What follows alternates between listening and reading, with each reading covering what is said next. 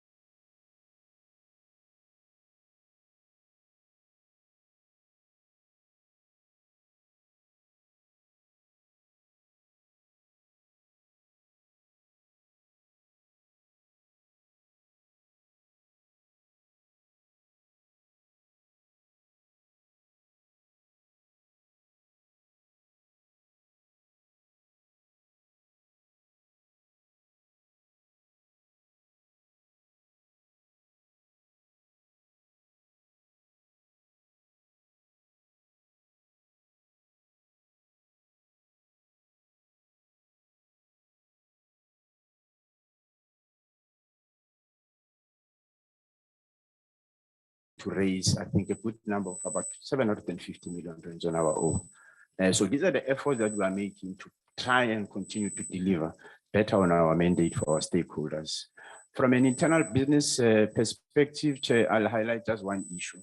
It's turnaround time. This is our Achilles heels. It's something that we struggled with for a long time. When the results come, when we come with our APP, they're going to show that we are making significant progress around this. And I think I'm happy to just say for now, we are winning on this. We are not losing the battle. People have spoken, and then we are making everything the best that we can to do this.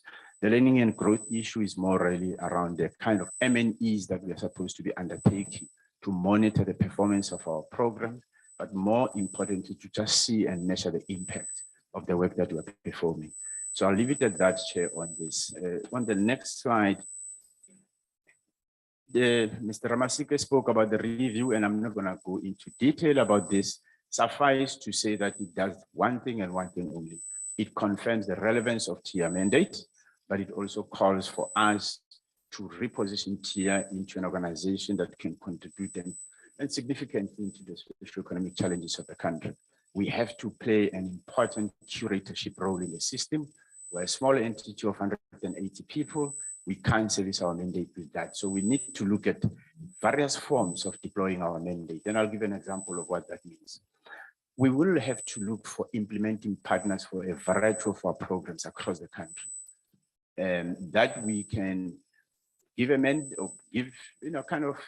some of the work that we do to say, can we implement this for us? But we need to remain at the top of the system and be able to monitor how all of this is performing, identify gaps, develop interventions, and plug the gaps. We can't do this with 156 people. So it's important that we look to partners in the system. We look to development of fund managers who can manage our funds. But what is exciting is that we are, of course, working to develop funds of funds approach. And I think suffice to leave it at on the slide. So we are on the performance, Chair.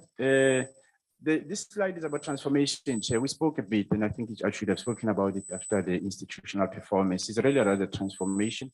I'm not going to go too much into it. We spoke about it last time we presented to Parliament when we did the APP, but we also had to do some work when we were doing our midterm review.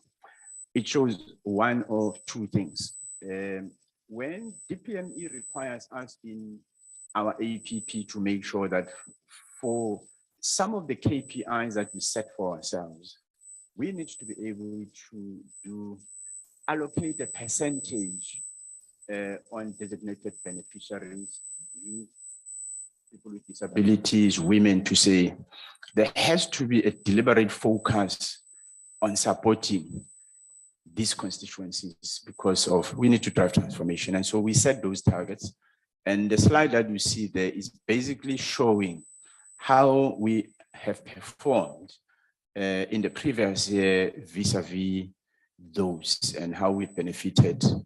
It will show you that we have achieved under youth, for example, we've made about 3 out of 8 of our KPIs. We've done well on youth.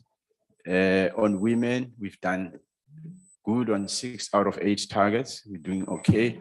We're struggling and not doing so well with people with disabilities. And I think it's an important point. And I know most of us are struggling with this, but we cannot be without worrying about it in terms of what are the solutions that we should be trying to address here. So we need to think, we are trying to think creatively around this, but we are making a diagnosis ourselves of what are the kind of issues that we should be dealing with. Then we can direct resources on this, Chair.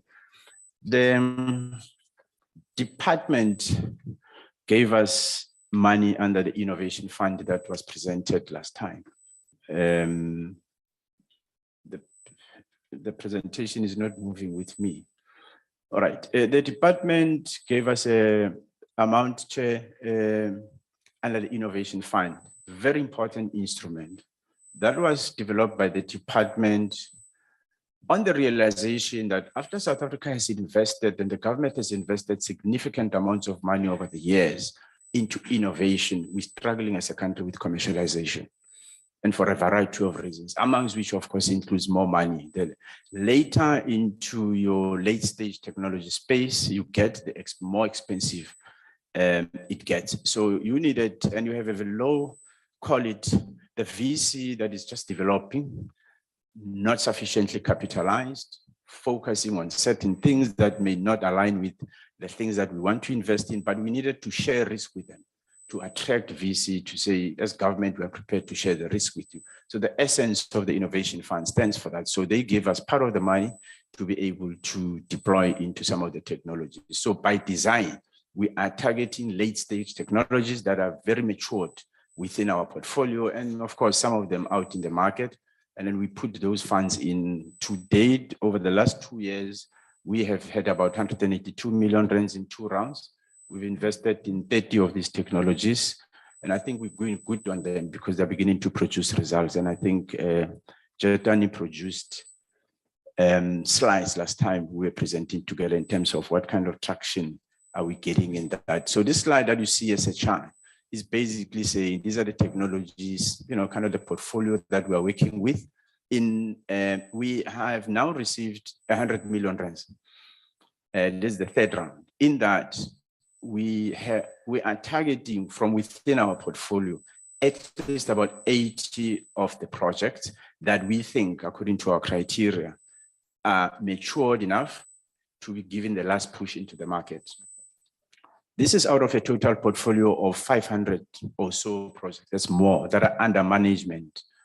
Not the ones we've invested in, because we invested in more than 200, 300 technologies, but just the ones that are under management that are still running. I will emphasize with 182 people. The remaining, say about 420, are the ones that we're still working on to try and take them further down the line to make sure they also reach the same stage. So they're part of the job that we're still doing. So the TI machinery operates at different levels. And so these are the kind of things that we're dealing with, but it's a mandate that is exciting, Chair. And I'm saying all of these things, but I always never am able to hold my excitement around the kind of work that we do, because in TI, you're always solving problems on a daily basis. And I think that is important. So then let's go to the next slide. The slide that we have there still talks about the same thing. So I think maybe we should move on to the next one. These are just project examples that you have from the Innovation Fund as we deployed it in terms of the kind of solutions that we are supporting. You've had lots of examples from the previous presentation, from the DSI itself, Novel Quip, which is a automated forest seedling planting technology, a huge machine that already the Swedish are already looking to invest in, and I think there's a big market for that. Stone Tree Digital, it's a company that has developed a technology for improving the efficiency in crushing of stones once they are mined, but measuring the quality of ore as well. And you can do this remotely without having to go underground and monitoring this yourselves. And then the other, examples are Capri, where we have developed, basically it's fish bait meals that we use from waste. It's one of those IKS projects from our IKS portfolio that we've developed. And a year and a half ago, we launched a cluster, which is the API, Active Pharmaceutical Ingredients Cluster, with a company called CPT Pharma, Northwest University, supported by the department. Now, the cluster approach basically brings together industry player, government, it brings together research players to collaborate around something. Now, the API sector in South Africa, we're highly dependent on exports, on imports, and really we're trying to develop capability within the country to grow this. This is one of those investments that we've made. I won't spend too much time on opportunities, Chair, because being who we are as TIA, we see challenges all the time, and those challenges are opportunities for us, and these are opportunities to do good. So what you see, the issues around transformation is something that we need to do.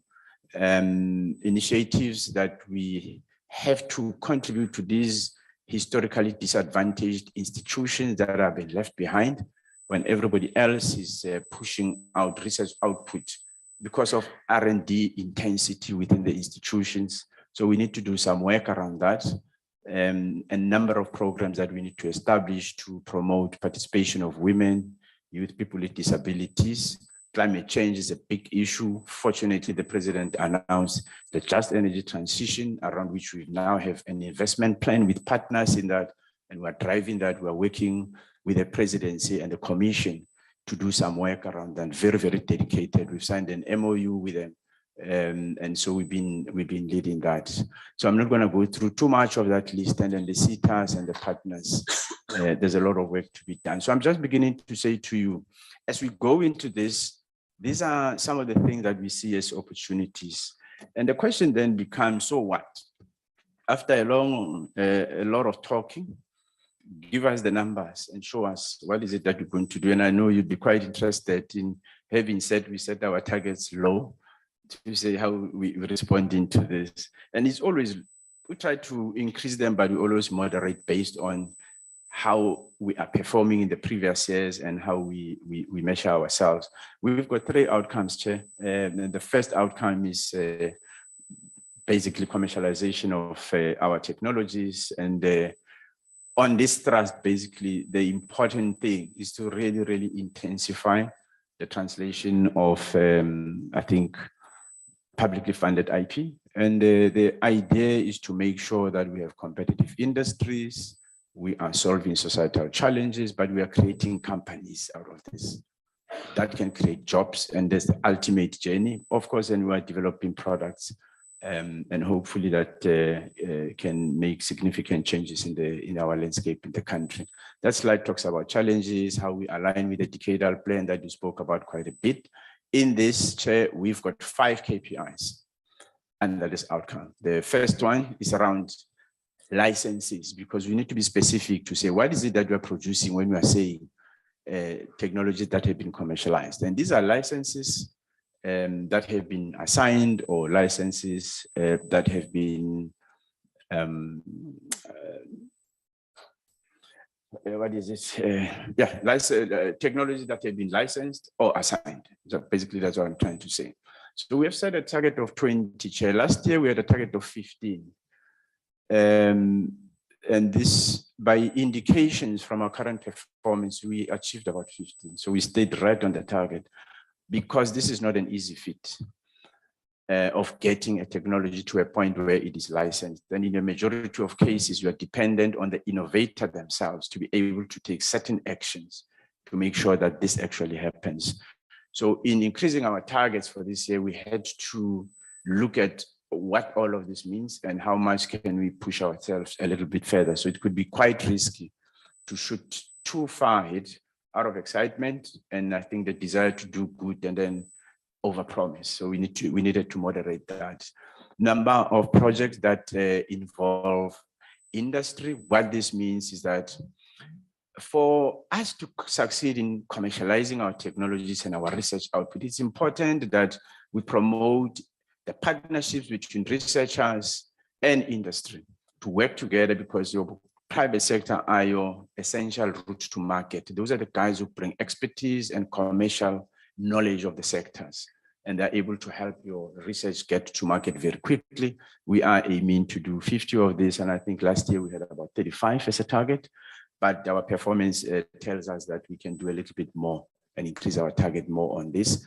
Technologies that we diffuse are these technologies that are pretty matured and developed, that we give into the hands of our communities to be able to, make changes in their livelihoods. And some of them are able to, on the back of these technologies, create their own enterprises and so on. And so that's what it means, basically, technologies diffused. The ultimate journey in your commercialization process is launching a product in the market. And so this year, I think we did just about 43 achieved, right? And against the target of our 28 last year. So we said, let's do 40 this year, and hopefully we can still overshoot that target. So this is the first outcome. The second outcome is on the bioeconomy.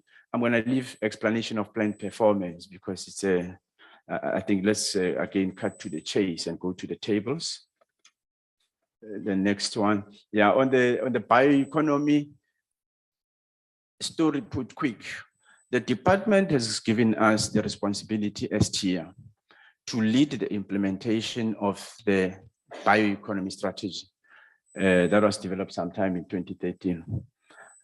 This is a national strategy that every other player is expected to play a role, but TIA has then been given the responsibility to lead its implementation, bringing in other partners and so on. So it's an important outcome where the intention is to increase the contribution of the bioeconomy sector, call it that way, into our GDP. Because as you know, GDP is dependent on manufacturing, it's dependent on mining and particular sectors. So we need to give that sector, the bioeconomy sector, a push for it to also be a main contributor into the GDP. So there's a very, very specific focus on that. And we defined our KPIs there in terms of number of technologies that have been demonstrated. And demonstrated basically means you are very close to market. You have been proven to be working and so on. Then we can attract industry partners. There we've set a target as well. But to support this, we put in place a number of infrastructure support facilities, and we call them technology platforms. We've got 9 of those this time. And the last one we established is at the University of Free State, led by Professor Matsavisa, a guru in our country, on IKS. He's working with China, for example. There's an incubation facility there. It's an R&D facility. It's an enterprise development support program that is housed within that. So these are the kind of things that is a combination of various offerings within that facility. So we've got about 9 of those focusing on the different sectors. And by technology platforms, just to bring it home, is that we had CRISP that during the height of COVID was one of the platforms that actually discovered one of the COVID strain, Omicron. And of course, the world shut us out because we discovered it ourselves. But that's the power of the infrastructure investments that we make as a country. And when I talk about technology platforms, I'm talking about outfits like that. And then we've got a number of clusters. I spoke about the API cluster as an example. We've got 9 of these clusters today. We're hoping to increase them over time. But right now, we are working on just making these ones to optimize their functionality rather than starting to invest in new ones when we have not optimized the existing ones. So I'm closer to finish, Chair. The last outcome would be your outcome, SMEs that we are supporting through technology stations, and of course, other programs in TIA, because it's we don't limit this to. And so this outcome is really aimed at TIA building an enabling environment for innovation. And then in this, of course, this is where we are likely to get, I think, better traction around transformation and using STI as an important input in that. We've got specific targets on that. We've got 18 technology stations that we always speak about, but we've got a whole range of other programs. So grassroots innovation programs that we spoke about, Technology Acquisition and Deployment Fund. And I know my colleagues came to present these programs and a whole range of other programs, your seed fund and so on. So we've got a number of programs that we are using to support SMMEs. The main number, I think, that would be of particular interest is that we set a target of 3,000 SMMEs, and I always ask when I'm sitting with my executive team to say, guys, but is it good enough when we have so many challenges of unemployment in our country, but at the same time, we have a lot of young people who are highly innovative. Should we not be setting it high? Out of this excited discussion, with realism hits to say, but last time we set this target, we achieved so much. So let's be careful and work with what we know works. And we stick to that. And I think this is what informs that number in the middle of the excitement and wanting to do much more. And until such time that we are confident that we can give a bigger number, having put the requisite capabilities, I think we should be okay, Chair. The number of students and postdocs, we haven't moved that target too much because it's an area of struggle. It's a new KPI that we had set, so we're still trying to master the art of doing it and delivering it. your knowledge, innovation products, which is basically IP that is produced that is not necessarily commercialized, coming out of young people, coming out of your grassroots innovation, and we're not targeting the high-end stuff. And I think these are measures of what does it mean when you have an innovative society, because these are the kind of matrices that you look at. And then there's something particularly unique about TIA, about the things that we look for that we're supposed to be producing. And these are the kind of things we're looking. Chair, we still want to continue to raise money for ourselves. We know the department is making all efforts all the time to try and find money for us. But we also have to play our part, in finding something for ourselves. So we set a target one more time of 300.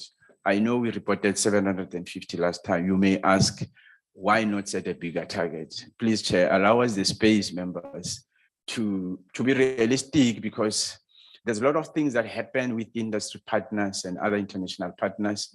But it's important that we set a realistic target based on the things we need to do, and then we can raise a much bigger amount of money on the things that, in a manner that will enable us to do much more. But this is based on some of the programs we need to put in place and execute. And so call it some kind of a budgeted amount of what is it that we need to raise.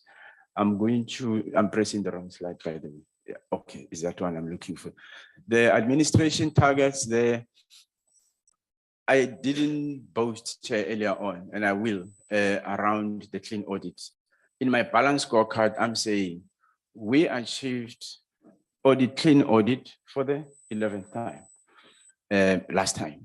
And we're crossing our fingers because we started with the auditor, with the CFO just last week. They're already in the building and really going through our books, but we are comfortable that we probably will bring good results. We never know what they dig out because we always see everything good, but when they come in, they pick up stuff we didn't see. So we are hoping that we'll head to a 12th one this time. Turnaround time, as I say earlier on, it's the battle we are winning. We put it there as we struggled amongst ourselves as the executive team when we put this in our APP to say, why do we put turnaround time and operational thing in the APP? We said this is a compact with society to say, we know you complain about this, we are hanging ourselves in public, we are committing to ourselves because this is how you must judge us and not by undefined things. So we defined and said, if we don't give you R1 million in 4 weeks, you are entitled to come to Parliament and complain, and we'll accept it. If we don't deliver 15 million rands to you in at least 15 weeks, you are entitled to go complain, and so on and so on. I think for me, this is something that keeps us on our toes because it is us who put it there, so we must live by it. And then I think this has helped us to really, really have a focus on this as a specific thing, because it really, really has been an issue that has afflicted TIA's own brand equity in the market. People remember the word TIA, they remember money, the third thing they remember is turnaround time. And it's never been a good thing for us. So it's something that we're dealing with. The last two KPIs are focusing on putting money to those who are the most neediest, both in terms of recipients and in terms of the provinces where we allocate money. It's not always that much, but we put a small little percentage of the available budget very deliberately to dedicate it to those sectors. The last slide from me, and the CFO will speak to the numbers, is the strategic initiatives at high level. I'll pick up a few. I spoke about energy. We're going to do energy, just energy transition, big focus area for us. Hydrogen, solar, decommissioning of power station. We're going to support that agenda. We've been talking to ESCOM around this. Hydrogen Society roadmap that's run by the department. We're going to be supporting this initiative. Cannabis industry builder program. It's a big, I spoke about University of Free State and the platform that we funded there together with the department. We have to take advantage of that and direct some of our efforts to them. I think helping South Africa participate in this big global industry. Other countries are running ahead, exploiting this resource. I think that we have an opportunity ourselves to begin to rally. And something interesting about this, because it's something, there's a sector that brings the downtrodden in society, people who are planting, small farmers and so on. And I think, it's very inclusive as a sector. So there's a particular perspective why we should be looking at this. We are launching 3 programs very soon. We have been developing them quietly, very dedicated around women in innovation, youth technology innovation program, innovation for people with disabilities. We started developing some concept document that we're going to be taking to the board soon. I'm confessing this, but the good thing is that I told them that this is what we're working on in the organization in the background quietly. And I spoke about the funds of funds approach, Chair. We last year on the back of the innovation fund, we're happy that we used some of the money to begin to seed the development of Black fund managers. In our country, we know that the venture capital has got one complexion, and it is time we really diversify that. We are looking at venture companies established by women, venture companies established by young Black people who've been working in private equity companies, and they've got huge amounts of experience to start their own thing. And I think the good thing about that is that these are the people who understand the challenges in our townships, in our societies, and they're able to look and invest in solutions that solve those challenges. The current VC is looking at your blue sky stuff and high-tech stuff and globally oriented stuff, and that's okay. But we need to be able to establish, and I think stimulate the establishment of a VC community that will be able to look at other opportunities that affect our society directly. And I think for me, I'll leave it at the CFO has got one slide, I think, on the budget, and then we'll stop there. Thank you much. Thank you very much, and honorable Chairperson Committee. In terms of over to the next slide, in terms of our budget itself, TIA operates with an annual budget in the region of 460 million. And that sort of 460 million is made up of 198 million baseline allocation together with the remaining 262 million that's directed towards ring-fenced activities. Of course, when we look at the numbers, and our CEO touched base that, of course, our numbers are fairly small in the scheme of what the agency needs to achieve in terms of its national mandate. Our funding is also supported by additional income in terms of specific contracts that we manage on behalf of the DSI. This includes the Innovation Fund, programs within agriculture and industrial biotechnology, as well as particularly programs within the innovation enabling space. And I think, Honorable Chairperson, you spoke around programs directed towards immediate needs, and this includes our grassroots innovation program, which again directs to specific needs immediately within the communities that we serve. In addition to that, we do focus on trying to increase additional income that we raise, of course, trying to reduce the reliance on the fiscus overall. From an expenditure perspective, we do follow a zero-based budgeting approach, which makes sure that our costs are maintained as cost efficient as possible, and that we are able to realize and identify savings, which we ideally then reallocate towards investment savings itself. On an overall basis, we try and target a 15% cost efficiency ratio. And what that really means is that 85% of funds are directed to the core activities relating to investment activities. This target also makes sure that we maintain our cost as the lowest possible and make sure that our efficiencies are maximized. Thanks, Chairperson. Over to you, CEO. Thanks, Chair. We hand over to you. Thank you very much, colleagues. Thank you, Honorable Chair, honorable members. Chair, we hope that through our presentation, we've been able to, we're quite confident rather, that we've been able to really talk to the so what factor that you challenged the discussions on. We would like to pledge our commitment, certainly on behalf of the board.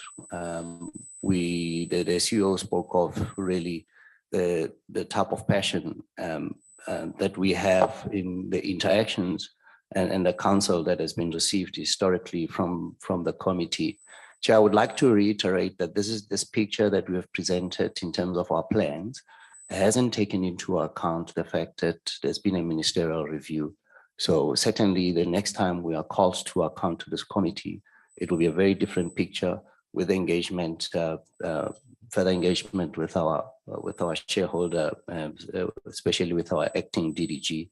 So our commitment is that we believe that the role of TIA is an enhanced one, and our plans, though enhanced, will actually look much better after we've taken into consideration the recommendations that come from the ministerial review. We'd like to thank you, Chair, for your indulgence, and honorable members. Thank you. Thank you very much, Mr. Ramasike, as well as Mr. Krapi and CFO. That then, colleagues or honorable members, is the presentation from TIA.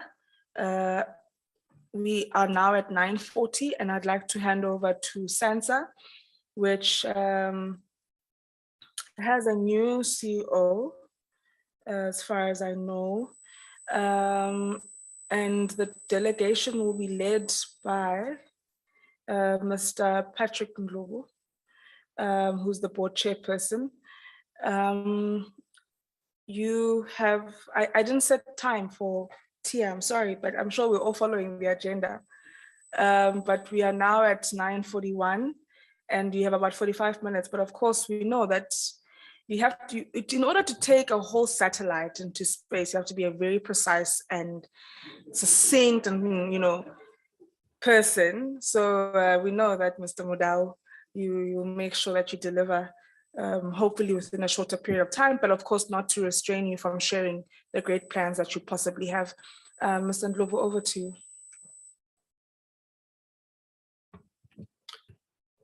Thank you, Chair. Good morning, Chairperson of the Portfolio Committee, Honorable Mukachwa. Good morning to the honorable members of the Portfolio Committee, to the Deputy Director General of the Department of Science and Innovation, Ms. Kokozwane. Good morning to the officials of the department and our shareholder, the Minister. We'd like to thank the Portfolio Committee for the opportunity to present our annual performance plan for the year 2023-2024. Yes, the last time Sansa had an engagement with the Portfolio Committee, the agency didn't have a CEO, and correctly so appointed a chairperson. The committee emphasized the need to stabilize the agency by making sure that we go through the appointment of the CEO. I am pleased to announce that, yes, with the support of the Minister of Higher Education, Science and Innovation, Minister Nzimande, and the department, Mr. Umbulani Mudau has been appointed as the CEO of Sansa as of the 1st of April, 2023. And he will be presenting the Sansa APP to the committee this morning. But before I hand over to him, I would like to just reflect on the status of the agency for the benefit of the Portfolio Committee. Sansa's strategic focus remains guided by the mandate of the agency, which is still derived from the Sansa Act, as amended. Of critical importance is the responsiveness and relevance of our actions to the triple challenges of poverty, unemployment, and inequality. I must state, Chair, that we are fortunate that in this financial year 2023-2024, Sansa has had a significant increase in the budget to over R1 billion to support our initiatives, and we thank you for that support, Chair.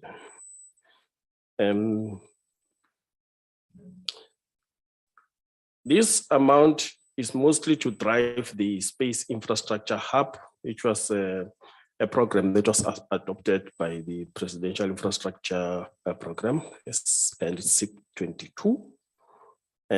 So the current funding is actually the initial funding in that program. The Space Infrastructure Hub forms the nucleus of the South African National Space Program.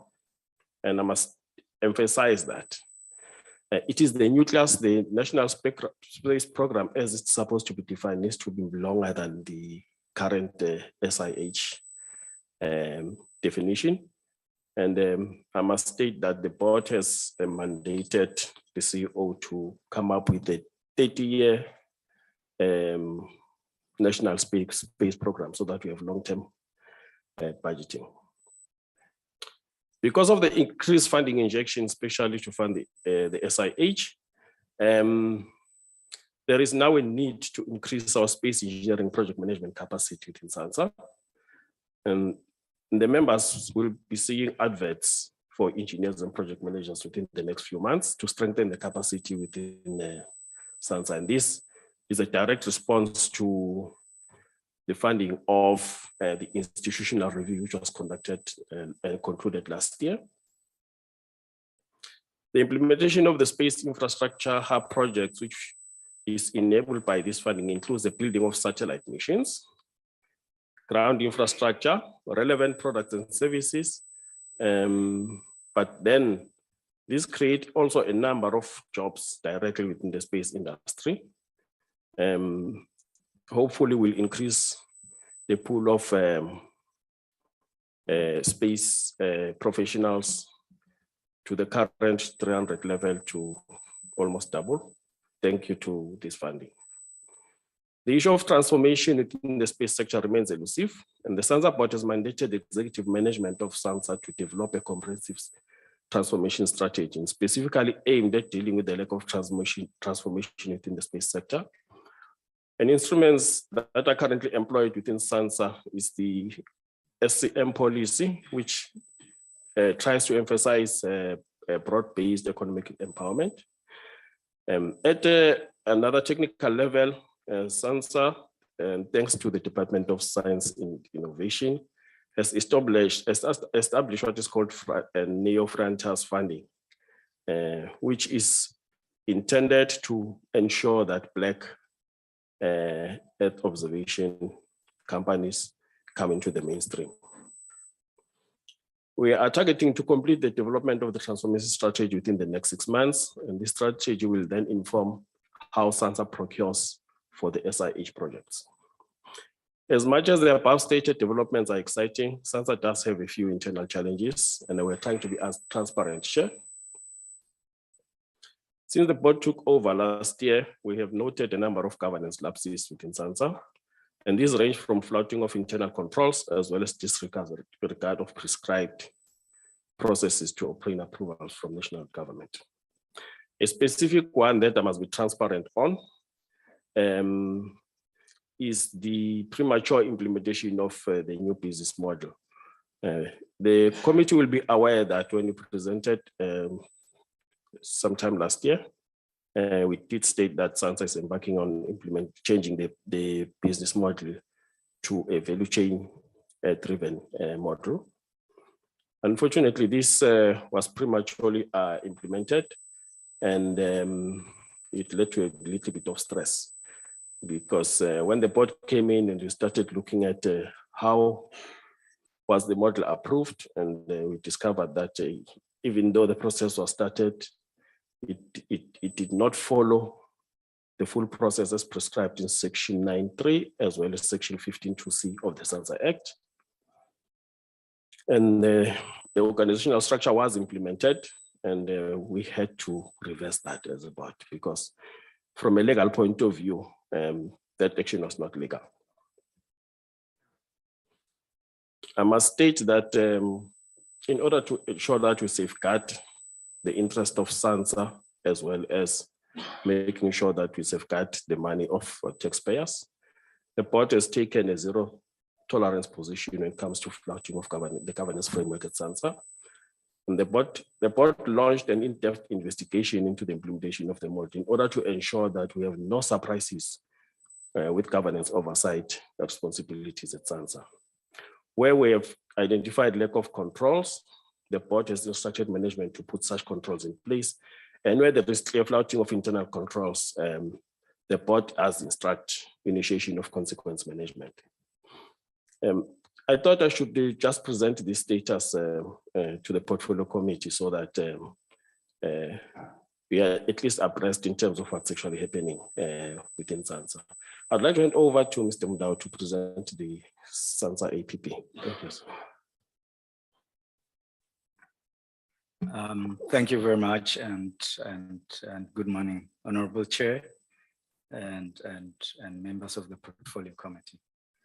As you said, Chair, I will try and be as precise as I can be, given the role that we're playing in the national system of innovation. But I just want to take this opportunity as well to thank the DSI for the support and guidance that they've provided over the last 12 years.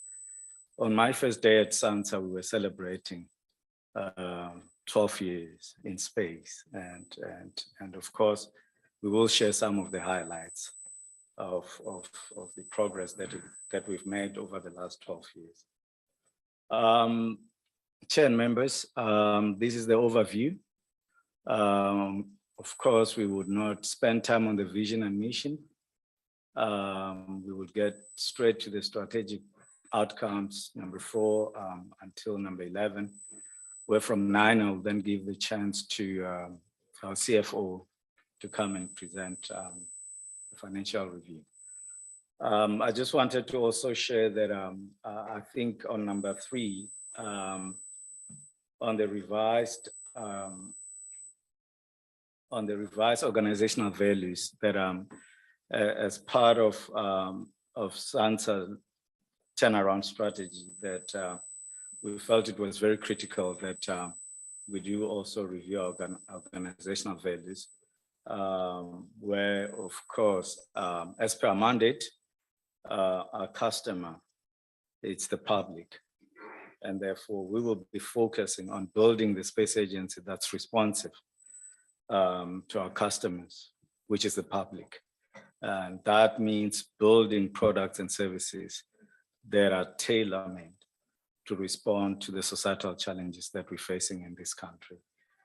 But we will do so, of course, by also enforcing that teamwork within the Sansa. We've started building the culture of integrated technical teams to ensure that we work as a team, but also we are building collaborations. For example, yesterday we were with our colleagues ASSAf and the Chinese embassy discussing navigation, positioning, and timing, which is very critical for a number of applications.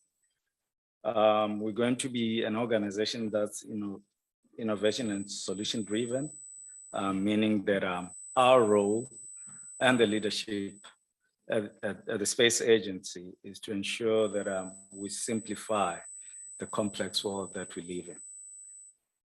We'll be responsive by ensuring that we stimulate the domestic space industry, but most importantly, and what we are inculcating within Sansa as the new culture, is to ensure that as leadership, we are in the business, and that business is business of people.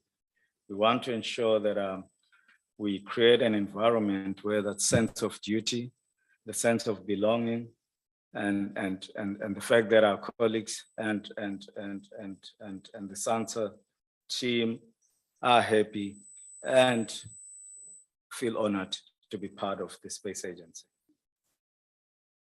We have 6 strategic outcomes, Chair, which is to increase space relevant knowledge that supports the developmental agenda, stimulated growing inclusive space sector, increase human capacity for the implementation of key space initiatives. And we want to position Sansa as a key enabler for the implementation of government space-related policies. We want to enable infrastructure development and upgrade some of the space sector value chain. We would also focus on increasing participation on the national space program within the region, on the continent, as well as global, for us to be able to capture a certain global niche market. The key priorities for Sansa in the planning period, we have 5. These are centered around the space industry development, but most critical is the transformation agenda. We have assessed the environment and the industry the space landscape in the country, and it's become clear that we need to be deliberate in implementing the space program by ensuring that transformation does happen in the industry. We are going to develop a suite of space products and services that directly respond to the needs and enable industry. We have recently, and we are finalizing the user requirements process where we've engaged with all our key stakeholders so that we can begin to look at co-design, co-development, and co-implementation with our key stakeholders.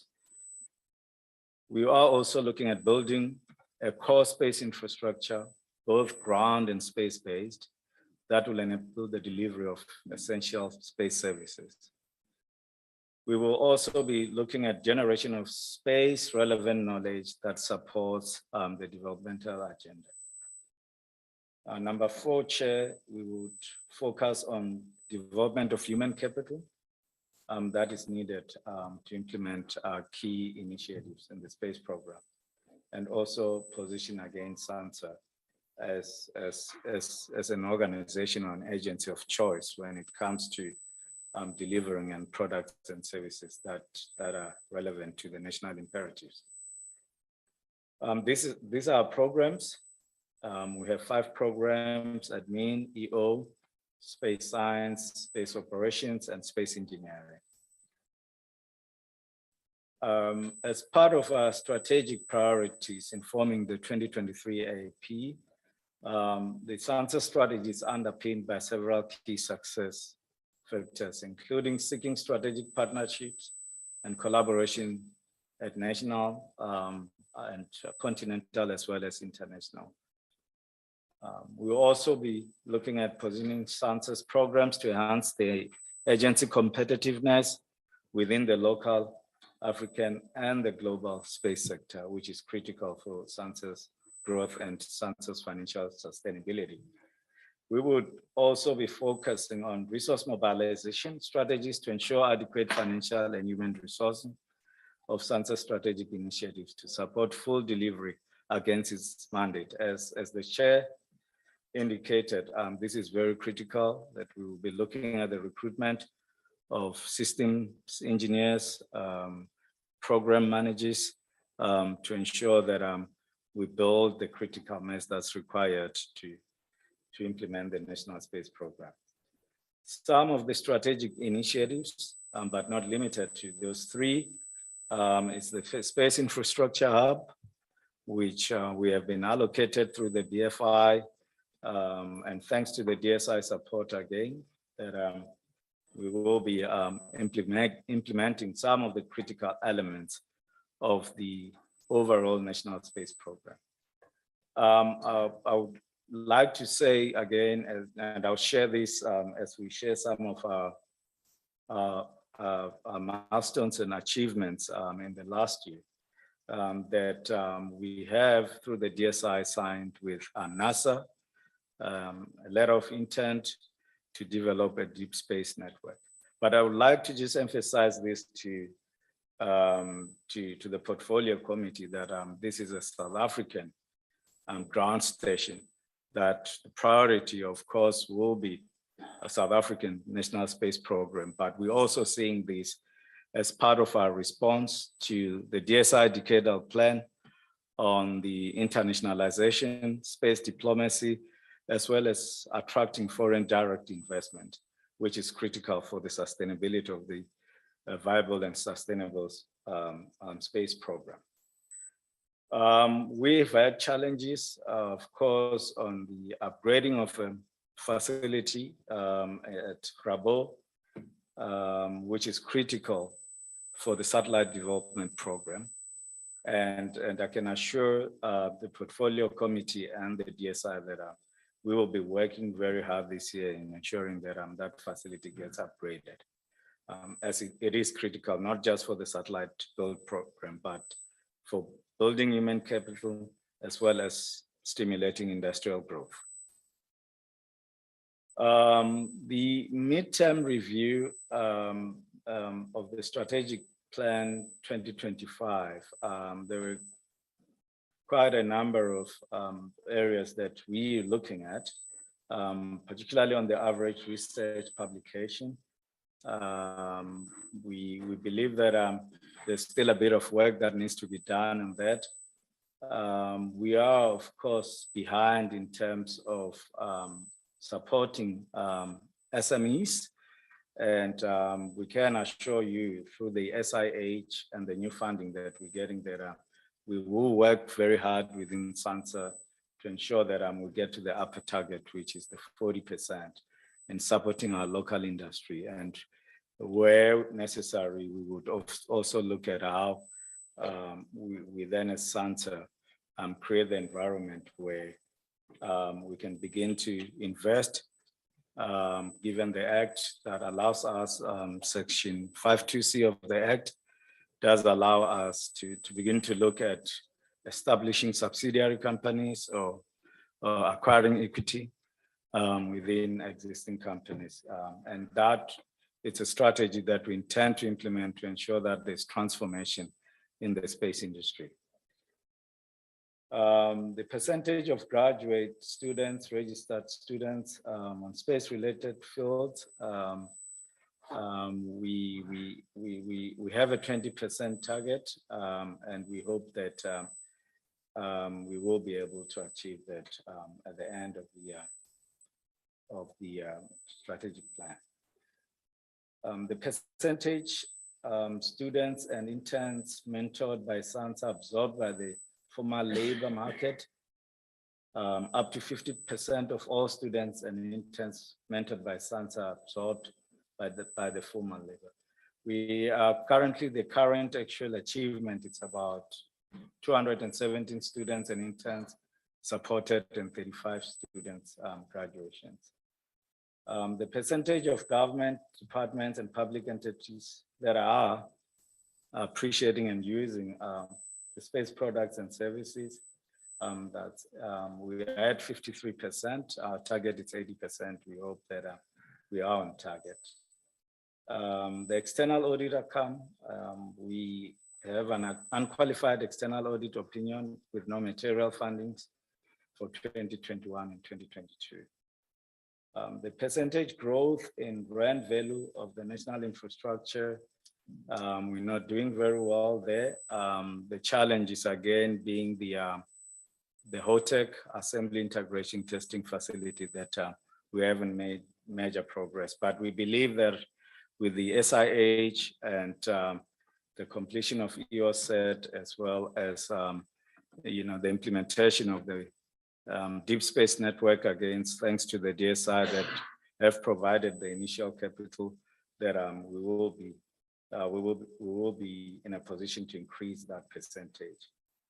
The percentage growth in revenue generated from the space products and applications, we're doing very well there. I think we can do better, given that our global positioning, particularly looking at the space operations at ASSAf.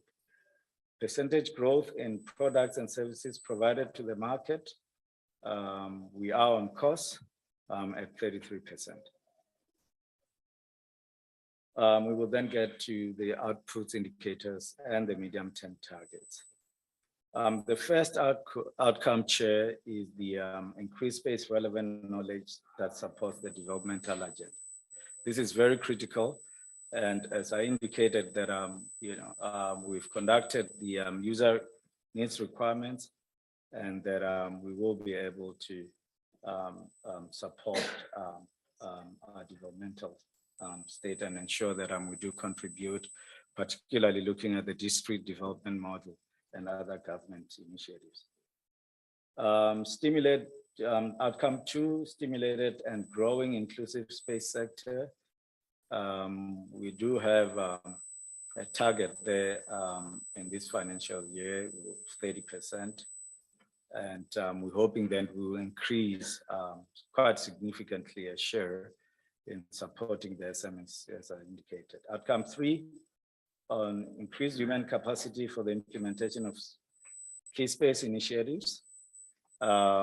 We have set targets very high in this financial year, looking at 45,000 of those students supported through informal and formalized training and through our outreach and awareness, which is critical to expose youth on the role and of course on the fact that we do have a highly successful space program.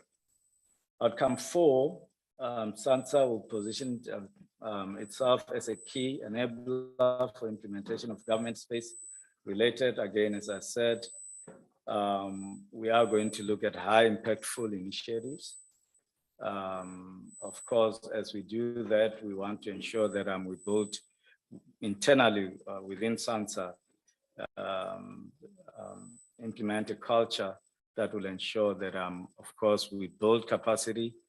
We also build capacity for the state, and so that we can be a high-performing entity. We will be looking at a number of joint space program initiatives through partners in Africa, as well as internationally. On awareness and training, Chair, it's one area again that is critical, that we ensure that the broader public is aware of the activities of Sansa and the National Space Program. Enabling infrastructure developed and maintained to support the space sector value chain, as the Chair indicated, Chair and members, we will be looking at a new approach, which is value chain driven, meaning that from the upstream all the way to the downstream, which is quite critical in developing products and services, that will be our focus at Sansa. But we'll do that through this Space Infrastructure Hub, and we're hoping that we would, by the end of this financial year, have implemented 35% of phase 1 of the project. The percentage progress towards developed of Markiesfontein, I've touched on that. It's critical for us in responding to the DSI decadal plan. We will, as I've assured the members of the portfolio committee, that we will upgrade the AIT facility, which is critical for the space program. The last outcome, it's increased participation of the National Space Program in the regional and global space market. This is critical for the sustainability of Sansa, and we will be working very hard. We're hoping that there will be a huge increase as well in revenue generated from space operations activities.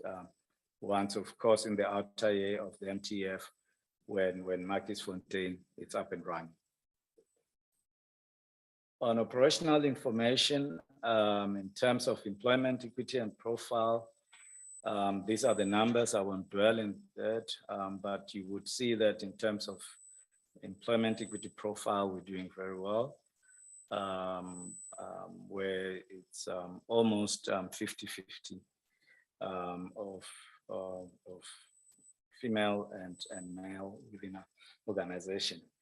You would also see that we still have a bit of work to do in terms of increasing the share, particularly on the engineering side when it comes to empowering women, and it's one area that we'll be looking at as we implement our recruitment plan.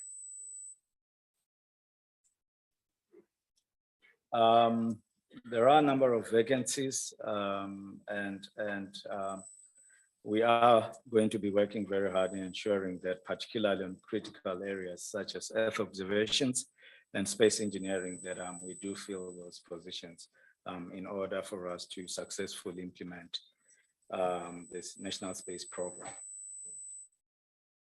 This is the workforce by race, gender, and job category, Chair, which I won't dwell very much, but I just want to indicate that there has been an increase, particularly when it comes to technical Black colleagues within Sansa.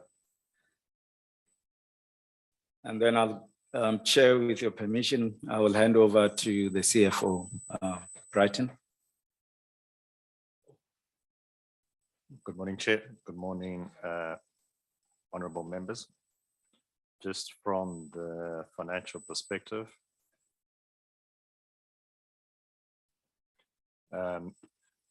Chair, you mentioned pushing the targets and increasing them. This first chart, set of charts really shows the impact of SIH coming through. You see there that our parliamentary grant income is increasing to 82%. Traditionally, we work there about 33% of budget. And to a large extent, that goes to capital expenditure for the satellite build. On the following slide, here we show how we generate revenue. Showing in that 23-24 year, you see the big spike, the 1 billion referred to by the chairman, and you can see the parliamentary grant increases significantly. What we also like to look at is the contract and other income, which is increasing over the years. You see the gray bar, and that talks to our financial sustainability. On the next slide. Chair, this is how we allocate the budget across SATA's various programs. The big changes you'll see here are in the blue bar, which is space engineering. At the very bottom there, you can see the increase, say 89 million in 22-23 up to 564 million. In the following year, 365 in 24-25. And that really represents the satellite build. You'll also see space operations where we increase revenue 135 million up to 354 million, 318 million. Again, talking to own revenue generation, which is shown in that particular program. In the next slide.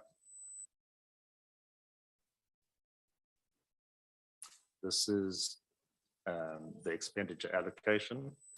There you can see again the impact of SIH in the gray bar, where capital expenditure spikes in 23-24 at 758 million, and then 407 million 24-25, and following completion, capital expenditure decreases to 30 million following completion of the satellite build. Next slide. Chair, I think I've spoken to a lot of these areas through the graphs. But if we can go back one, just to emphasize, perhaps on the own revenue generation. Looking at that second section of this page, the overall revenue from exchange transactions, our own revenue increases from 88 million to 247 million by the outer year.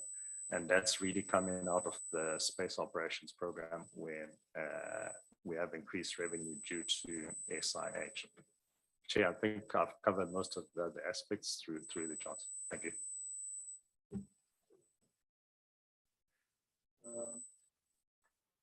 Thank you, Brighton. And we thought we should also share with you some of the key milestones or achievements that we've achieved. One being the space weather capability, which we are very proud. As South Africa, we're providing the regional space weather across the African continent, but this is also linked to the global network of space weather centers. This was launched by the Minister, Chair, you were there as well, on the 3rd of November in Hermanus. We are building on the visibility and the exposure received during that launch to ensure that the brand equity of Sansa growth. We are also engaging with key stakeholders, including critical end users. 2 weeks ago, happy to share that the Chief of the Air Force had visited our facility and very impressed with the work that we're doing, which is very relevant to their operations as well. We've been engaging with the international and of course community and sharing our experiences, but we also like to thank once more the DSI on providing funding for the next 3 years as the Space Center becomes operational. But we would like to also highlight to the portfolio committee that we are looking at the financial sustainability model for the space weather so that it becomes self-sufficient and that we can generate income that can be reinvested into the National Space Program implementation. We are also working, of course, with the international community on Digital Earth Africa, which is critical for the provision of analysis-ready data. This is very important for developing products and services and for enabling the downstream industry growth. But we are looking at scaling or focusing on the Digital Earth South Africa that will ensure that we begin to build robust systems. We begin to build applications, products and services that are relevant. We've seen quite recently the extreme events in KwaZulu-Natal, Western Cape, and we would like to share that with provincial Eastern Cape government that we begin to look at building early warning system that will ensure that we provide information prior to some of these extreme events happen, and we'll be working with National Disaster Management Center as well as the South African Weather Services in providing these services. I've already shared the groundbreaking event that happened in Markiesfontein, and we're very proud to be part of this deep space network. And as I can say, Sansa will be in 2025 part of the Artemis mission that will take a woman of color back to the moon. Touched on the Space Infrastructure Hub, we're completing the cost-benefit analysis, and we're hoping that that funding will then be released by Treasury. We've also conducted the institutional review, which is guiding us, and this is critical also as we look at I believe we've passed the inflection point, but we are also looking at, of course, building this value chain approach within the new business model that will ensure that Sansa's role within the space value chain is well defined and a mandate in ensuring that we do grow human capital as well as stimulate industrial growth. The chair has already touched on this, and I won't say much on this, but chair, just to say that it is indeed an exciting period for Sansa, and we're looking at building an agency that's relevant and contributing to the capital state.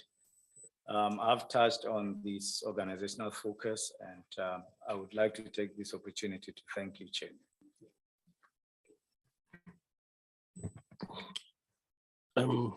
Thank you, Chair of the Portfolio Committee, for giving us the opportunity. This is the Sansa plan. It is ambitious. I must state that before the past 10 years, Sansa always complained that we don't have money. And in this financial year, suddenly we have sufficient money and therefore not excuse not to implement products. But we are focused. I do have in the room 2 of my board members, Advocate Linda Lanziba and Ms. Jesindaba, as well as the executive team of Sansa that are actually in the room. I'd like to take this opportunity to hand over back to you, Chair. Thank you again. Thank you very much, Mr. Ndlovu, as well as Mr. Mudau. Mr. Mudau keeps thanking the the DSI for its support towards Sansa. And he's just left that side of the DSI. So it's like he's thanking himself. So that was something interesting that I acknowledged. And, even this increased budget, all of a sudden when Mr. Mudau was on the side. But it's okay, colleagues. And, development is good. Growth, improvement is good. Thank you so much to both colleagues from TIA as well as Sansa. We'll take some questions, Honorable King, so that at least you do get to make some inputs, because I know you're going to have to leave soon. And of course, you will try and join on the virtual platform, but while you're here, it will also be good to say a word or two. So we'll take questions and comments for TI and Sansa. And to the members who are on the virtual platform, you may have missed some of my opening remarks because of the sound challenges that we had earlier on. But essentially, one just repeated or reiterated our sentiments around the fact that we know that the department is well operational in terms of its financial management and its governance, but that needs to speak to impacts and on the ground, clean audit. So what? We must ensure that we have a clean audit that citizens of this country can touch and feel.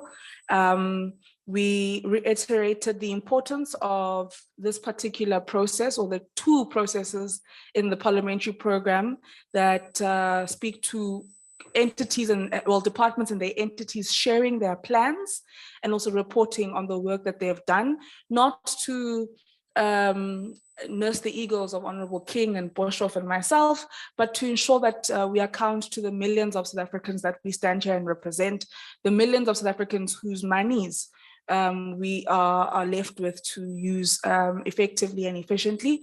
And so it's very important for all of us in the sector to appreciate the importance of being present for these. We must come whenever, if we come and ask you to update us on programs, these strategic initiatives that you're speaking to here. But I think these two moments where you share with us the plans and you share with us, so what are you going to do with the money and what have you done with the money? I think those two engagements are very important.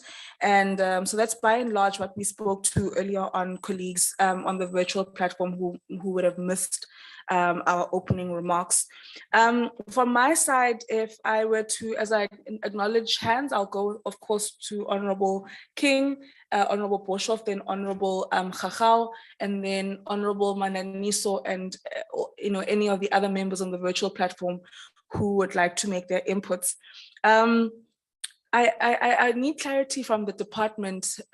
Tia says that they have not been able to finalize the position of the CEO because of the review process, but we've seen other entities. I mean, yesterday we had, or the day before, Prof. Salam Musweta, who I think came through during the review process. There've been boards that have been put in place. So just I think just clarity on, when an entity says they've not been able to do X, Y, and Z because they were waiting for the review process to conclude, yet others were continuing with those appointments, just clarity on that, because there might be something we're not understanding as the committee. Then it's reassuring that colleagues do take into consideration the importance to have geographic representation and the various opportunities that are made available. So we're glad that there is an acknowledgement of that, and that needs to be targeted for. So you can't just acknowledge and appreciate that. You need to have a plan on how you're going to make sure that you are, in terms of the geographics of the country, you are representative. So that you need to plan for that. And if colleagues could in writing share with us how that is going to be put in place intentionally so. And colleagues, we in terms of the targets and the low setting of targets, I think we also want to appreciate as the committee that we know that sometimes you're scared or hesitant because of the financial constraints, and we are aware of that, and the uncertainties on whether or not you will be able to have that particular partnership again that led to you being able to do X, Y, and Z. So we are aware of that. We're just saying try and push. And then we need the HSRC maybe, or any other entity, to help us solve the challenge we have on not being able to meet targets for particularly the one that's ongoing when we speak about intersectionality or inclusivity, is the disability one. We're struggling with it. I personally think we're setting our targets quite low. And in the past, when we've asked why, colleagues have said because we've set them higher and then we aren't able to meet them. And then we've said to them, okay, to colleagues, then go and raise awareness, because we get approached by persons living with disabilities, and they'll say we don't have opportunities for us. There are no opportunities for persons with disabilities, yet we are saying we can't find them. So there's a complete disjuncture there. We need someone to help us to be able to plan for that, plan better in relation to that, and see how we are able to meet that particular target on inclusivity. Slide 13, Tia. You say that there are 500 projects that you manage, but only 80 are good prospects of commercialization. Then the rest, what is the state of the rest? So, because that's concerning. Are we saying these ones are ready to go and these ones are almost ready? Like, what does that mean? And then just staying on the issue of supporting innovations for commercialization. This is a question I asked on Wednesday, and particularly under the department's plans, which the entities are responsible for rolling out. When we speak about supporting innovations for commercialization, I like what you said, Acting CEO. I think I understood you to be saying, to be prioritizing the importance of grassroots innovations, and that innovation, we need an innovation-driven society, a society where innovation is not this big thing, that like maybe Sansa will be working on, but innovations for me are day-to-day. There are innovations that speak to day-to-day realities and needs in any small community or big community. And so, what I said to the department on Wednesday was that is it possible to have TIA operate a bit like how we run the what do you call them, these centers for IKS, where they are everywhere. So if I may, I've come up with I've come up with an innovation, and it might just need a little bit of tweaking for it to be put into the market. Then I can spend a week with you. Sometimes I only need to spend 2 days with you, even maybe an hour. Then you've solved my problem. So we want to understand what are the variations in terms of the type of support we give, because our support doesn't even, sometimes people don't even need money. They just need you to say, no, do it like this, do it like that, and then it's ready for market. And sometimes they need 2, 3, 4 years for you to help them commercialize their innovations. Do we have that variance in terms of support? So that, because for us, innovation is a critical tool to addressing economic needs in society. Innovation can help us feed families, immediately, and solve some of the basic challenges we have in our society. So that's for us something important. And also the question on duplication. CSIR has a technology innovation something. You do innovation. What are there synergies in the work that you do? What becomes the relationship when TIA is doing that, and then CSIR also has that technology innovation something? So, that's where the concern around duplication and doubling the efforts becomes present. It's very important that you are tracking the products that you launch, and you are tracking their income generation. We want to acknowledge that and say it's good that you're doing that, but also to look at the sustainability of the innovation, and then and just please confirm if you're doing this. I'd assume you're doing this, but just confirm that you're doing this. That if you see that this product it's struggling, you bring them back and say, okay, let's help you tweak here, you bring in these entities to support so that there's sustainability in some of what in the products that we launch and take into industry or into the market. I'd like to understand something from the department. When we talk about industry investing or supporting, we need their support or investment for research so that we have funds to do the research. But I'm assuming we also need their investment for, we need capital to put together an innovation in its physical sense. If you compare the two, is there a difference in terms of maybe us getting less money to do just any ordinary research, or is there more investment or funds coming in for actual physical innovations that can solve issues? I don't know if that question makes sense, but yeah, is there more funding available for that? Is there a difference actually even in that investment? Please share in writing your timeframes for the various strategic initiatives that you've shared with us, and this goes both to Tia and to Sansa. So your timeframes for the various strategic initiatives that you've shared with us. I think it's very important that Tia has a very strong relationship with our TVET colleges. Our TVET colleges have these amazing, or some TVET colleges that we've interacted with. Honorable King, when we went to Vembe, we saw that incubation hub that they had at Vembe TVET College. Oh, you went there. Honorable Boshoff was there. Yeah. They had these amazing incubation hubs, and they take you right through from the moment the student gets a skill to when they go for work integrated learning, to when they get supported in terms of their business plan, their marketing plan, helping them get a potential partner who can put in or plow in capital. And so the student leaves with a skill, but they're able to put their skill into the market. TIA, I think, becomes very important in that relationship and that ecosystem, because these kids or young people of the country are coming up with great innovations that they are getting the skills to put together in the TVET colleges. TIA mustn't be far when the student then needs support to continue, because we're trying to use this education, these skills, this knowledge to address unemployment, inequality, poverty, so on and so forth. So all these arms or elements that seek to contribute to skills development, to economic development, must not be far.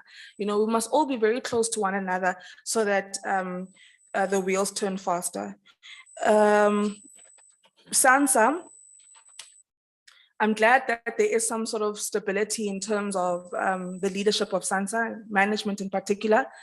There is an issue with the former acting CEO. There's unrest of some sort there, and we'd like for Sansa, the board, to please account on that. There's just a lot, there's a lot there. And so we need an account on how that process took place, to have the new CEO appointed, what happened to the acting CEO. The acting CEO would have had a position before they were acting, so they would have had their actual position, and then they would have been acting as a CEO. What then happened in terms of the position they had before that? Because if you don't address those issues, then you still have turmoil somehow lingering about the organization. That does not help in the development and the growth of the organization. So can the board please account on how that process unfolded? And then we are excited to hear a very transformation-driven thinking in Sansa. It's exactly what one envisages for an entity like Sansa. Mr. Mudau says, we celebrated recently 12 years of Sansa, and we know that it's not a space that was very inclusive, and it is not inclusive, and we need to be deliberate about it being inclusive. and it's going to be a very hard journey. It won't be easy.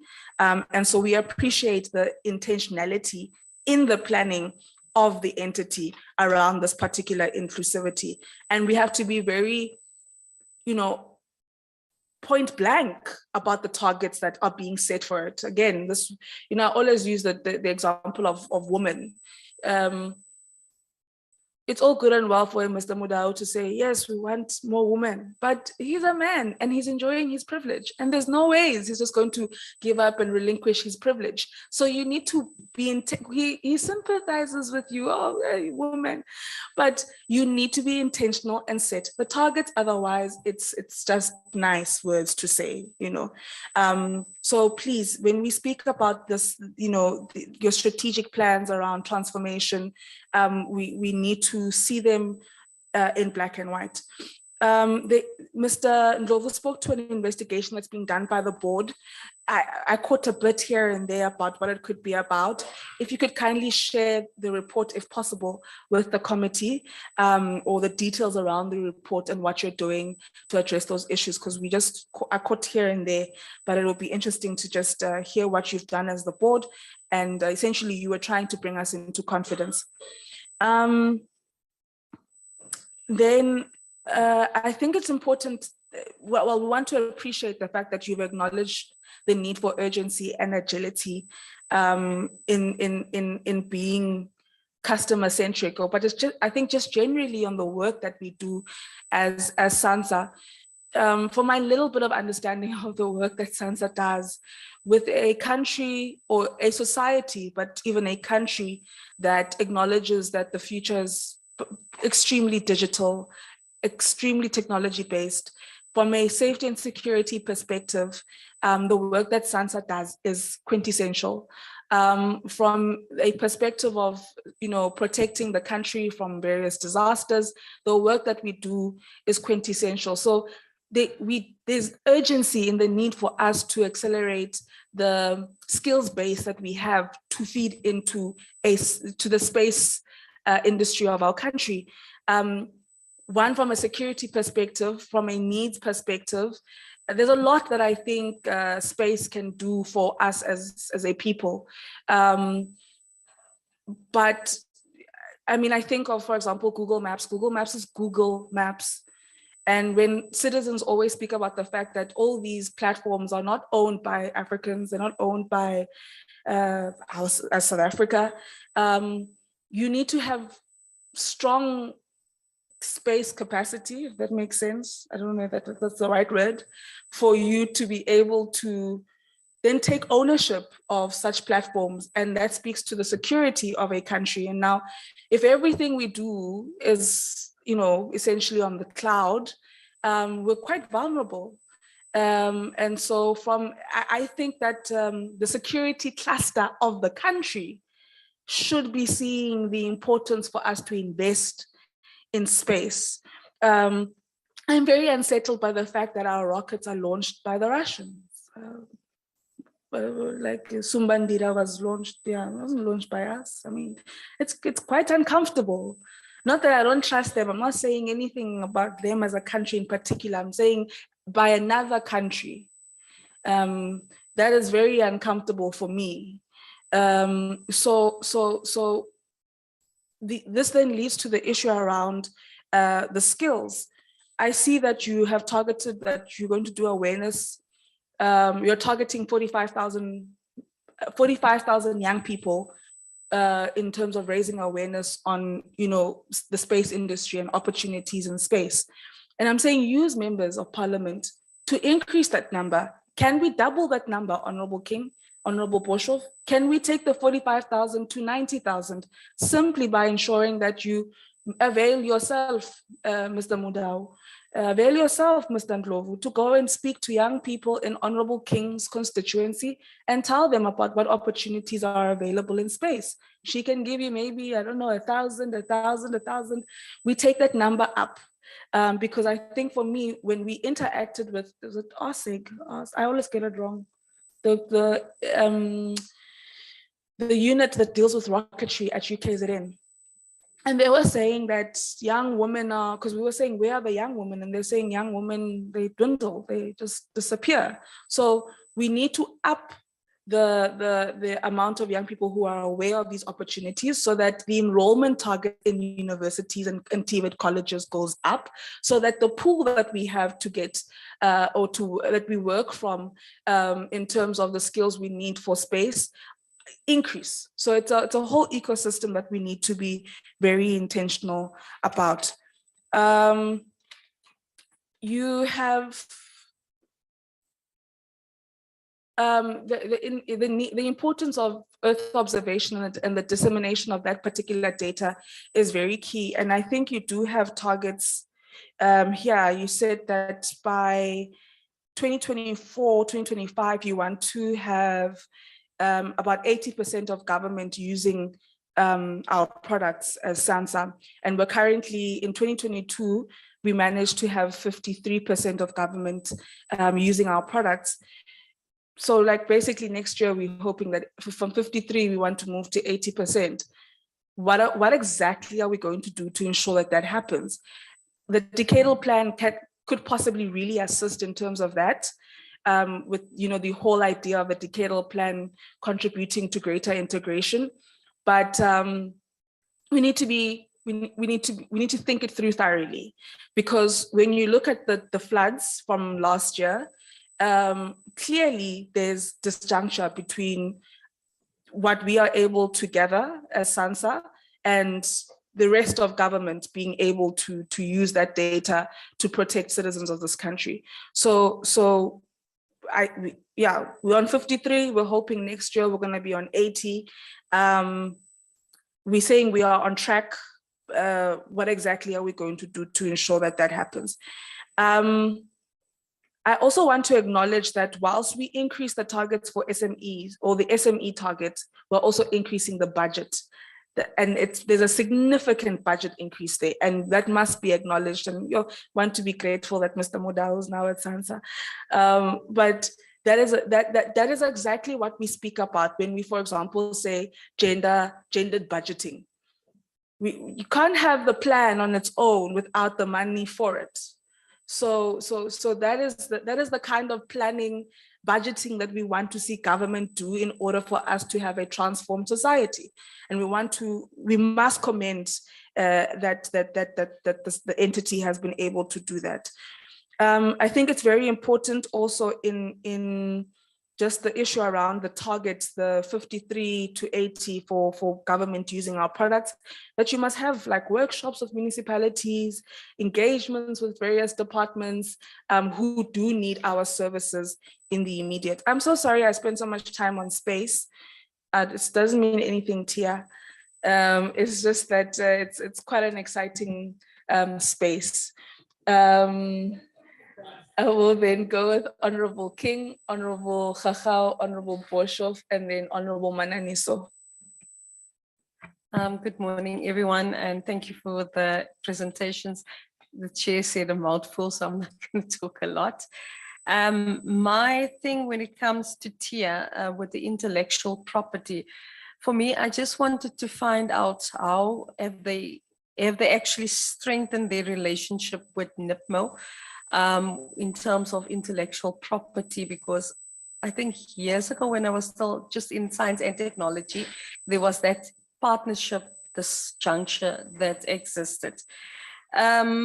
Chair, when I look at both entities, especially with Sansa, they basically said, I think you slightly alluded to it, that they were looking at 45,000 student young engagements in the related fields of science. But the figure before that, the year before that, it says 37,250. To me, it sounds like a huge amount. Also being a maths teacher.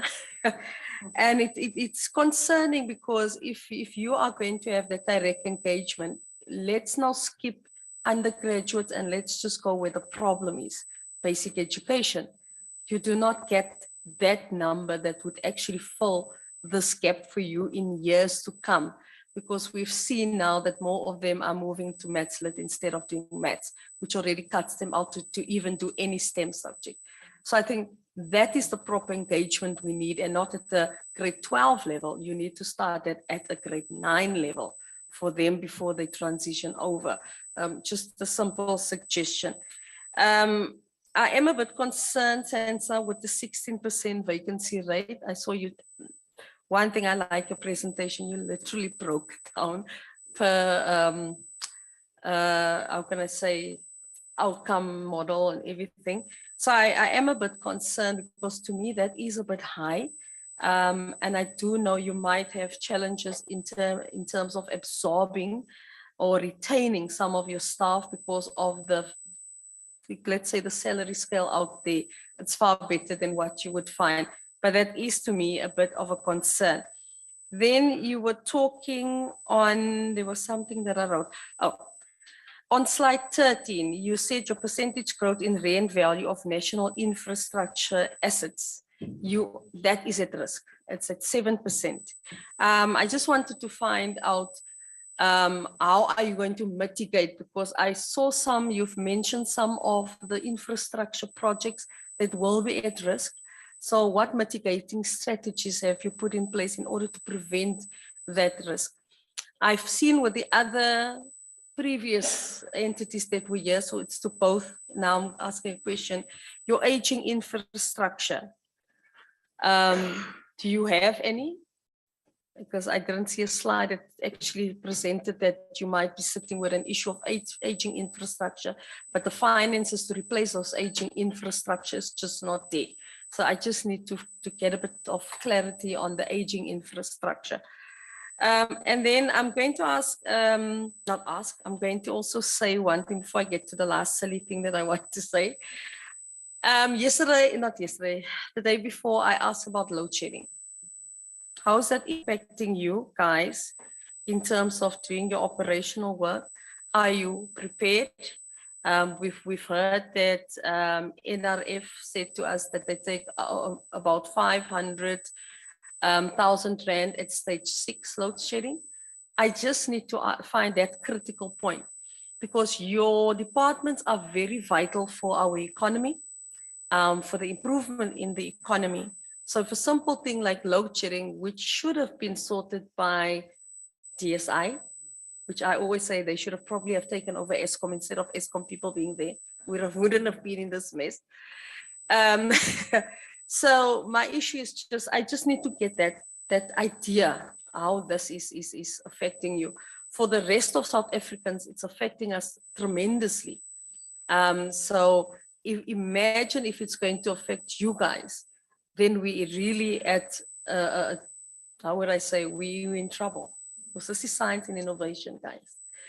And then lastly, when I spoke to the national almost at our own thing, NSFAS, I suggested that there should be one platform in order to ensure that there are multiple funding, how would I say, multiple funding avenues for learners to go to in order to ensure that they get proper funding. I don't know what most of the science and innovation partners, the issue is always, we see a lot of eligible students that actually qualify, but we cannot, because of the funding shortfall that we have, support them.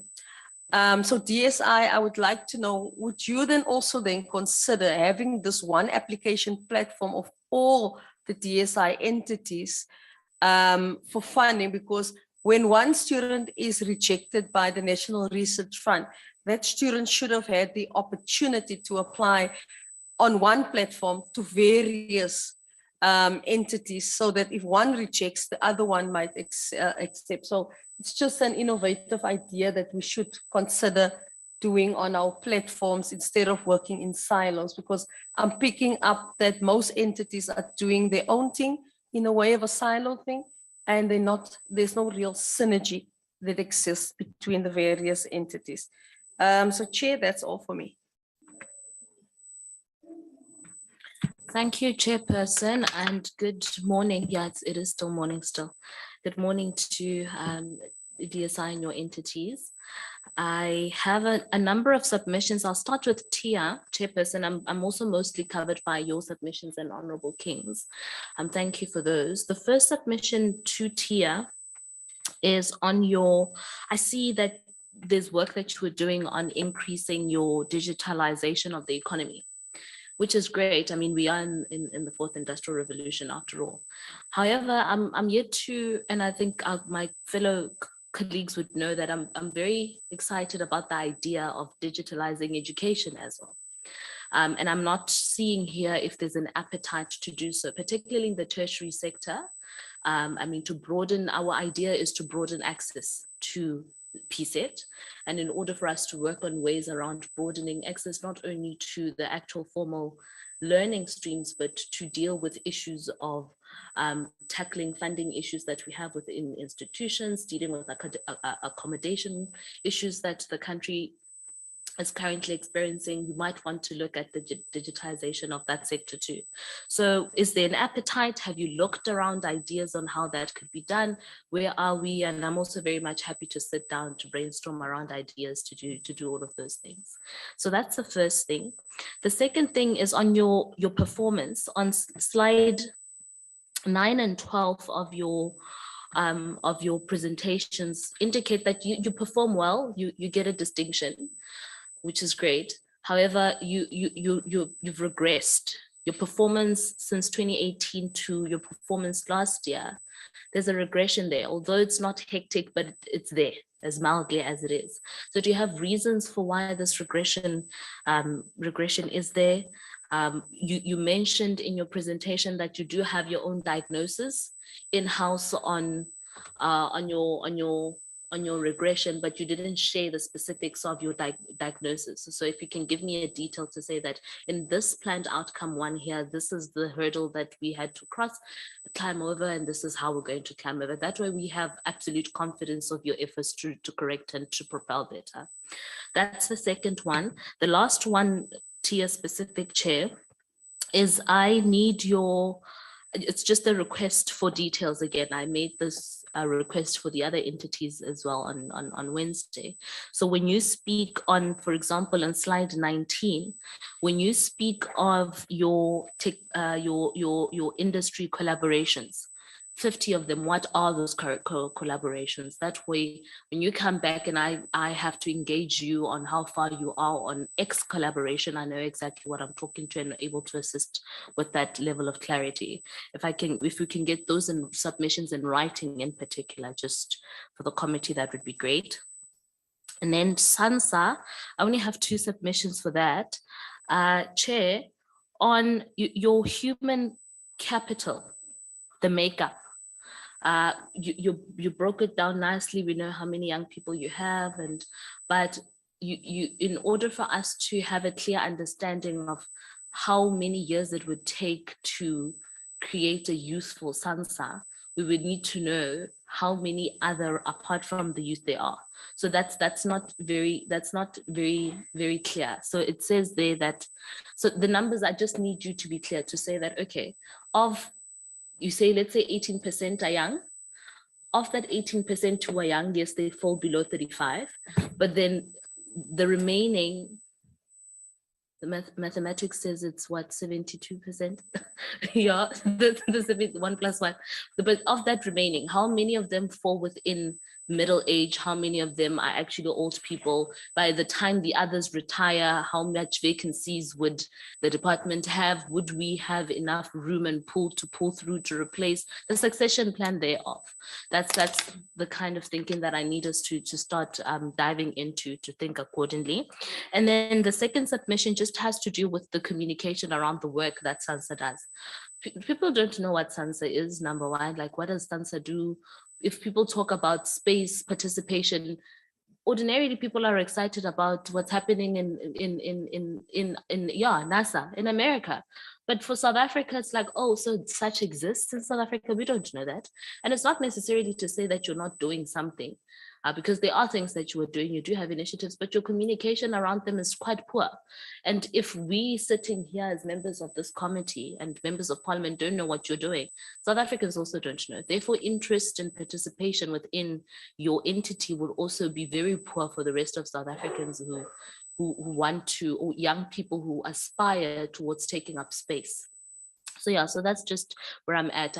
That's the submission, just really improve your communication to make it sexier, make it attractive, and to make sure that people are actually talking about the kind of innovation you were doing and we're supposed to be doing as a country in space. That's it. Thank you, Chair. Thank you, Chair. Tia, I just have a few questions. The one thing is something of which I haven't heard the conclusion, but I think it might have been concluded, is the company's name something like Cape Bioproducts, which was sold for a huge amount, which didn't come to TIA. And I know that there was at a certain stage a whole investigation about what exactly happened, that it was sold cheaply and thereafter dearly, with the money not coming to South Africa. So if you could just inform us on the current state of that affair, it would be nice. Then I must say I'm always a little bit, I mean, it's old news by now, but it still surprises me that we see in the numbers that South Africa is not very innovative in an official way, because I think we are informally very innovative. And the question is, how do we translate this innovativeness, which we find in a Boermakeplan and the township kind of, agility? We find it all over the place, that our people are very innovative, but we don't get patents registered and all the officially recognized measures or metrics of innovativeness say we aren't. So maybe that's got something to do with what Honorable Gagau said just now about communication, but I would like to know what's your take on it. How do we get a change in that? And then, yes, the other point which I jotted down, I think links to what the chair said about TIA offices being all over the place. The fact that you mentioned that most of the projects are with the 5 big universities. Now, I'm always not sure which is the fifth. I mean, it's Wits and Tuks, and then it's Aitjies and Maties, but which is the first one? Is it UJ? Or maybe Bloemfontein would think it should be UFS. In any case, maybe there's a lot of untapped potential in that sense that we have to bridge, linking to my first question. You mentioned that huge investment, extra investment is necessary. And well, I don't know how to say, but it's not going to come from the state side. So do we have any other way? Because I mentioned it yesterday, and I don't want to repeat, to be repetitive in the sense of boring my colleagues, but none of you were here the day before yesterday, that South Africa has a very expensive safety net, which becomes even more expensive every year. And it's a kind of a trade-off between short-term and long-term interests. We are not going to, to get the safety net cheaper unless we have economic growth, but we are not going to have economic growth unless we invest in it. And we don't invest in it because, so it goes around. So I would like to know from your perspective, what policy changes would you suggest if you were in government? That would be interesting to see or to hear what your perspective on that is. And then I want to go over to Sansa. And I must say the work of Sansa became a little bit more concrete to me when we were at the University of Natal in Durban, where we saw the rocket, and we were exactly told, and the video of the rocket being shot off at is it what Ergotech or what's that in the Southern Cape? at the whip.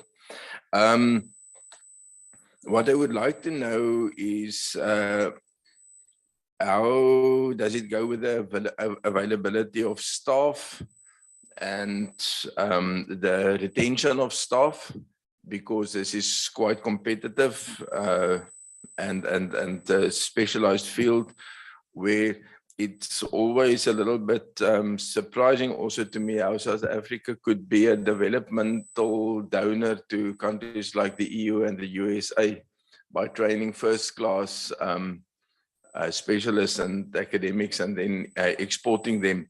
How are we going in that regard? And then also the question about policy changes that you would have liked from the perspective of space research. Thank you, Chair. Thank you, Honorable Boshoff. Thank you to the members on in the room. Honorable Mananiso on the virtual platform. All right, thank you, Chairperson. Allow me to switch my video off because I'm on load shedding. Chair, let me start by acknowledging your input and agree that you've been consistent about the issue of inclusion for those marginalized and vulnerable. However, one would want to make a comment that both entities must note the issue of using developmental policies to guide them for specific quota on issues of youth, people with disability, and women. Perhaps that would actually show that they are committed as entities to ensure that we meet targets. Because I don't find it right that every time people just put specific targets that they think it's better for them as entities, but not guided by any policy. So it is important that they just be specific based on policies. Number two, Chair, I think I'm covered on other issues raised by Honorable Khao and Honorable King, as well as yourself. One would want to request that both entities must give us a template and submit in terms of who are the internal national department that they are working with, so that we can see in terms of what is it that they need from us as lobbying and advocacy with those particular departments. So they must do it in a template form and indicate as well the status quo so that we can see as a portfolio committee in terms of where do we need to intervene. The other issue, Chairperson, is we need to welcome the fact that the SANAGE, that this particular department, they fall under DSI. They have spoken a lot on issues of localization, issues of supporting innovations for commercialization, of which we need to appreciate that. However, it will be important for us to get specific so that as we do our monitoring and evaluation or oversight, we are able to say, why 5, not 6, while you have targeted 6. So, Chair, let me get to Tia with regards to my question. I think the issue of CEO, you have touched on it. I cannot speak too much about it. Can Tia give us a plan of action in terms of challenges that they have noted that these challenges are impeding to their development as an institution, so that we are able to check if really they've got a good plan in terms of responding to those issues. And the other thing with Tia, I think you have elaborated on that during our oversight, we were able to touch and feel their collaboration and partnership with other institutions. And it's one of the things that we are actually acknowledging as an entity that they must keep on doing it, and they must ensure that they don't leave other entities behind as well as they do this particular partnership and collaborations. So for Tia, I'm done. What I want them to give us as well in writing is their program of action in terms of their interventions up until to the district model interventions based on their strategy for 2024 to 25. They must just give us a program of action that speaks to those particular strategies. And then for Sansa, I think, Chairperson, one would want to agree with Honorable Boshoff that indeed we are able to appreciate the space on the basis that when we interact with them and when we are doing oversight, we are able to see how geographically are we actually advantageous as the country. So it is very, informative as we meet with them and very educational that every time we are appreciating the space. On Sansa, can we get I've noted that on their presentation, they spoke about revised organizational values. Can they give us in writing in terms of what are those particular organizational values? And I want to check if they have went through a process of organizational culture now as a review. If so, they must write to us with that particular information. Issues of upgrading of facilities, I think Honorable King has touched on it. However, I just want them to submit a project plan with specific timeframes to us so that we are able to hold them accountable. On the issue of the new strategy, they said to us they are planning to conclude in few months. So can they give us a specific time frame with regard to that? And on the issue of diagnostic report, I'm actually covered by Honorable How to say, can they give us specific in terms of what is it that they have noted as lack of controls and where, so that we are able to make our oversight and accountability with regards to what we have. And lastly, Chairperson, to Sansa, I just want to check on their review to say, in terms of their plans, their reviews, it's based on structures or system in place. That's it from me, Chairperson. Thank you. Thank you very much, Honorable Mananiso, for those comments. Thank you very much to all honorable members. I don't see any other hand up, so I'm assuming Honorable Yabo, Honorable Litsie, Honorable, I think Honorable Zondo has fallen off. I don't see him there. I think, colleagues, you are covered. And I'd like to, I see the DG, Dr. Phil Mdracha is on the platform. Welcome, DG. Yeah, I think that's everyone that we have on the virtual platform. Thank you very much, honorable members and honorable members, for your comments and questions. I think if colleagues could, in writing, just unpack a bit the type of work that will be done on the Space Infrastructure Hub this year, that would be appreciated. And then if you could also, when we were at ASSAf at UKZN, they really reiterated the importance for us to protect the Overberg test range. And so we would like to, they reiterated its importance and the importance for us to protect it and preserve it. I mean, I even just spoke about the importance for us to build our own rocket. So that's quite evident why we need that that test range. So are there any plans to transfer the ownership of the test range to Sansa? Yeah, in order for us to preserve it. Maybe colleagues can just share what mechanisms are being put in place to protect and preserve its existence. And then just to add on to Honorable Mananiso's question, where she said, please break down the different departments that we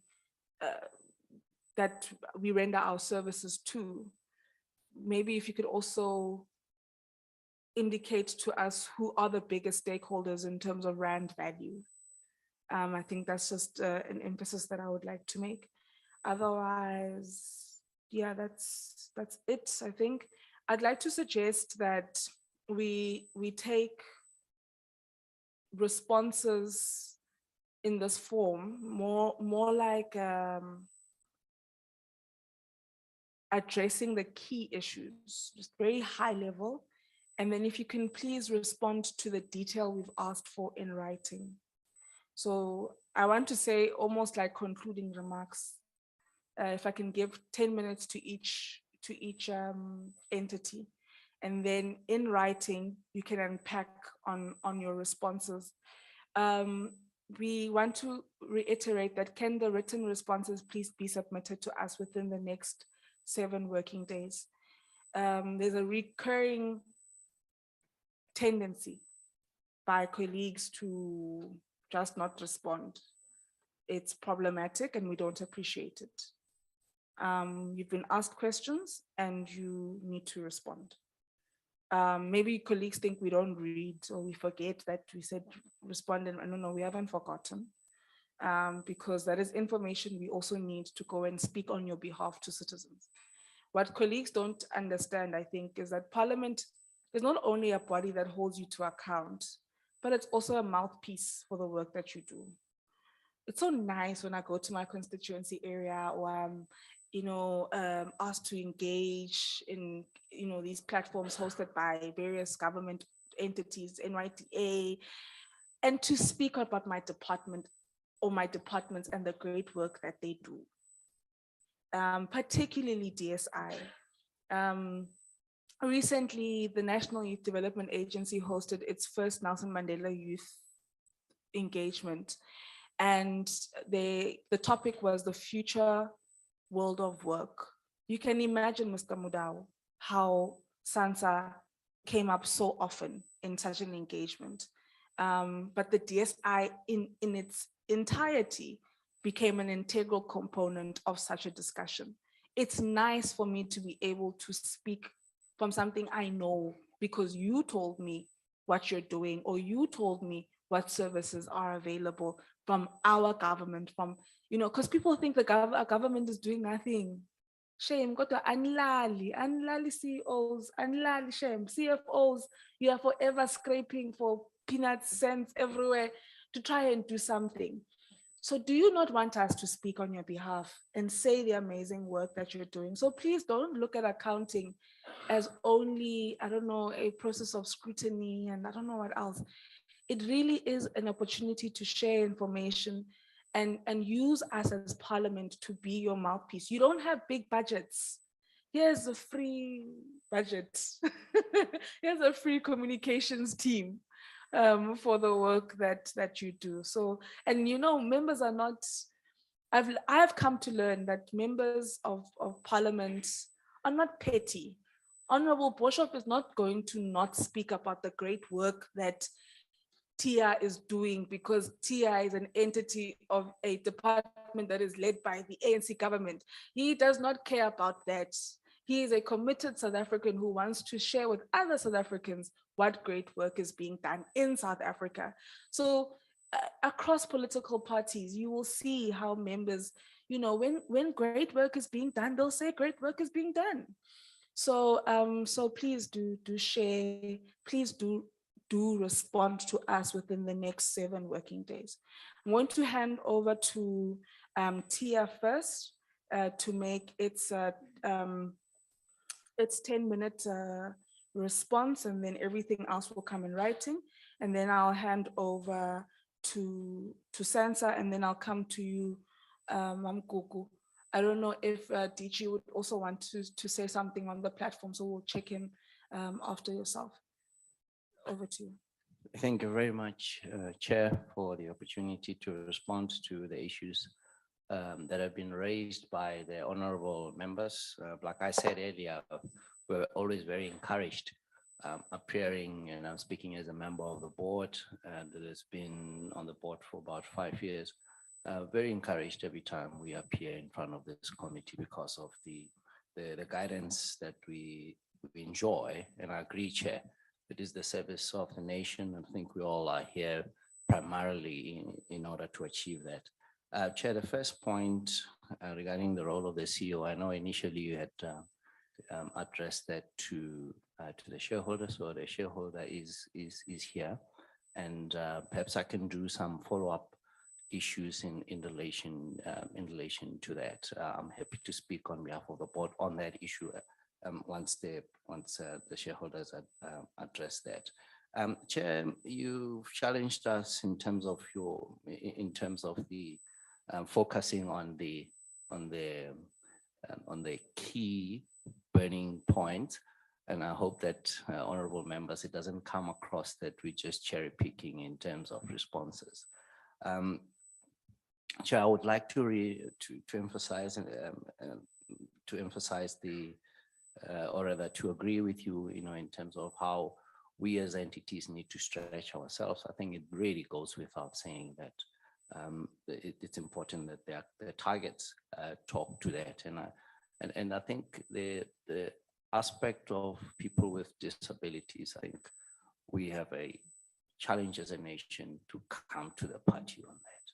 And we are first to agree, and as we are preparing for today's presentation, and I think we need to take a step back also as a board and say, how do we best, we're an innovation and technology agency, how do we make sure that we mainstream the involvement of people with disabilities?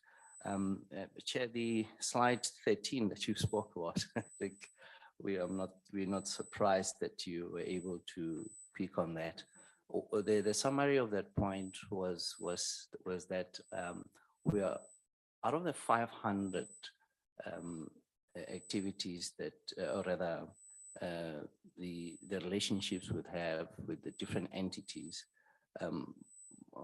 when it comes to technology and innovation. What we're saying is that what we are prioritizing, and this talks to the current financial year, Chair, is 80. The 420 is very, very crucial. We will be able to push it into the next stage in the forthcoming financial year, Chair. So that's really, it talks to that. All innovation and technology initiatives are crucial, Chair. So it's just a question of what is ready to the next to go into the next stage in terms of commercialization, and that 80 talks to that. And then, Chair, driving grassroots innovation is the DNA of this organization. I mean, I think your challenge really talks to how do we encourage that? What are the different forms of support? And I think I will use a portion of my time there to defer to the CEO just to emphasize certain aspects around supporting grassroots with but that really talks to your question also was around how do we collaborate with the different entities. We have a very strong relationship with the CSIR, very, very solid relationships. Literally on every time we do an investment, especially with key investment initiatives, CSIR is involved in there. We'll revert in terms of timeframes, and Chair, this came out twice in, I think it was addressed also by, I think it came also from Honorable Boshoff, the issue around TVET colleges and how, as a nation, we have overemphasized the importance of the so-called historically advantaged universities. How do we make sure, what's crucial is making sure that previously disadvantaged universities, TVET colleges, are receiving as much attention as possible. And Chair, I think that point is on the money. And the CEO would just perhaps add a little bit around our involvement in TVET colleges, because there's a very strong story to tell there on how we are able to improve the aspect of inclusivity. We cannot achieve that without bringing TVETs on board. Honorable King, around the issue of relationship with NIPMO, we are an institution that's driven by collaboration. We have a solid relationship with NIPMO. So I just want to confirm that particular part. The question around aging infrastructure, obviously our biggest investment talks to the technology stations, and they don't come cheap.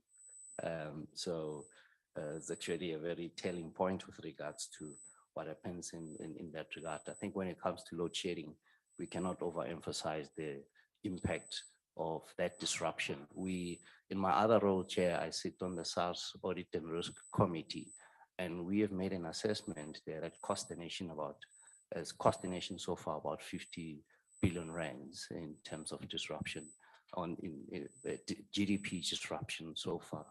So we obviously have got plans in terms of business continuity, and we did that very well, obviously, even during the pandemic. So from an institutional point of view, but we are very worried, particularly around the people we serve, the entities that we look after, the investee companies that we work with. That's where our biggest worry is. The points that have been raised by Honorable how around digitalization of the economy, I think the pandemic really shook this nation quite a bit, and well, to some degree, that kind of advanced humanity to be much more digitalized. And I agree, Honorable Member, that obviously we need to find our space and how we make sure that we, and I think in the responses, the written responses, will get into some more detail in relation to that. The Honorable Member issue around the performance pattern.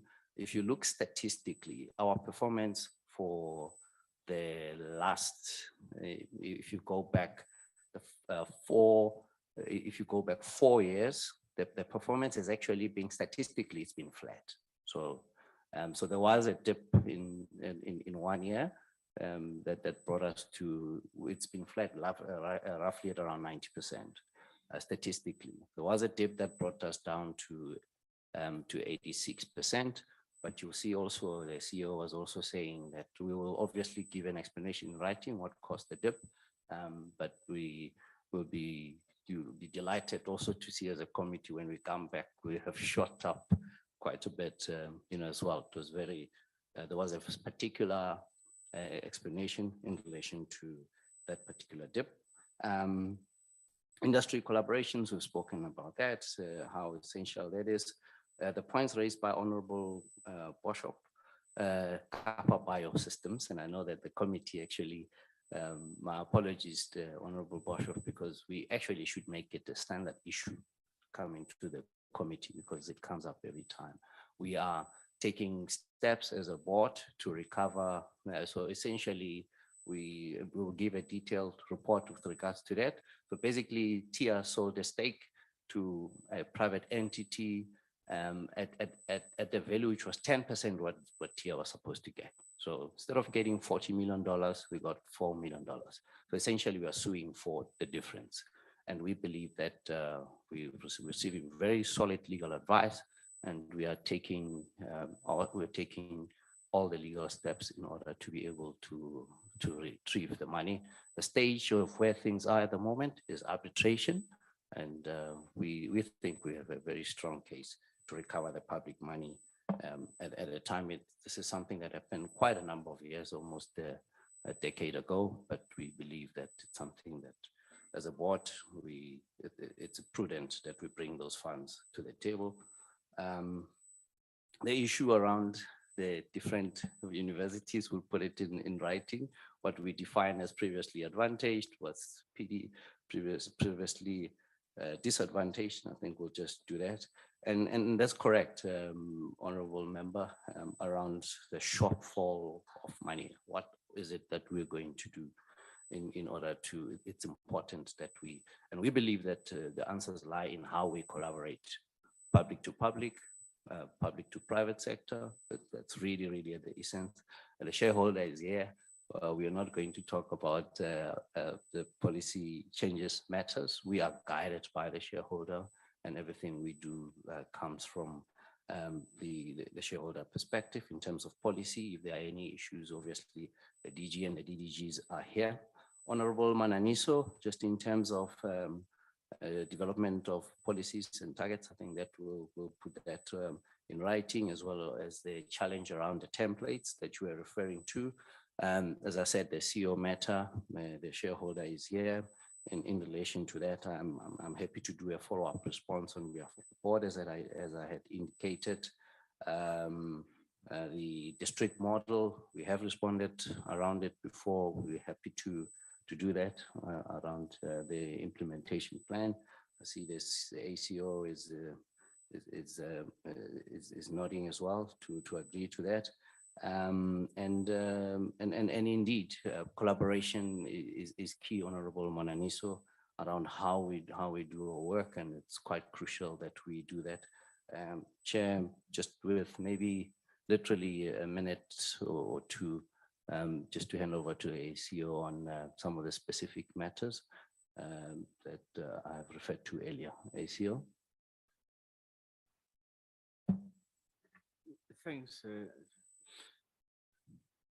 I'm not going to go into much detail. I think a lot of the issues are covered. For me, it would be some small quick ones that I think I'll add on. The difference between the CSIR and TIA. It's very, very important to clarify that, because we may see certain things as duplication. It's not. So the fundamental difference, CSIR is an R&D performing organization. They produce technologies, they produce solutions. We are a funder, including the CSIR. So they receive money from us for producing the technologies that you see they produce. That's the basic difference. And there are times when there are certain infrastructure capabilities we want to put in place. We funded the establishment of what we call a biocatalysis hub. That would sit at the CSIR as a facility, but it would have been funded by TIA or the CSR to implement. So it's important, Chair, to just explain that distinction between TIA and the CSIR. They are R&D performing, so they will produce technologies you will touch. And then those technologies, like many others, will come out of the money that TIA gave them. That's the difference. And I'll leave it at that without going into detail.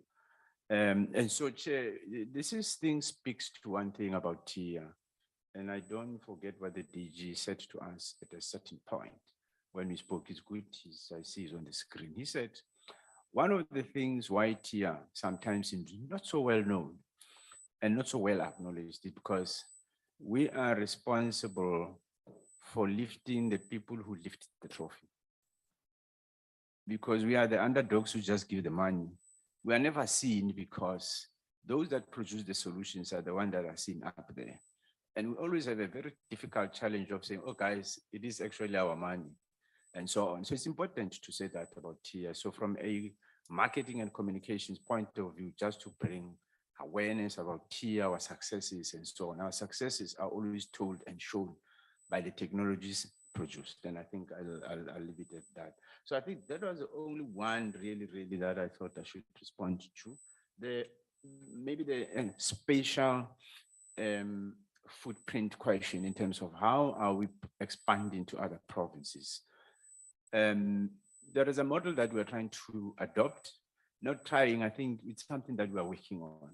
We have 18 technology stations, and these are technology transfer centers for all intents and purposes, located at various universities of technologies throughout the country. The minister tasked us to say, we need to look at expanding that model that provides services and support to SMMEs and entrepreneurs, but we should expand that using the TVET colleges.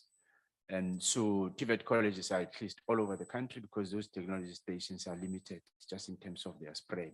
And we think that it will be an opportunity to help us reach, other far-flung parts of the country through that model. We currently have relationships and partnerships with 13 TVET colleges, where we are already working on certain programs, including training the trainer program, just around innovation. But I think at the deeper level, that relationship has to happen in positioning them to provide kind of similar services that the technology stations are servicing, albeit on a smaller scale. So we understand that they are not technology stations. Stations are quite expensive to put up. So I thought just at a broad level, let me speak on how we're explaining to expand and reach out to, further flung parts of the country and what model we have. The question is always where the money is going to come from and the plan.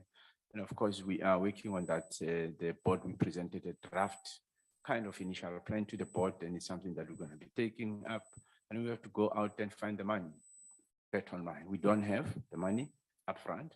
we have to go find it. But the first thing is the plan that is costed, so that when you go out, at least you know what you're looking for. But I think, Chair, I think we are quite focused on that. Thank you. Thanks, Chair, for my apologies for exceeding the allocated time, but we really are we would like to make a confirmation that we'll certainly work within that 7-day window period in terms of the detailed set of answers. I haven't forgotten, Honorable Boshoff, your point around a Boer marker plan and how we make sure that we mainstream even the simplest form of innovations. Thank you, Chair. Thank you very much to colleagues from TIA. Again, always exciting to hear from our DSI entities, a learning opportunity. And I really hope that many citizens are watching because they will also be better informed about the services that government provides. I'd like to then hand over to colleagues from Sansa. Thank you, Chairperson.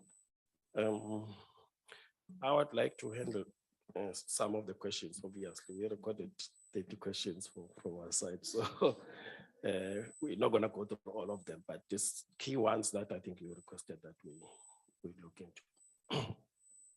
And obviously, we will then put a comprehensive response to the rest.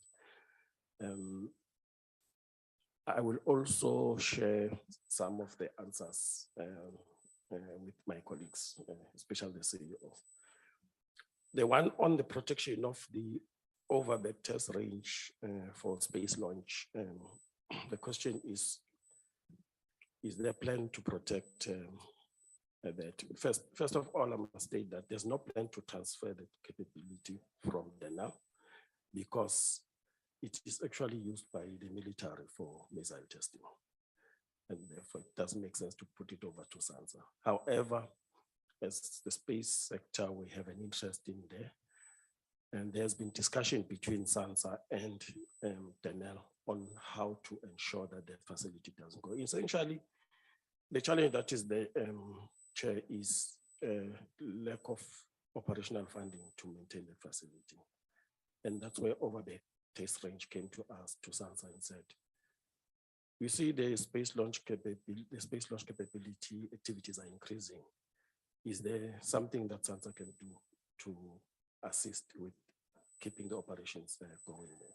There is a plan also to upgrade the facilities to fully be capable of executing orbital space launches.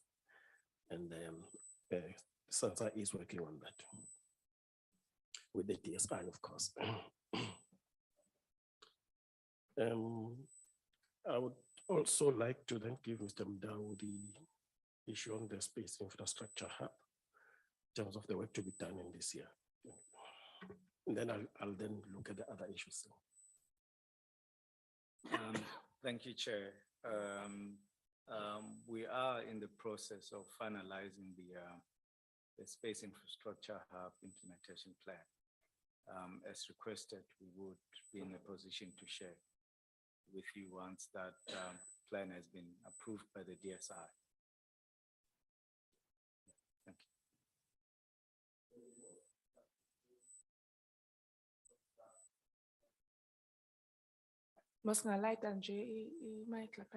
Apologies, yeah. The next one that we would like to deal in, we think it's actually quite critical, is the issue of retention of staff that Honorable Boshoff has actually raised. The country, I used to work for DENEL before, and when things didn't go right, we almost lost all our high-level engineers and technicians to overseas. So that is actually a real threat. The only thing that's comforting with space is that with the government support in terms of funding, we're seeing much more interest for young people and engineers coming into the space sector. The ASSAf program at UKZN is a classic example of where we're seeing much more interest. And one of the things that I think the DSI has done, and this one is attributed directly to Mr. Mdau, when was at DSI, is the formation of ASRI, the institute.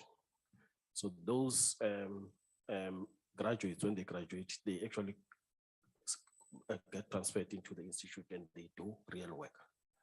Real work to actually develop the rocket engines that is being done there. With that, it's one of the ways we're mitigating the risk of losing these young kids.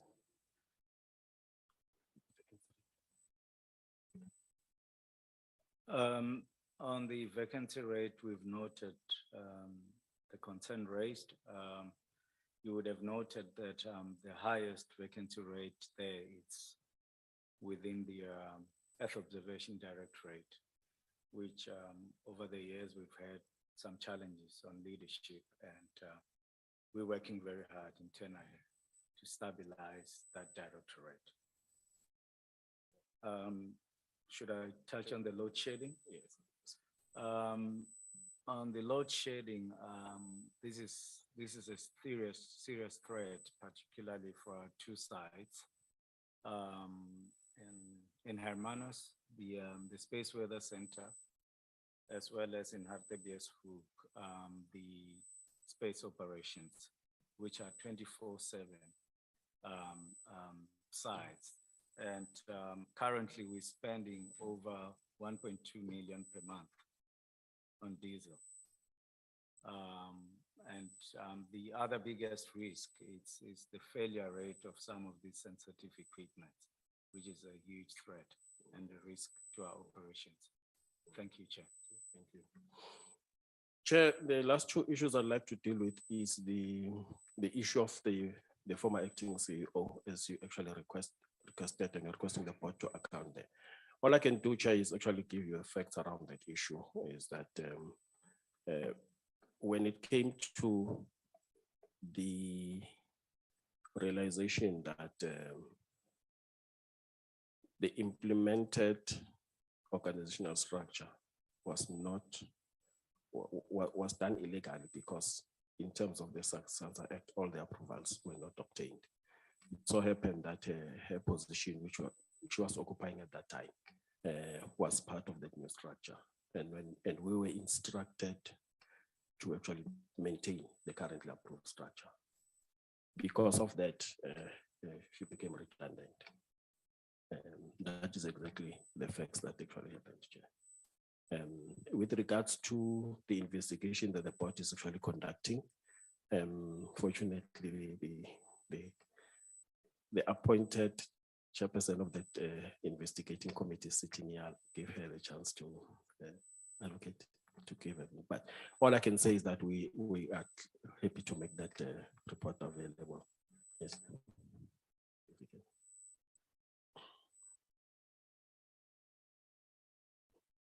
Thank you, Chairperson and members of the committee. Just briefly, the Human Resources Social and Ethics Committee was mandated by the board to look into the governance failings around the implementation of the new business model. We started the investigation around February of this year. We first started out the desktop investigation of all of the policies and procedures that were followed or not followed. We have then had quite substantive and comprehensive engagements with members we think would be key to assisting us to provide clarification and information to the task team. We anticipate that at the end of this month, which is next week, we will be able to share that report fully with the committee and the board. And as requested by yourself, Chair, we will make that report available when it's finalized. Chair, I think the last issue I'd like to take up is the issue of sovereignty in terms of skills. It is very critical that we ensure that the minimum level of skills to keep our capability maintained is actually retained. And as we stated, that the risk of reducing these skills or of losing these skills is actually quite high. One of the measures we are putting is to to have a close collaboration with defense. And in any case, Sansa is already providing services to defense. But the defense environment has got strategies in terms of how you actually retain and ensure that. And the issue, I must state that it's not the fact that it's the skill, it's actually the knowledge that the person actually carries in their mind that actually, as you lose that knowledge, you almost set back 5 to 10 years. And there are strategies that we are tapping from in defense in terms of how to retain those skills, Chair. I think with that, I would like to, okay, CEO. Thank you, Chair. Just one important point, as you said, your ambassadors. One of the biggest challenge given the growth in our domestic space industry is the current Space Affairs Act. And we would request that you work with the Trade Industry and Competition Portfolio Committee in expediting the finalization of the new space bill, which has a huge implication on the implementation of the space program. Thank you, Chair. Thank you, CEO. With those words, Chair, I'd like to hand back to you. Thank you. Thank you very much, colleagues from Sansa. Mamzwan. Thank you, Chair. I'll only respond to the issue of the reviews that you raised.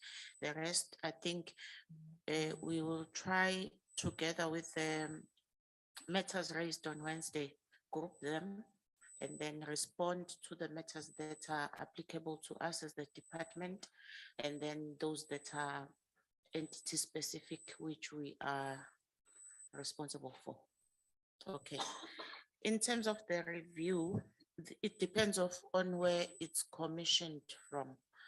The reviews are part of the governance process in terms of they are done per entity every 5 years, ideally. Those would not affect the operations of the entity unless there are issues. This one for TIA was commissioned by the minister because of certain observations, part of which I think included what Honorable Khakao said around the regression of performance and other things. So he said before we proceed with appointing the CEO, can there be a panel that's appointed by him? And then the panel will come back and report to him on their findings, which has then happened.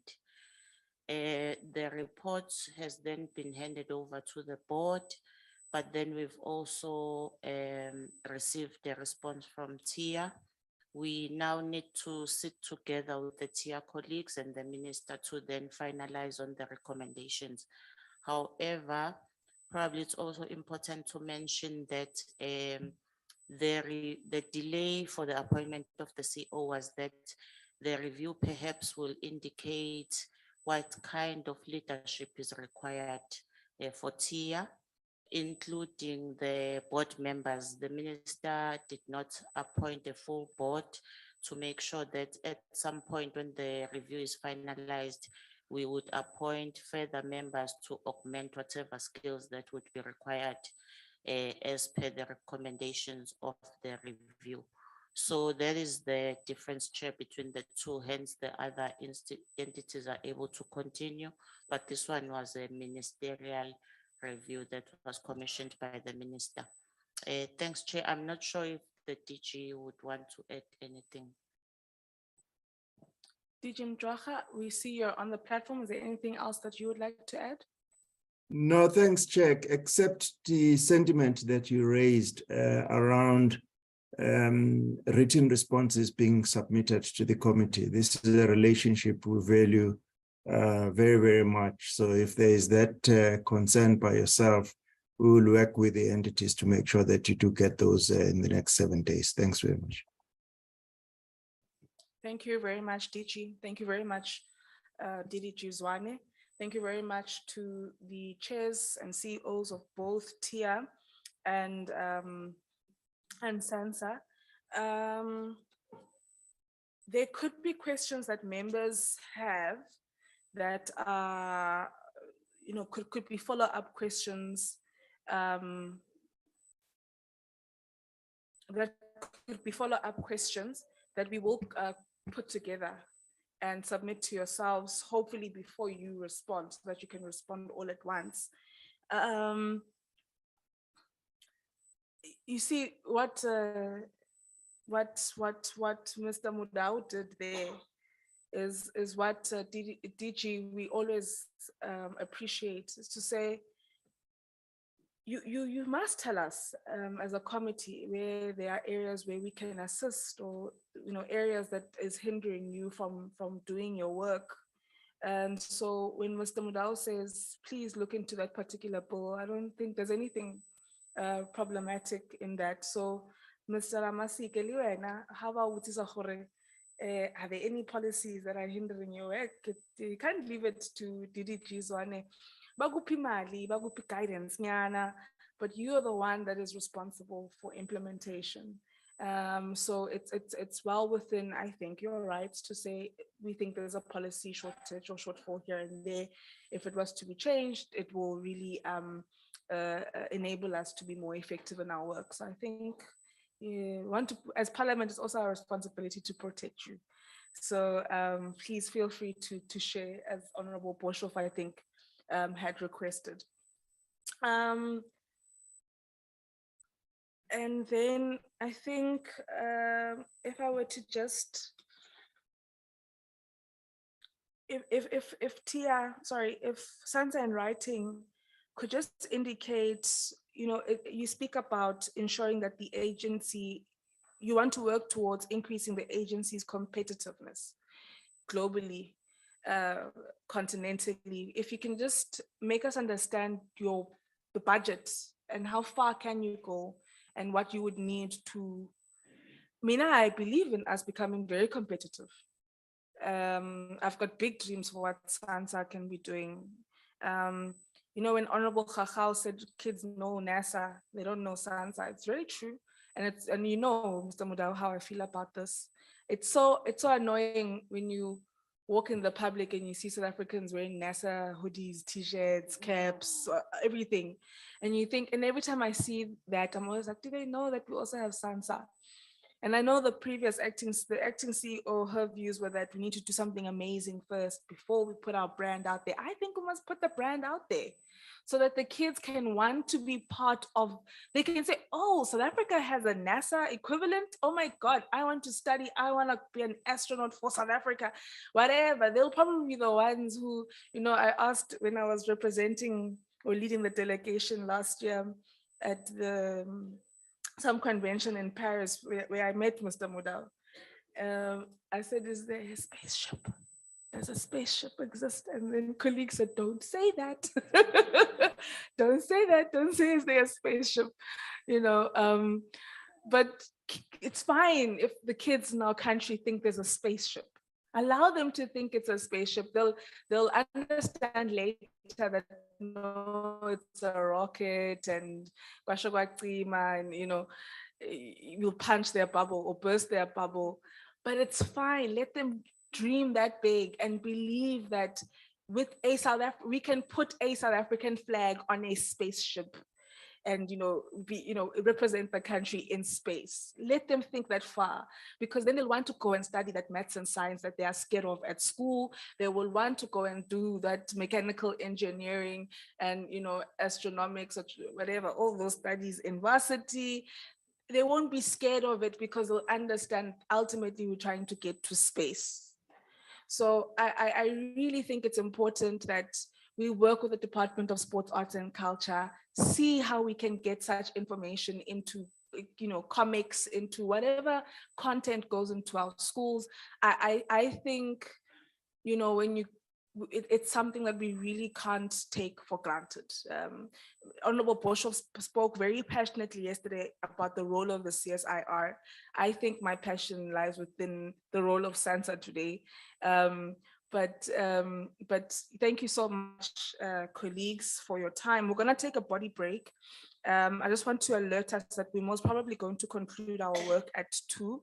We were scheduled to conclude at at 1:15. So the colleagues who are coming for the second session, Sacnasp and ASSAf, please just, we're going to try and push to make sure that we're done by 2 o'clock. So if you can just make the necessary arrangements for that. And then I think, yeah, I think we can, I just want to make sure there's nothing I'm leaving out. I'm sorry, colleagues. Oh, if Sansa can just share the disaggregated data on the SMEs. So who are those people? That percentage, it's 20%, I think. You know, small, lots of people can say they're small, medium enterprises. And then I'm glad that you spoke about the Earth Observation Directorate being strengthened, because that can speak directly to why we are not able to respond effectively when it comes to risk management. So I'm glad that colleagues have shared that that is happening. And then the issue of the office that the acting CEO occupied, the actual office, and I think it's very important. We've heard you, Mr. Ndlovu, but I think it's very important that you give us that response in thorough writing, because it's important for us to follow up on that. And we definitely will take Renee and Shanaz, the issue around the space bill. I think we will definitely see how we can play a role in that. With that being said, it's 10 to 12. If we can be back at 12:05, having stretched our legs and gotten some refreshments, and then we will go ahead with ASSAf and Sacnasp. Thank you so much.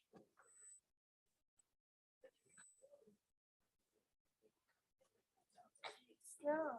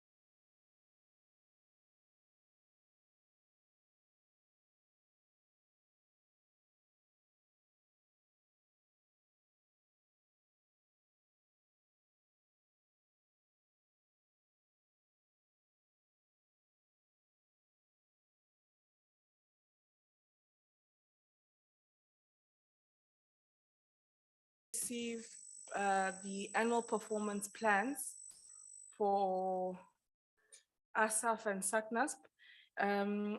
ASSAf is led today. Well, I know, is the CEO still on the platform? Yes, she is. Okay, I see her there. And then I don't know who's then representing the board, the council. Okay, Prof. Gledhill? Prof. Klute. Am I pronouncing it right? All right, my history teacher was Mrs. Klute, so I'm really hoping I'm pronouncing it well. And she was a very progressive history teacher. She didn't mind my radicalism. They once gave me it was a topic, you know, those topics where they challenge you to argue it both ways. Were Africans responsible for their colonization? The whole class looked at her, looked at me, and said, "Are you really trying to give her that question?" Yeah, it was a tricky one, but she was a very progressive lady. Prof. Klute, welcome to you and your team. CEO, welcome to yourself on the virtual platform. I know that we had said that I think the director for scholarly publishing, Mrs. Suzanne Faltzman, would lead the delegation, but I'll be in the capable hands of colleagues given that things could have changed, but colleagues will lead me. So I'm going to hand over to Prof. Klute to lead me, and we'll be in your capable hands. It's 12:15. I have encouraged colleagues to leave out the vision, mission, all those things, and to just focus on our plans and our budgeting for this financial year. Over to you, ma'am. Thank you very much, Chair, and good afternoon, honorable colleagues and guests. A special acknowledgement also of the DG, Professor Muyaga, Dr. Muyaga. Nice to see you here in the meeting. I'm standing in for the President, Professor Jonathan Jansen, that cannot be here. I also happen to be the Treasurer of ASSAf and also the Chair of the Audit and Risk Committee. Happy to also see that Professor Sudial is here online. She's traveling internationally, and this is why she's not here in person at the moment. Other council members present, Professor Gledhill, and then virtually the whole secretariat of ASSAf is here. Suzanne Veldsman, who's the acting executive officer at the moment, responsible for scholarly publications. Marakeng Chiluani, the financial manager. Lynette Duplessis, which is the head of HR. Renata Vivier for admin and governance, and then Henriette Wagner for communications. Chair, I just want to highlight that ASSAf membership comprises of leading academics in South Africa who avail their time on a voluntary basis to make a difference to society at large. All our council members, for instance, are volunteers. They volunteer their time, and you will see the activities of ASSAf in the presentation that is going to follow. But here we have a real resource for South Africa in the human academic capital that it presents. And I would invite the audience here, the government, to engage and to use this massive resource. If we had to, I think, pay for the time which is volunteered by our council members, but also the other academics that in fact pay to be members of ASSAf, I think the budget we could easily triple if we had to actually pay for the work that they do on a volunteer basis. So with those few words, thanks for the opportunity, and I want to hand over straight to Suzanne Veldsman, who will do the overview. I have requested her to be succinct So to be really down to the point, that we also stay within the time allocation. Thank you very much, Chair. Good afternoon, colleagues. I'm Honourable Chair of this meeting, honourable members of Portfolio Committee, DSI, and staff members of the other entities. Good afternoon, and thank you very much for this opportunity to actually take you through the APP for 2023-2024 of the Academy of Science of South Africa. We have a little bit of a challenge here. Our slideshow is being driven by my colleague back in Pretoria. So we will have to have a little bit more communication between her and me. And so I would like to request her now to already move to slide number 7, as per your instruction, not to bog down into vision and mission and all those things. I would really appreciate it.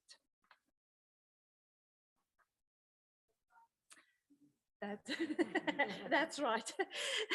Well, that's the one benefit of COVID, isn't it? We really were taught how to deal with all these sort of hybrid models of presenting and functioning, etc. And this is certainly a proof of that. Thank you, Renata.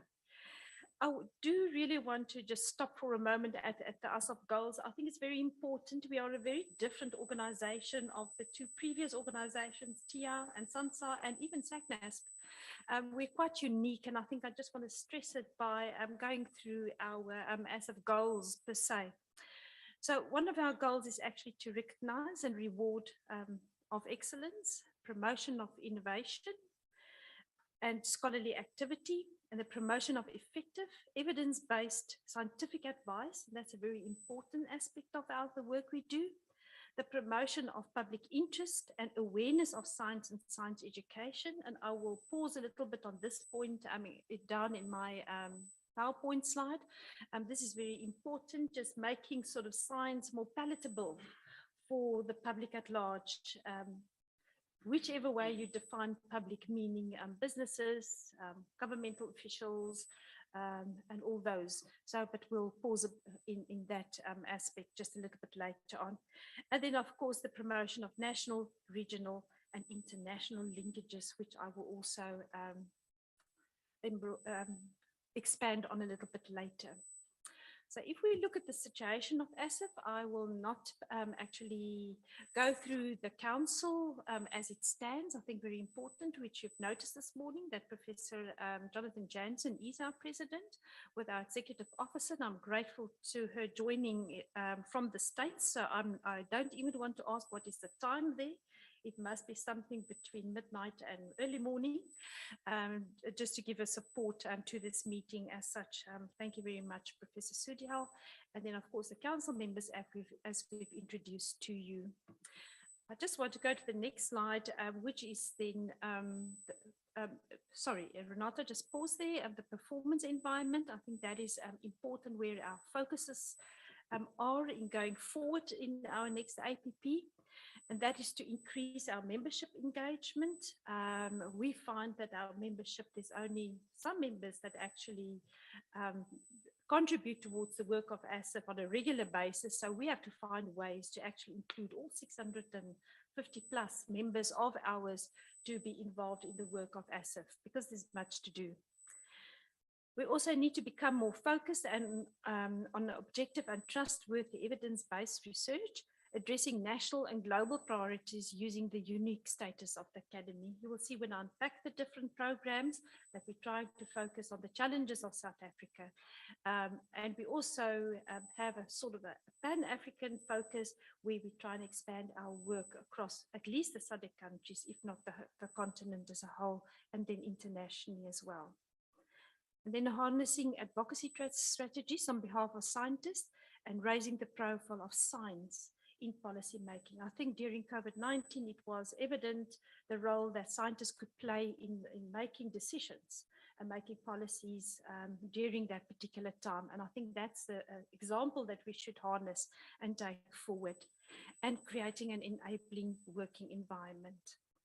If we look at the internal environment, it was already mentioned previously by other entities. If we look at the drought there in Gqeberha and the surroundings, as well as the devastating floods in Durban, it actually reminded us of the task at hand. If we look at poverty alleviation, energy crises and challenges in those areas, as well as health issues, etc. And we do understand that the task at hand is quite large, and that we have to see what role we can further play in this regard, especially in terms of policy making. If we can then now move to membership, I think we're happy to report that last year there were a growth in female members to ASSAf, and then a little bit less in terms of the male membership. As you can see, we projected it over a 5-year period, and you can see the fluctuations in what was actually added to the membership base of ASSAf. If we go to the next slide, then I would just like to show you the race ratios within the membership component. There were 34% black, and then the white was 65%, but you can also see that there's some changes there, and that our efforts that we have put into place is really starting to pay off, because we're really committed to, in line with national imperatives, is that we bring this in line with what has been suggested, not also through the portfolio committee, but just generally through our institutional review as well, to say that we have to pay attention to that, and we are putting some strategies in place to actually address those particular ones, and to fast track as to what we actually can achieve there.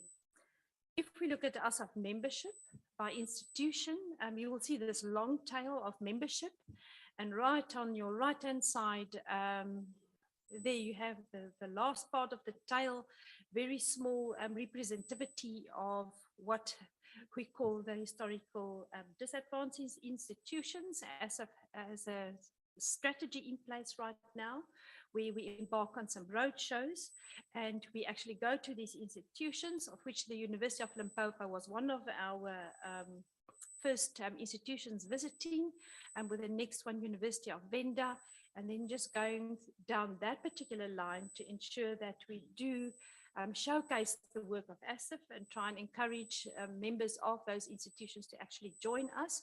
I think what is very nice about these road shows is that we have quite a holistic approach to them. We have the South African Young Academy of Sciences to also promote what they do, with some workshops around it, to work with young emerging researchers as such, and to encourage them to become part of sort of the corpus of academy in its entirety. Then we also address some very burning issues at these road shows, which actually tains research integrity and ethics, and that's predatory practices and journalists, especially in a world where we need trusted information and trusted data, and we try and promote the trust in science research outputs as well.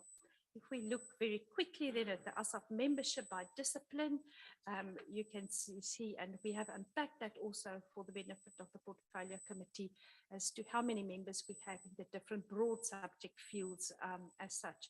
You can see it's multidisciplinary, it runs across all disciplines, it's not just science or technology for that matter, it really runs across. So if we then look at the next slide, which is then the outcomes, objectives, and the impact thereof. So in our science advisory program, what we aim to do there is to have an independent, authoritative, and influential scientific advice. We will show in terms of our research output just now how many consensus studies we have been publishing over the years.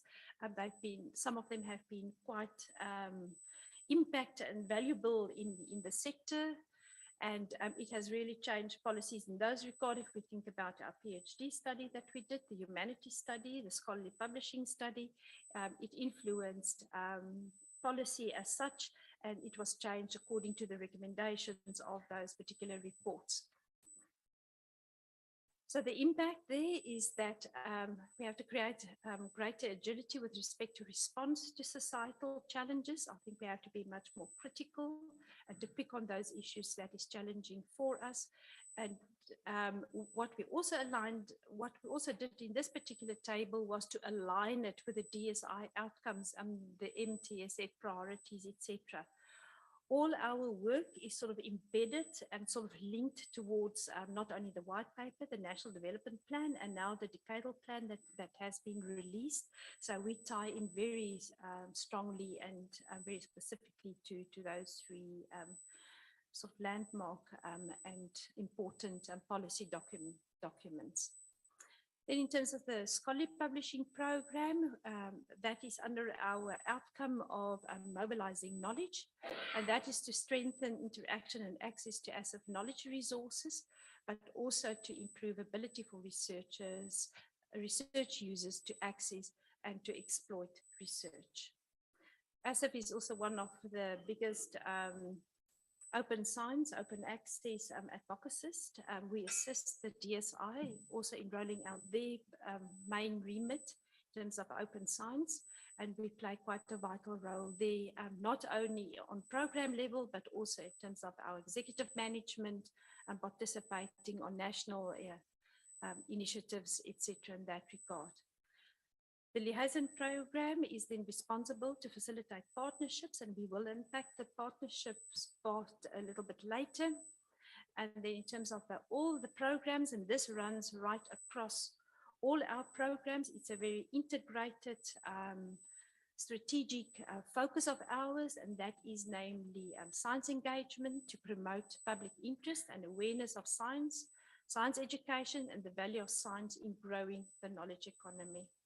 Scholarship support is then, of course, to promote human capital development, investment focusing on women scientists and young scientists very specifically. We have a very large focus in all our panels, in the work that we do, and also in the programs that we host. At ASSAf has a huge focus on women and young scientists. And then supporting transformation is to ensure that organizational and membership transformation with respect to inclusion across gender, race, disciplines, and institutions are part and parcel of our strategic focus in going forward. We can have a look at the publication output, which is important to showcase the work that we do and the impact that we have. Consensus studies and reports over a 5-year period. There's 18 consensus studies. Proceedings and other reports, there's 34. Policymaker booklets too, where we try to translate it in more simpler and shorter versions of our actual consensus studies to assist policymakers in decision making. Then 15 statements, and we've published 1 book. If we then move over to our operational plan and just to focus on our priorities, I think very important, we have completed our transformation strategy. And ASSAf recognizes that transformation builds a South Africa that is just and equitable. I think that's a very important value system in which we have to embed what we do. And ASSAf has actually finalized the strategy, and we've presented it to the DSI, and we have sent it to the Minister and the DG of the DSI for noting in January 2023. So ASSAf will strive for a membership that reflects the country's demography, achieving equitable membership, not only as a social imperative, but that will also allow us to harness the rich diversity of ideas and perspectives of our country's people, and that's our commitment. ASSAf also recognizes the important role of women that it plays in science, and it will strive to attract women to become members of ASSAf as a major focus in our membership drive. The transformation strategy, just for your information, actually focuses on 4 areas. On gender, as I've already alluded to, through the Women of Science, the OAS project, and then the Women and Equity Sub-Program and the Gender Advisory Committee. So you can see that there's quite a bit of representativity and activity around that aspect. through our ASSAf membership. That's also a focus point in our transformation strategy. Then young researchers is also one of the main ones, and we will address it through through SAIAS, the South African Young Academy of Sciences, our Lindo Nobel Laureate, which is quite a flagship program in cooperation with the DSI of sending young emerging researchers across to Lindau. Sending off another group very soon in May already, focusing on economic and business management. So that is quite a large project, etc., and we view it as also highly successful. Then, of course, the BRICS Academies meeting for young researchers that will be taking place in June, working very closely within the BRICS arrangement, and already going very well with arrangements of that particular meeting as such. And then, of course, the involvement in the Future Professors Program, where there's quite a bit of activity also happening around that. And then our fourth pillar of our transformation strategy is, of course, knowledge transformation in the different aspects. So if we go, thank you, to the next slide, right, impact of science. To evaluate inequalities in various contexts through engagement with scientific community via webinars on, and we embed our work also into the SDG goals. And how close are we? We're monitoring how we also direct our work in terms of the different SDG outcomes. As I said, open science and data access, who benefits and at what cost? We interrogate that question as well. Climate change and the effects on the society, the SDI policy landscape, and how realistic are the policies when evaluated together. So that's the impact. If we can just go to the next slide as well. I will unpack now a little bit the different programs within the Academy of Science of South Africa. And we have different sub-programs to give the necessary focuses to the different challenges that our country face. The one is on health and related matters.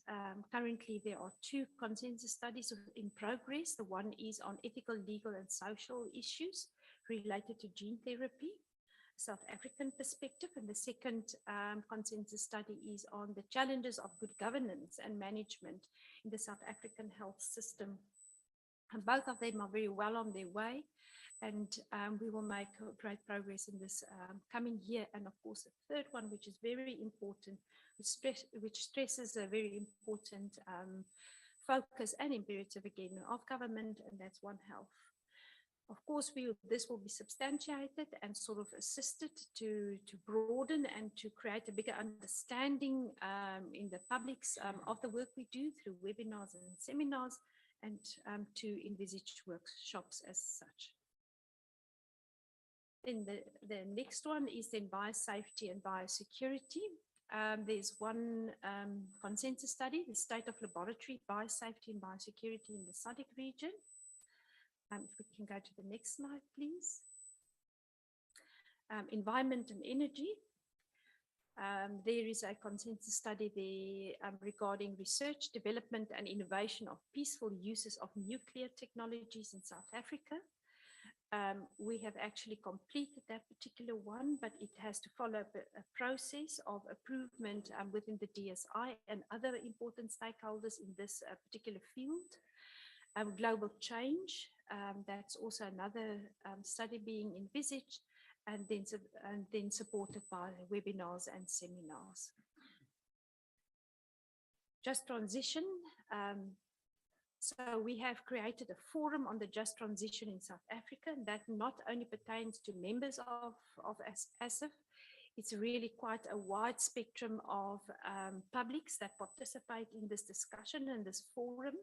It has been decided by the steering committee of the ASSAf forum to actually broaden it, to make it into an inter-academy workshop as well on just transitions in Africa as such. So the steering committee of the ASSAf forum then seeks to advance understanding on how African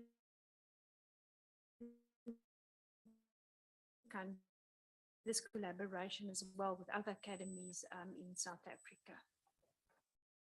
Then if we move on to the next program, the STEM education and the social sciences and humanities, we have appointed a new program officer there, and that will really assist us to refocus our work and to respond to the needs and in the higher education sector and education at large and in general.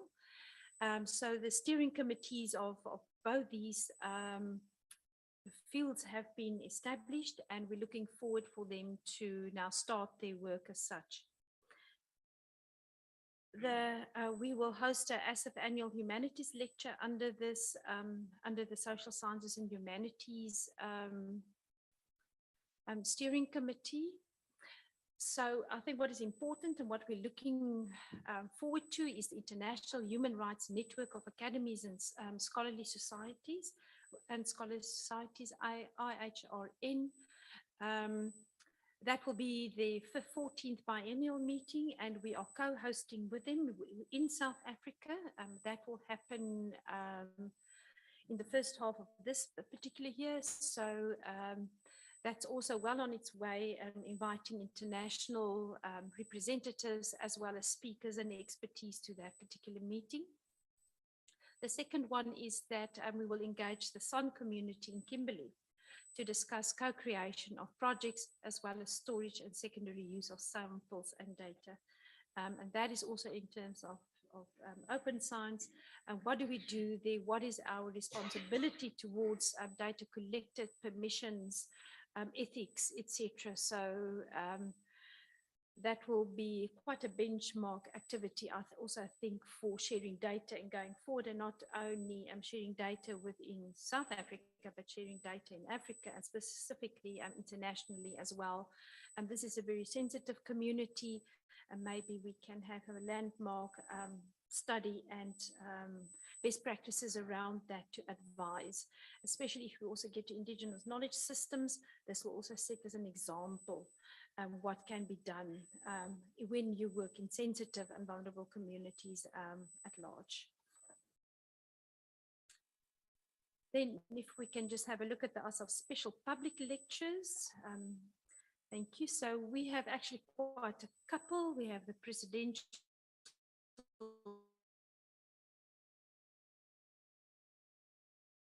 that sort of really fell behind because of COVID. So we have decided that this year we will now embark again on physical meetings and bringing distinguished visiting scholars into South Africa and have them touring the country to share their knowledge then with the South African research community. And then, of course, the In Conversation series, and that is presented by Executive Officer regarding just some interesting topics. It's really an In Conversation session where one can openly and freely discuss some issues of importance. We can move on to the next slide, please, and that is the strategic partnerships, national ones. I just want to mention them, really not want to dwell on them too much. But if you look on a national, as already mentioned, SIAS, then the Innovation for Inclusive Development seminar series. This we do in conjunction with the DSI and with strong collaborations between the two organizations as to what should be dealt with under that particular sub-program. There have been questions on the district development model. We aim to support the DSI in participating entities with secretarial support to ensure engagement on how the various entities are progressing in advancing the DDM. And the committee meets quarterly, so we are actually very heavily invested and embedded in that initiative. And then also SALGA, the South African Local Government Association, to take the activities and our activities and the work that we do also to infiltrate and into the local government as such, and then also to get feedback from them if there's particular work that we could embark on. Then on the next slide, please, that then pertains to Africa. sorry, it says, I'm skipping the slides. I'm so sorry. My driver there on the other side. Of course, cohort. Cohort is then the, we provide some secretariat services to support them. This is the heads of research institutions that gather together. 2 meetings of the full committee are envisaged for the next coming year. And then the National Disaster Management Advisory Forum. We are a member of this forum, and it's facilitated by the National Disaster Management Center under the Department of Cooperative Governments and Traditional Affairs, COGTA. National Policy Data Observatory, of course, we are also involved in this one. We engage with the committee on issues related to the COVID pandemic, and it also pertains then to data, where the data should be kept, etc. And the portal, the associated portal that's going with this initiative, some advice and some input from ASSAF's side as well. International Year of Basic Sciences for Sustainable Development 2022. Again, the DSI engaged ASSAF's EO to represent the Southern African region by serving as the node coordinator for the IYB SSD 2022 activities in the region. This project will come to an end by the end of June. There are some talks within the United Nations that maybe there should be more effort should be put towards basic sciences, and this should be recognized in a much larger way. I think one accolade for ASSAF was the fact that we were one of the 3 top countries in terms of the activities that well, not we, actually all our partners participated in and presented in order to raise awareness for the role and the impact of basic sciences in our daily lives. Next slide, please. Then in terms of our African strategic partnerships, there are also quite a number. The ASSAf. So there we ensure that fellows and affiliates selected from the continent play a role in contributing to policy development. The ASSAf also promotes science diplomacy on the African continent. So that's quite a large focus of that particular group as well. Then NASIC, we're also a member of the Network of African Science Academies, and our council member, Professor Igor Glediel, plays a very important role. I think you're vice president, that's right. On that particular committee, we can see that influence also there, so thank you. Then the South African Development Community, of course, we're quite a significant role player there, and the African Embassy Lecture. We also participate and we enhance African scholarship through lectures and seminars with African embassies in South Africa. That is what we had yesterday with Sansa, is an embassy lecture where we try and facilitate collaboration. Out of this collaboration, we'll also have our Quest magazine. We'll have a special issue on astronomy and the related issues. We will showcase not only Sansa, but also the African Astronomy Society, and as well as SKO in the issue, just to raise awareness and to try and assist Sansa also to raise awareness about the careers and the possible careers and the career path of astronomy in South Africa. Next slide, please.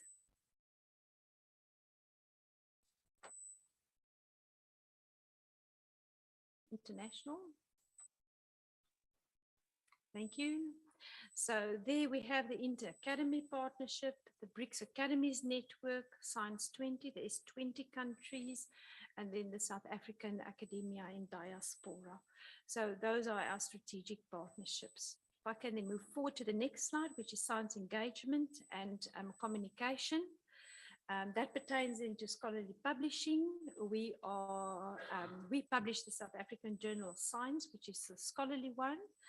Quest magazine aimed at grade 10 to 12 learners. That is where we actually raise the awareness of science to learners, and we try and entice and engage them in the work that we do, and we showcase also the work that we do on that particular level, and try and translate it into simpler and language for our stakeholders to understand. We provide platforms. We have a standing committee on scholarly publishing in South Africa. And the different platforms I've just been referring to is Kulisa Journal, Cielo South Africa. That is also a collaboration between us and Brazil. And then the other associated projects as well, peer review of the journals, African Scientist Directory, which is a very important database on the continent. This is where you can get experts, and it serves us very well. It's a trusted repository of scientists. We veto, we look at who actually applies, and then we look whether your credentials and everything is just, and then we add those persons onto the directory. We'll also be looking at the Legends of South Africa, number 3. So we've already published 2, and there we honor really the legends within science in South Africa in those volumes. They are, I think they become quite historical. Quite a number of those researchers have already passed on, and then it becomes like a living memory of those who played a significant role into the science of South Africa. Can we move on to the next slide, please? Science engagement and communication. This is quite a sub-program, if I can call it that way, that's coming to the fore. We are busy finalizing our science engagement strategy so that it's also clear to our stakeholders as to who do we view as our publics and who do we consult and how do we consult them and how do we also publish all our outputs. There's a whole list for you that for you to actually have a look at. Could you just go to the next slide, please? Our institutional review, as all the other entities already reported, we have completed our institutional review. It has been submitted to management within ASSAf for scrutinizing and to respond. It has been also submitted to our council members who have also responded, and it's now at the DSI where council have requested DSI for an opportunity to actually present them with the results of the institutional review.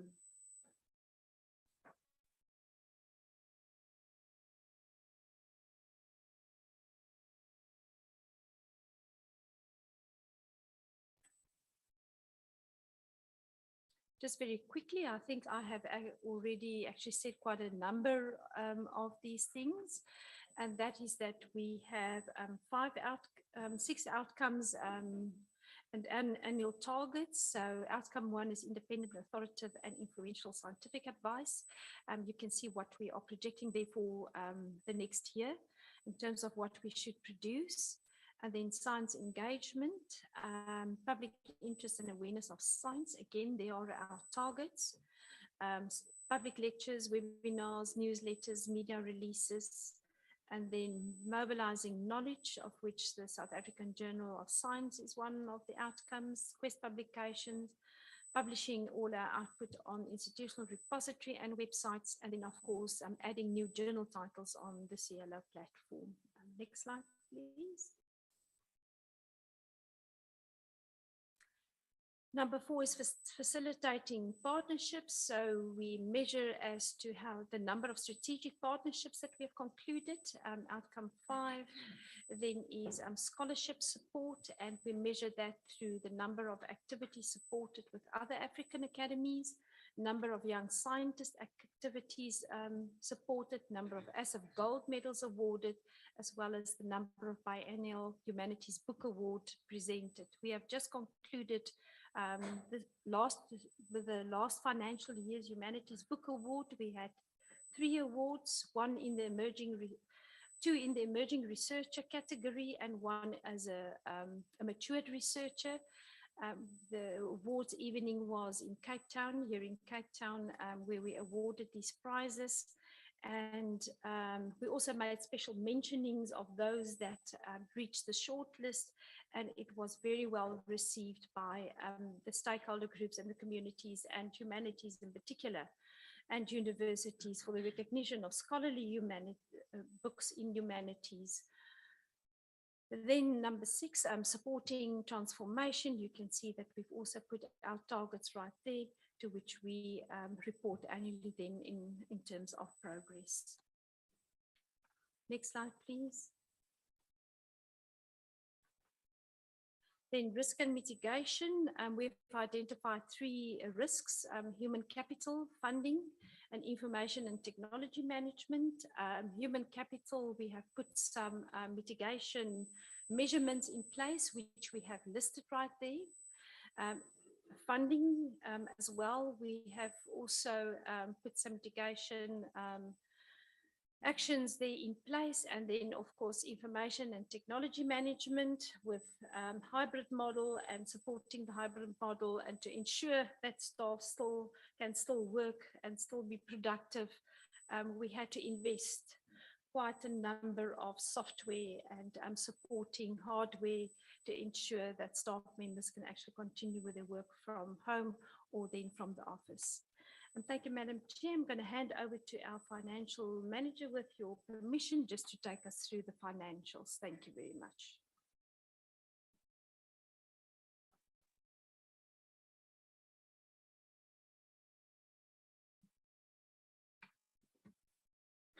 Thanks, Susan. Good afternoon, Honorable Chairperson. Good afternoon to honorable members of the committee.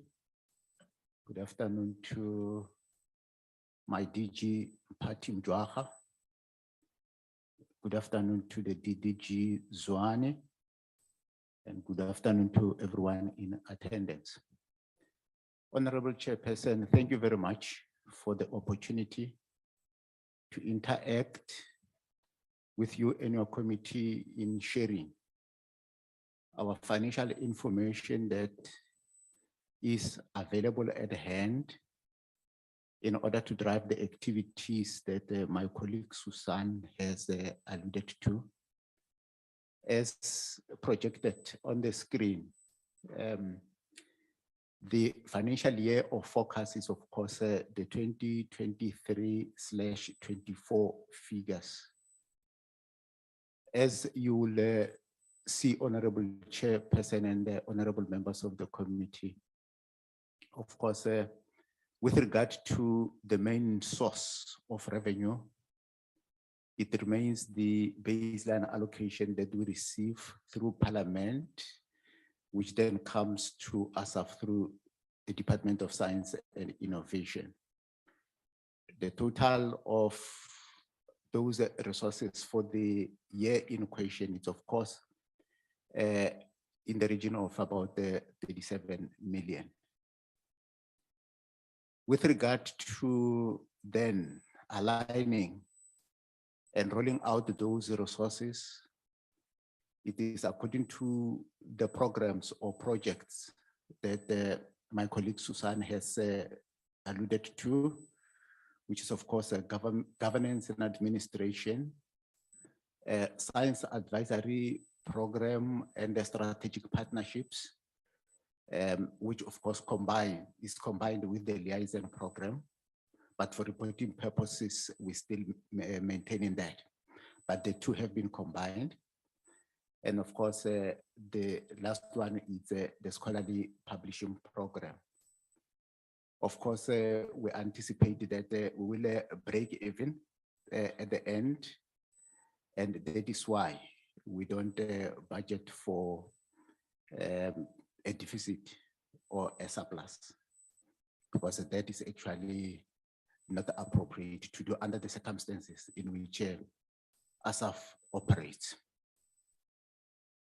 With that, Honorable Chairperson, allow me to express our sincere gratitude to you and your committee for the support that we continue to receive from your side. And also allow me to express our gratitude to the minister and my DG. Well, let me not be selfish. Let me say our DG, Mpati Mjwaha, as well as all the other officials within the department for the continued support. Also allow me to express our gratitude to our council members who are in attendance, who contribute their skills and expertise voluntarily, as our treasurer has alluded right at the beginning, and that is in the service of society. We really appreciate that. With that, Honorable Chairperson, and with your permission, allow me to leave it at that. Thank you.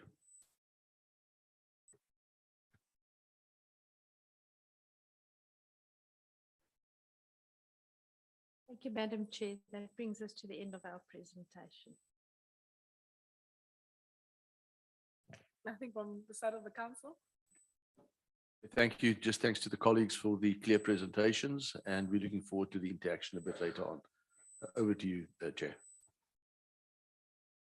Thank you very much to colleagues from ASSAf. I don't know, you're correct in saying we don't know what time of the night today it is, where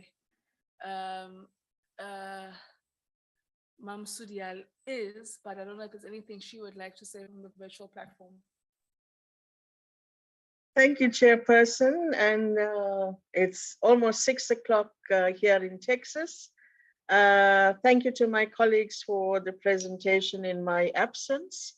I have nothing more to add, but to just once again acknowledge my thanks to the council, to my colleagues, and to the membership of this committee for your continued engagement and support throughout.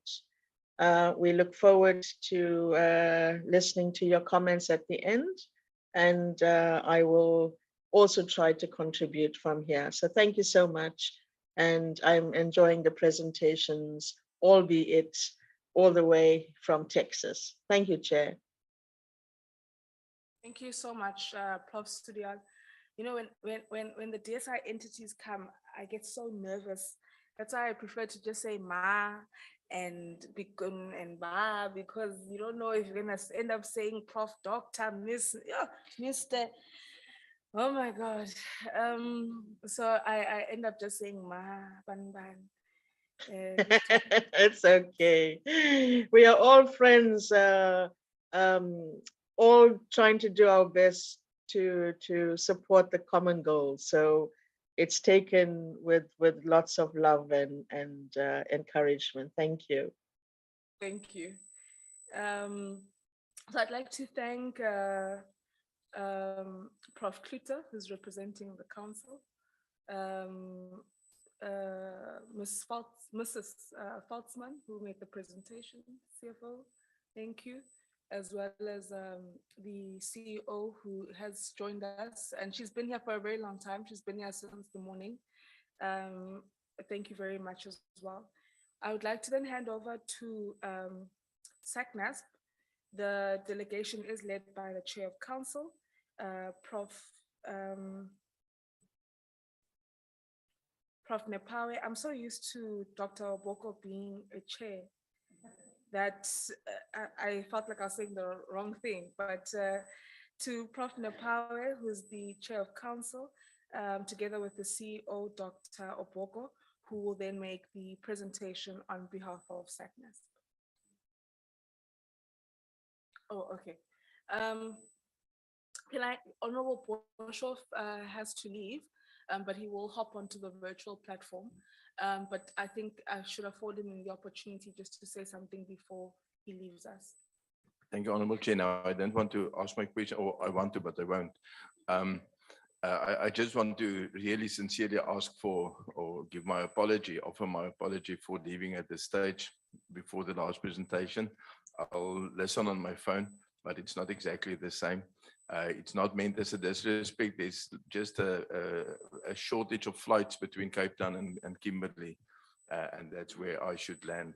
So I hope you will indulge. Thank you. Thank you very much, Honorable Boshoff. We do understand that it's important to go see the Mrs. Amaranya. And please do travel safely. And we know that you'll hop onto the virtual platform. Thank you.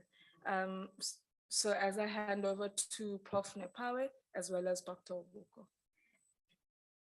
Thank you, Honorable Chairperson and members of the Portfolio Committee. Let me also recognize the presence of DG Dr. Phil, DDG Zwane, along with the DSI colleagues and colleagues from ASSAf. On behalf of Sacnasp, I wish to express gratitude for the opportunity for us to present and engage with the members of the Portfolio Committee. I am here accompanied by our Deputy Chairperson, Prof. Vanessa Steenkamp. Also in presence is our CEO, Dr. Nompumelelo Oboko, and their management team, which includes Mr. Terence Mangala, who is our finance manager, Ms. Sarah Van Act, our operations manager, and last but not last, Dr. Matsiliso Matabane, our science communication and engagement manager. I will hand over to our CEO, Dr. Oboko, who will lead us through the brief presentation. In a nutshell, the presentation will affirm our alignment with the DSI priorities, the white paper and the decadal plan, also alignment with national priorities, as well as alignment with ministerial directives. I'll hand over to Dr. Oboko.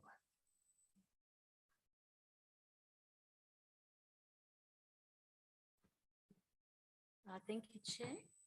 Good afternoon, Honorable Chair and the members of the Portfolio Committee. We really appreciate this opportunity, and also to greet our DG, Dr. Phil Mjwaka, and the colleagues from DSI. Thank you so much for this opportunity. I just want to find out, okay, I see that it is not on mute. So we appreciate the opportunity to present our APP for the financial year 2023-2024. Having said that, I'll then move to the next slide. In terms of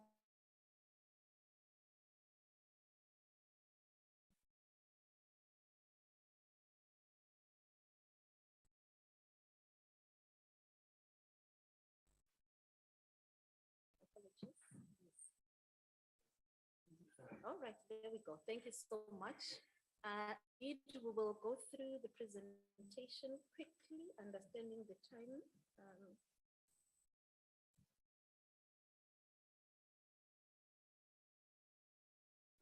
Presentation is not reflecting what I've presented. All right. Yes, in terms of our mandates,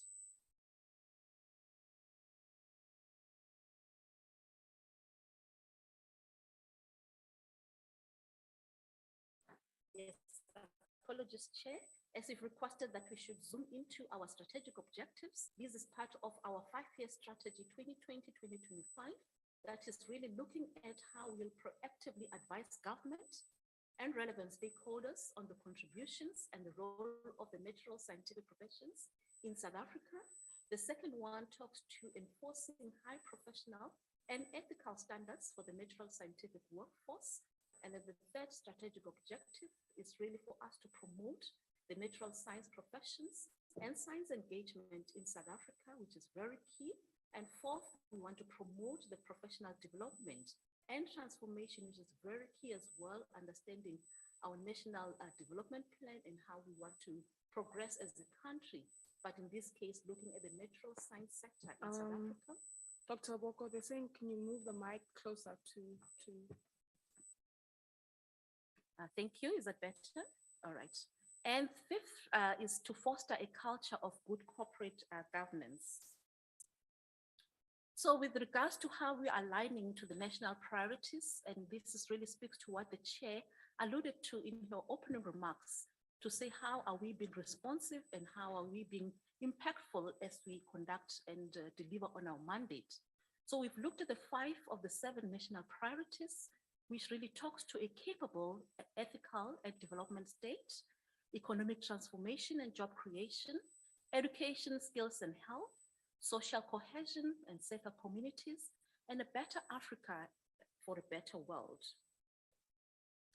So this is really what we are doing as Sacnasp in order to really contribute to the National Development Plan for the 2023-2024 financial year. We're looking at developing a new report that will look at the skills and competencies which are required for the future natural scientist amidst the grand societal challenges. And also we're looking at, as part of our strategic objective, continuing professional development as it contributes to enabling an environment on innovation. With regards to the ERRP, we are collaborating with government entities, especially the Department of Agriculture and Rural Development, especially looking at decreasing our application turnaround times and reducing the financial burden on young graduates as they look at accessing employment opportunities.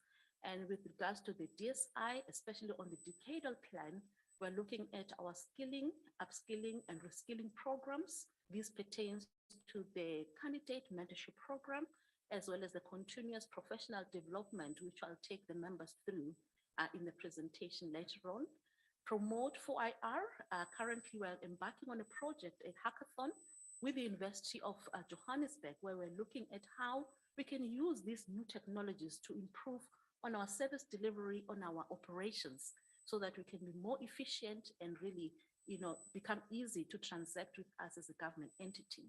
We are also looking at development of programs to give people, especially in the rural areas, in the marginalized communities, access to Sacnasp initiatives. So swiftly then looking at our performance plan for 2023-2024. So we've looked at what is in alignment to our mandate.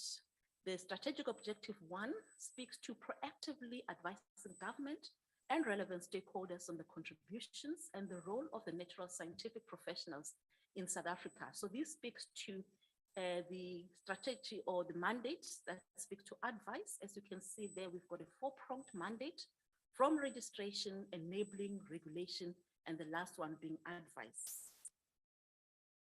So we are then requested on a 2-year basis to provide reports to government that for policy and decision making. And key is how we are taking science to society through science engagement and communication activities. This is really for us to harness and ensure that we have a science engaged citizenry.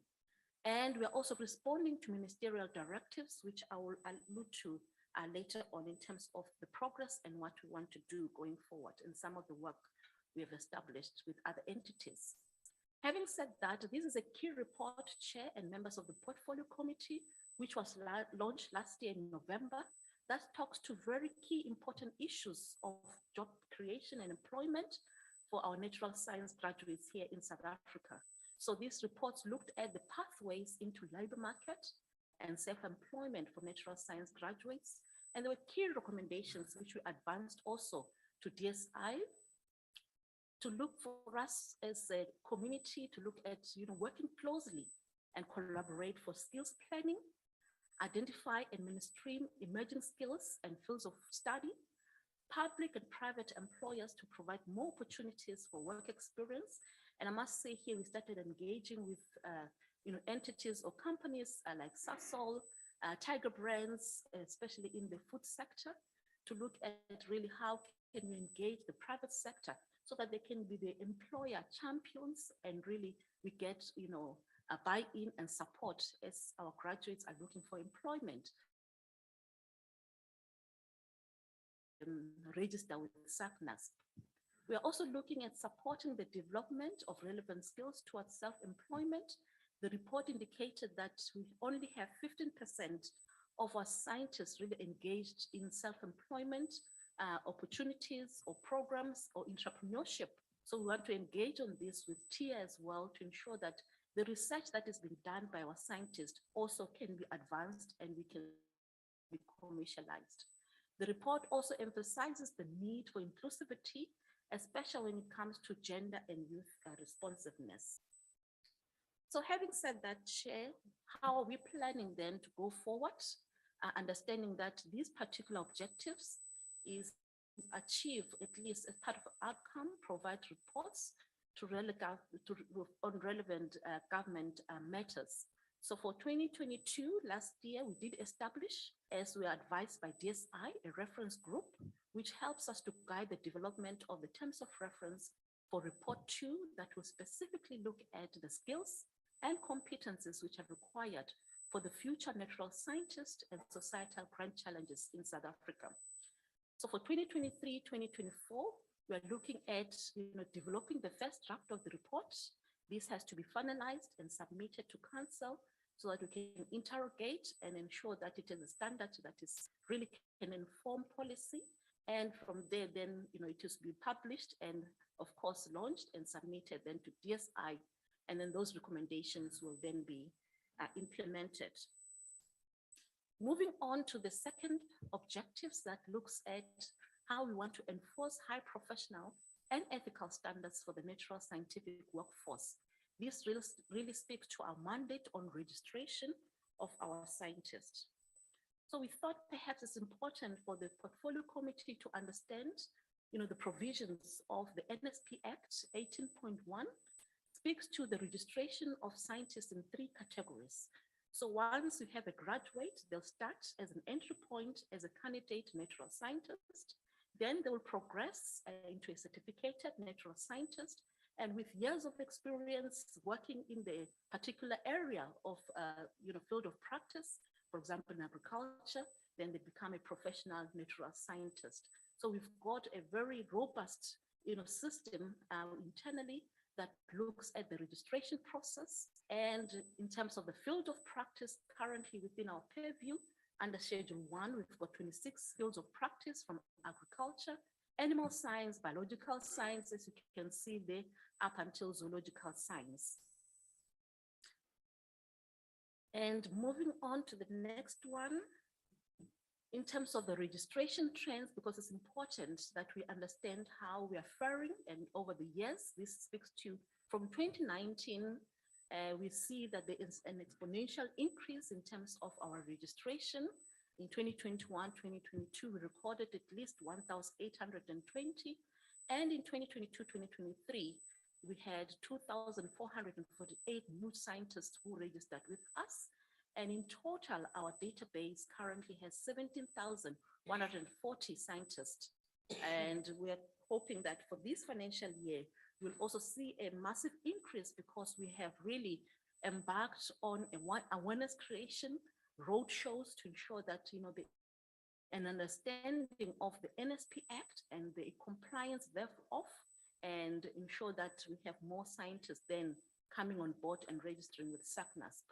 So we've also looked at the registration, looking at the fields of practice, those 26. From agriculture, you can see that we've got quite a good number of our agricultural scientists who are registered with us, followed by the environmental scientists, geological scientists, animal science. So this data share helps us also in terms of our strategy, and also to look at what is it that we need to do going forward, which are the sectors really that are talking to economic development in the country, how can we then leverage understanding that we've got a good number of scientists. And I think the portfolio committee has also indicated previously that we've got quite a number of graduates coming out and being churned out by the universities. Where are they and what are we doing to ensure that they are registered and they can also participate in some of our programs? And key as well, as we're also responding to the portfolio committee's questions on the issues of our scientists who have disabilities, persons, people with disabilities. We've also looked at, our male also and female scientists, as well as those living with disabilities. And we can see there that we've got a good number of our natural scientists who are female. And of course, from our database, we also can identify now through some of the proactive interventions to ensure that we also can gather the data and be able to be responsive to some of the challenges or some of the areas which our scientists with disabilities, they offer us maybe to cater for as they progress with their careers. Looking at the registration by race, we've also looked at our data from 2018, 2019, 2021, 2022, and it is clear that we now, through some of the key strategic interventions, looking at our transformation agenda, we are seeing more of our Black scientists registering with us, following by those, the Indian natural scientists, and of course, I mean, the white natural scientists, Indian, and so forth from the colored communities as well. And then the other slide talks to the race. We've also segregated that, and we are also happy to say, I think I've covered that. Agenda, as I indicated earlier, we have got more female scientists, and this is also through some of the strategic interventions and being proactive in ensuring that we really talk to some of the priorities of government, but also where the country wants to go in order to really enhance and ensure that women play a very important role in national development.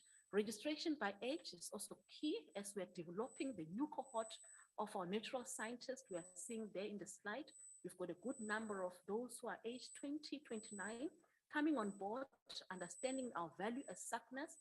30 to 39, we can see the numbers there in 2021, 2022, and the figures continues to grow.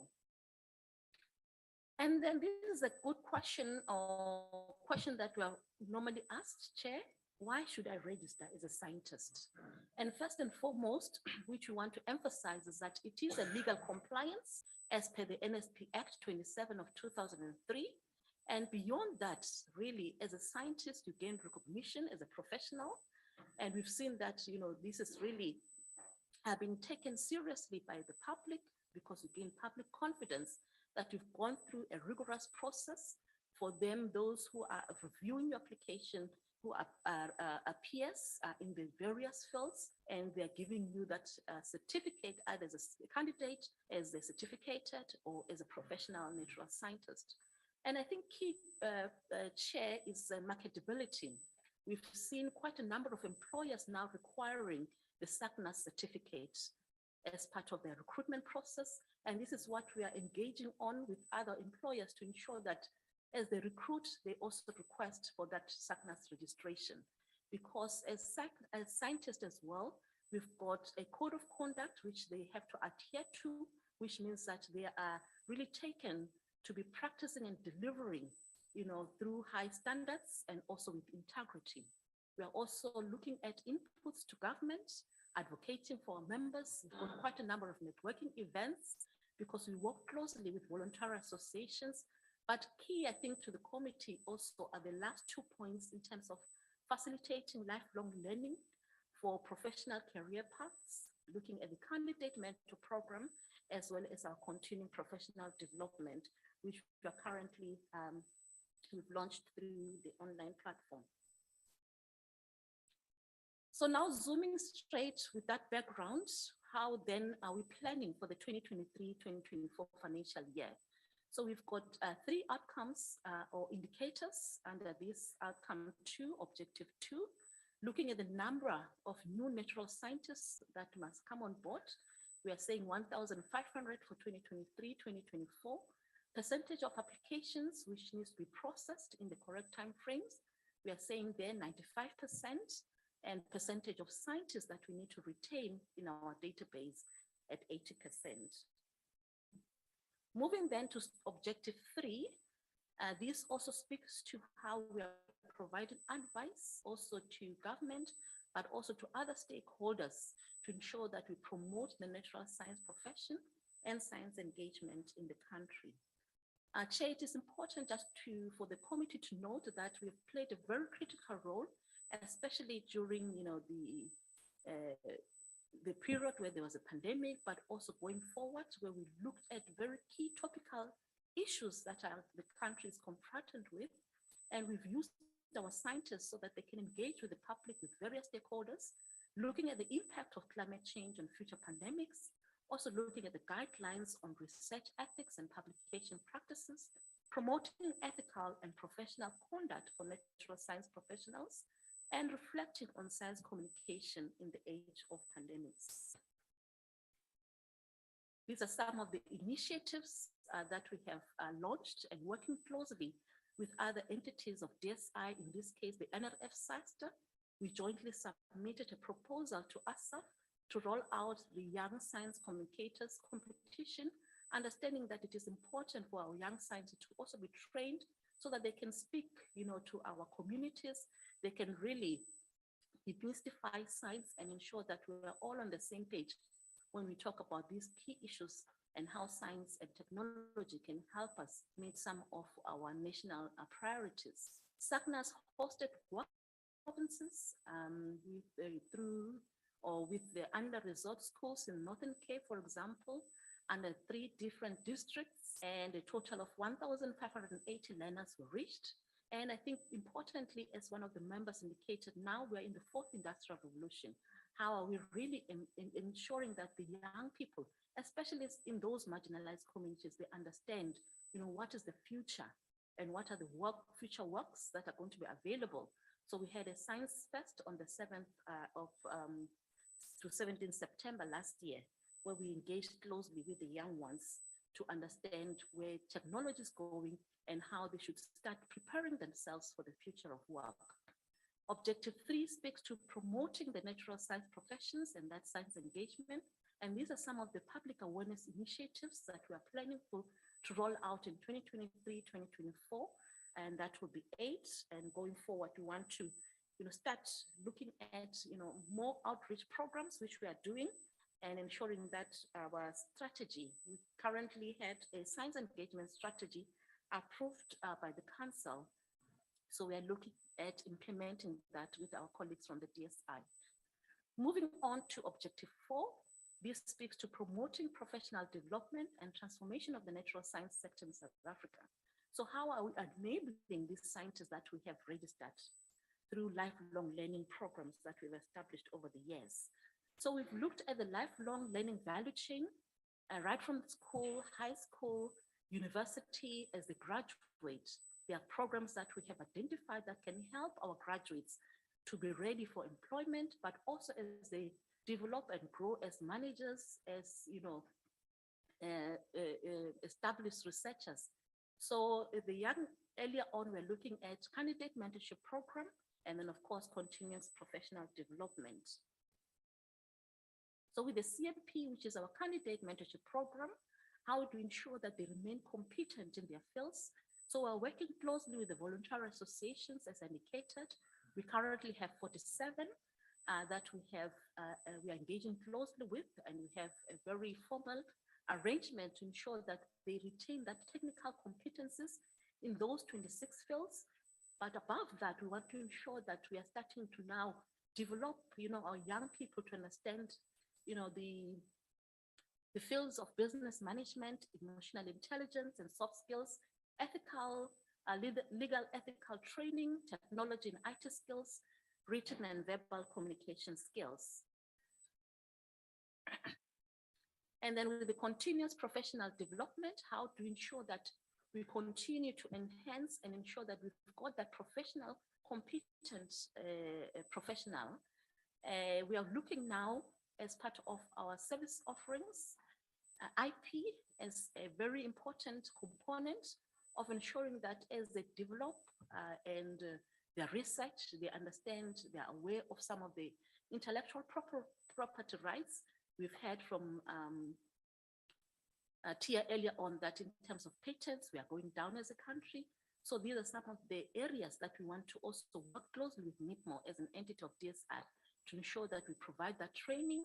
And there are quite a number of other training avenues which looks at this professional really climbing the career ladder and becoming strategic and the managerial skills which are needed there, and ethical conduct and awareness of legislation, paying attention to detail and the quality of work. So Chair, in terms of our continuous professional development, it is indicated in the 2019 White Paper on Science and Technology and Innovation that scientists who participate in science engagement activities will be awarded continuing professional development points by Sacnasp. So this is very key because we also utilize that as we go about engaging with our scientists so that they can understand that as we continue with our science engagement activities, they will be awarded, those points which are required for them to retain their status in our database. So then what are the areas that we're looking at for 2023, 2024 as we plan? So last year we had 40% of our scientists on the database who were participating in the CPD, and want to increase that and have 50% of scientists participating in the CPD. And another output indicator there is looking at the number of women who participate in Sacnasp student enrollment programs for 2023-2024. In total, we'll have 700, and the ratio is 60 women to 40 men. And then B speaks to the number of women and youth who are participating in the candidate mentorship program. So we're also looking at 100 and having 60 representing the women and 100 for men. And the last one speaks to the number of higher education HEI natural science programs, which are aligned for endorsement in conjunction with CHE. I must say, Chair, that as we're planning and going and engaging with the universities, there's quite a lot of work that we have done. This is a project that started last year in May, and in 2022-2023, actually we had like 500 of these programs which were reviewed by Sacnasp and aligned.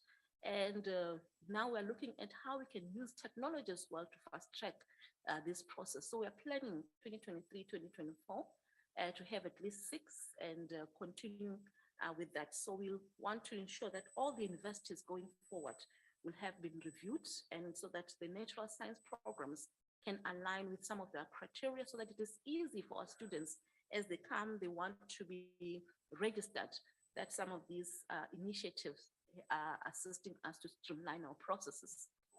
To foster a culture of good corporate governance, also key.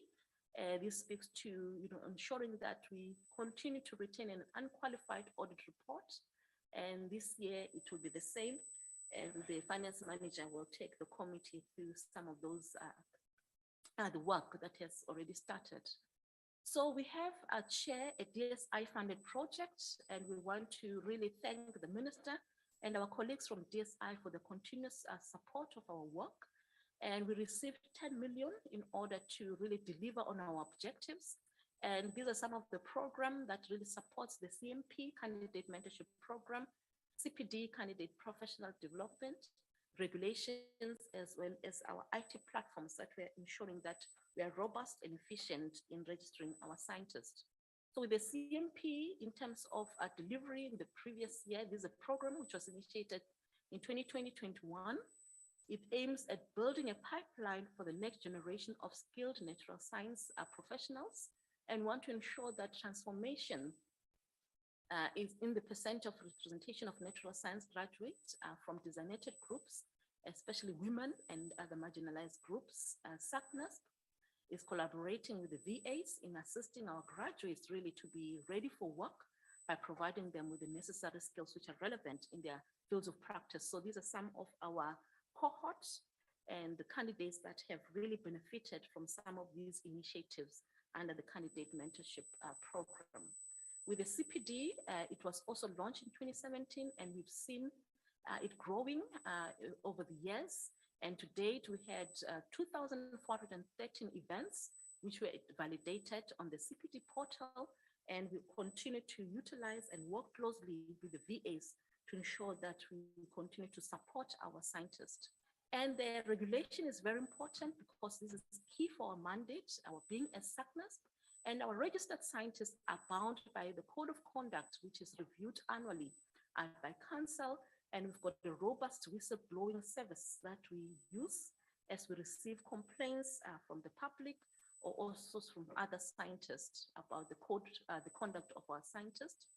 We also want to ensure that we maintain through the DSI support our IT platform so that we can streamline our registration process, our database upgraded, and our data analytics should be robust as well.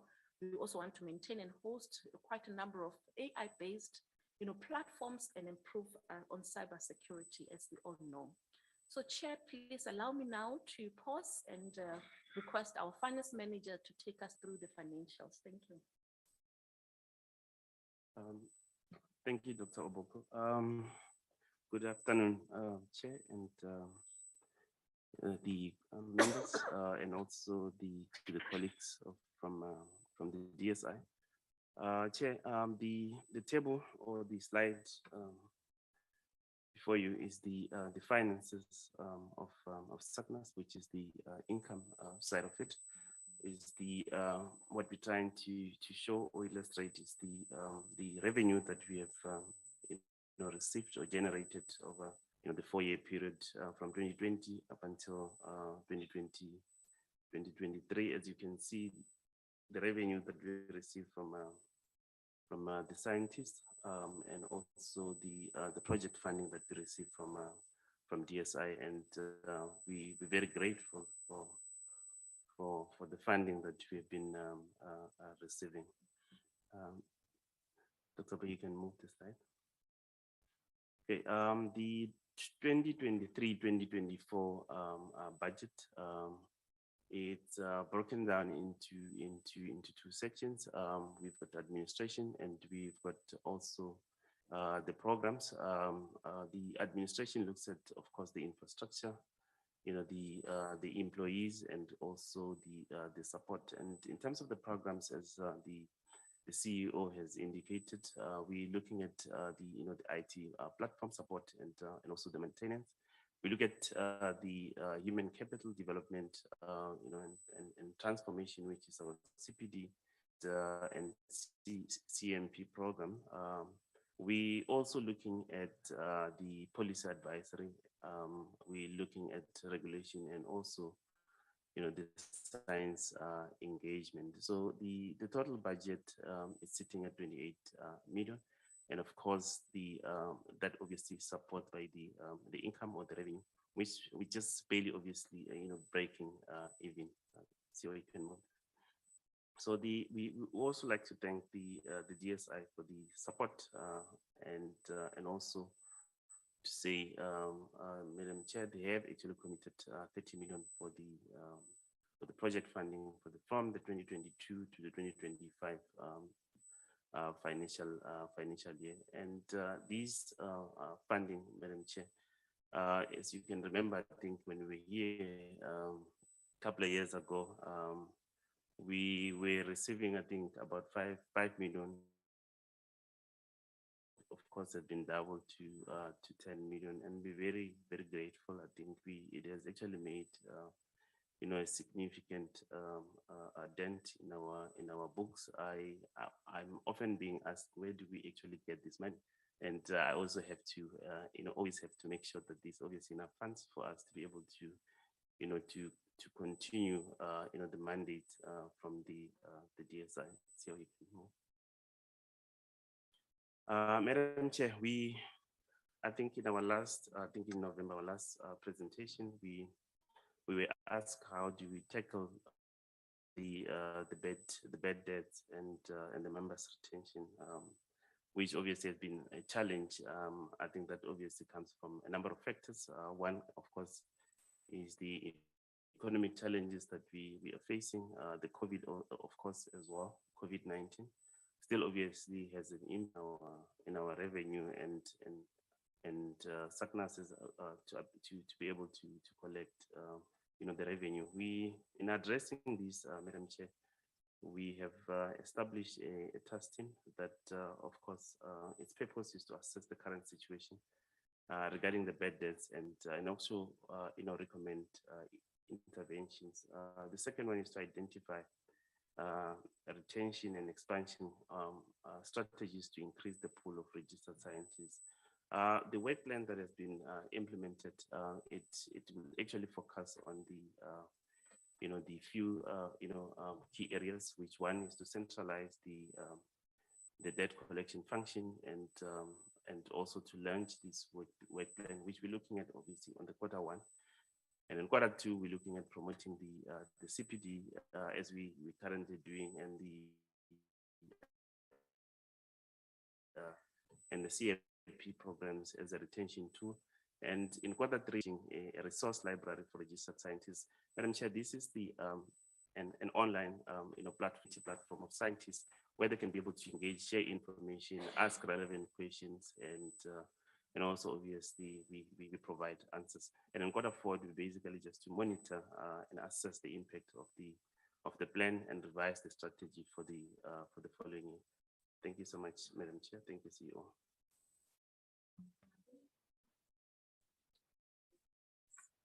Thank you, Chair. So now looking at the Minister's Directive, Chair, we thought let us also elevate it to the Portfolio Committee to understand that we do take some of these directives very seriously. And as part of our 2023-2024 plans, we are also looking at how then to implement some of these. The first has been the Minister requesting us to really have ensure sciences understand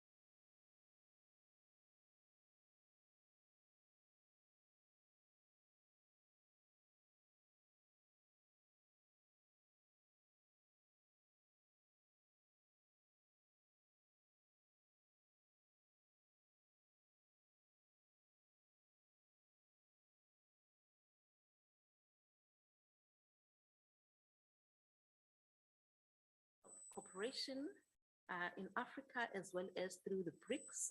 Thanks, colleagues. And also we started engagement with the Chinese embassy looking at some of the work that we need to advance and a connection also that was made for us with the Chinese Association for Science and Technology. So it's a like-minded organization like Sacnasp and really doing very good work there in China in order to elevate the work that has been done by the natural scientist. We've looked also as the Minister's Directive, the issue or the concern in terms of lack of science journalism in South Africa. And we're engaging also with the DSI program there, looking at the strategy to address this. We've met already with the directorate that has been designated, and we are having our communication strategy that also talks to how do we build this cohort of our journalists so that, you know, they are also capacitated, but also, you know, given the right information so that we can curtail misinformation that we normally see out there in the public domain. District development model is very key, and we are arranging networking sessions, identifying areas where we can leverage so that we are deliberate and intentional in ensuring that some of these local problems, especially at the municipality level, our scientists can be, you know, engaged and they can provide some of these solutions. So we are having a meeting next week with the voluntary associations where we want to also elevate this district development model. IKS is very key, as the minister has advised. We want to also align with some of the programs that the unit of IKS and the DSI has embarked on, but specifically looking at our mandate. So we want to engage with some of the universities where they've got IKS as a subject. I know with the University of Northwest, University of Limpopo, for example, and to establish an IKS professionals and how those can be registered. It's another field of practice. So that is growing the portfolio. Development of a partnership strategy is very key. We've started engagement as we put together our plans and the strategy. because it become very key for us to engage closely with some of the SETA as the minister has requested. So we've started those deliberate interventions with AgriSETA, ETDP. We've submitted already a proposal. As you've seen that our financial base is quite low when you compare to other entities as well, Chair. We want to also engage, we've done already with the food BEPSETA, looking at the food industry, SAQA. We've engaged closely now with the National Deans Forum as ECHE is on a continuous basis. As CSAR, they've called us to come and do a professional registration day so that we can get some of these scientists to be registered with us. So we'll be having quite a number of roadshows and targeting some of the government entities, state-owned entities as we requested by the portfolio committee. And we've already engaged with ASSAf for our science engagement, HSRC as we've talked about. But key for us going forward is industry. How to ensure that industry comes on board. They've got some of these scientists who are really doing marvelous work there, but they're not registered with Sacnasp. We have engaged with Sarima, Nestle, Tiger Brands, and through the Science Forum last year, we were requested by the Uganda National Council of Science and Technology. They want to establish a similar entity like Sacnasp.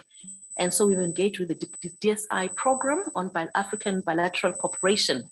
And we've also now had an engagement with Zimbabwe and Zambia. They are also looking at how can they also establish an entity like Sacnasp. And we also had engagement with the Royal Society, and there's another entity in the UK which also operates like Sacnasp, the UK Science Council. They've got quite a number of programs which we also want to utilize and elevate in South Africa to ensure that the role of our scientists is understood and can be supported going forward. Institutional review, as we are aware that this is a process that has been initiated at the council level, and we have a panel that is really helping us to collate the information, engage with various stakeholders. So the chair will talk to this as part of his remarks. So we are believing that this is an important document and the recommendations that will help us with our next 5-year strategy. So we believe that it will be completed by the end of May, and we'll be able to engage with the DSI on some of the recommendations. So Chair, in terms of us progressing towards our 5-year strategic plan, we want to bring comfort to the portfolio committee in terms of our registration mandate. We are seeing an increased number of registration from our scientists, especially from designated groups. We are also enabling them through those lifelong learning programs. Regulation is very key because we are a regulatory body, and want to emphasize that because for us really to adhere and ensure compliance of the NSP Act, it is important that we, as part of awareness creation, that we are moving on the same page. Advice to government, our policy, our webinars are very key because we look at topical issues that are really affecting our people on a daily basis. So contribution to DSI and some of the national priorities as I end, in terms of the capable, ethical, and development state, our code of conduct is robust and enforceable. Development of briefs on key matters to government, science engagement, and communication activities, registration and the regulation of our natural scientists. Under the portfolio, or looking at the priority on economic transformation and job creation, targeted registration and lifelong learning opportunities provided to designated groups through the CMP and the CPD programs, and all our procurement evaluation, they adhere to DSI guidelines. Currently, we've made it a criteria to ensure that women, youth, and people with disabilities, there's a criteria in all our forms as we do our SCM, which the service providers need to give us that information. Education, skills, and health, strategic partnerships with CHE, SAQA, HEIs, and other relevant stakeholders, really looking at skilling, upskilling, and reskilling programs. Social cohesion, safer communities, our robust regulatory regime, again, which is really to protect our communities, protect the environment, but protect again the profession itself. And lastly, a better Africa and a better world for all. And this is really through our science-driven economy for a prosperous African continent. So challenges and opportunities, Chair, The council continues to experience challenges which were really elevated by the finance manager in terms of annual fees and debts, bad debts. And we're happy to have presented now our plan. And I must say that so far through these interventions, we've been able to at least recover 1.7 million. Long application processing times for specific fields of practice, especially where we are seeing a heightened or bigger number of volumes of applications. Here we want to use AI-based systems to improve and streamline our registration processes. Hence, we've embarked on an MOU with the University of Johannesburg, understanding that now they have an AI institute that they have established together with TUT. High turnover of staff due to low remuneration and inadequately staffed key departments. That continues to be our strategic risk. And we're looking at really developing a fit for purpose organization. Currently, we embarked on a work study process to align really our job description and salary benchmarking. Progress on the draft amendment bill recommendations will really greatly assist as the organization progresses. We're working very closely with the DSI in ensuring that, going forward, it will go through the various processes and engagements so that the public can also engage on the draft amendment bill. And it is important for us to also to acknowledge that we need to adequately resource the mandate of Sacnasp so that we can have maximum delivery, really leaving no one behind.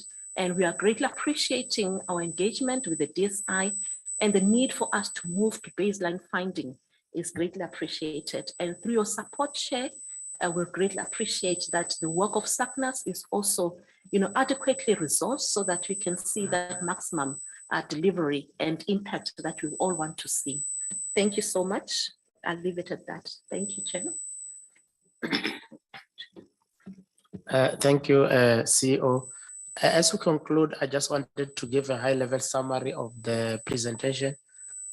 We believe that our presentation underpinned our efforts to position Sacnasp at the helm of natural science professions for the benefit of the professions, one, members who are our scientists, the society, and the environment.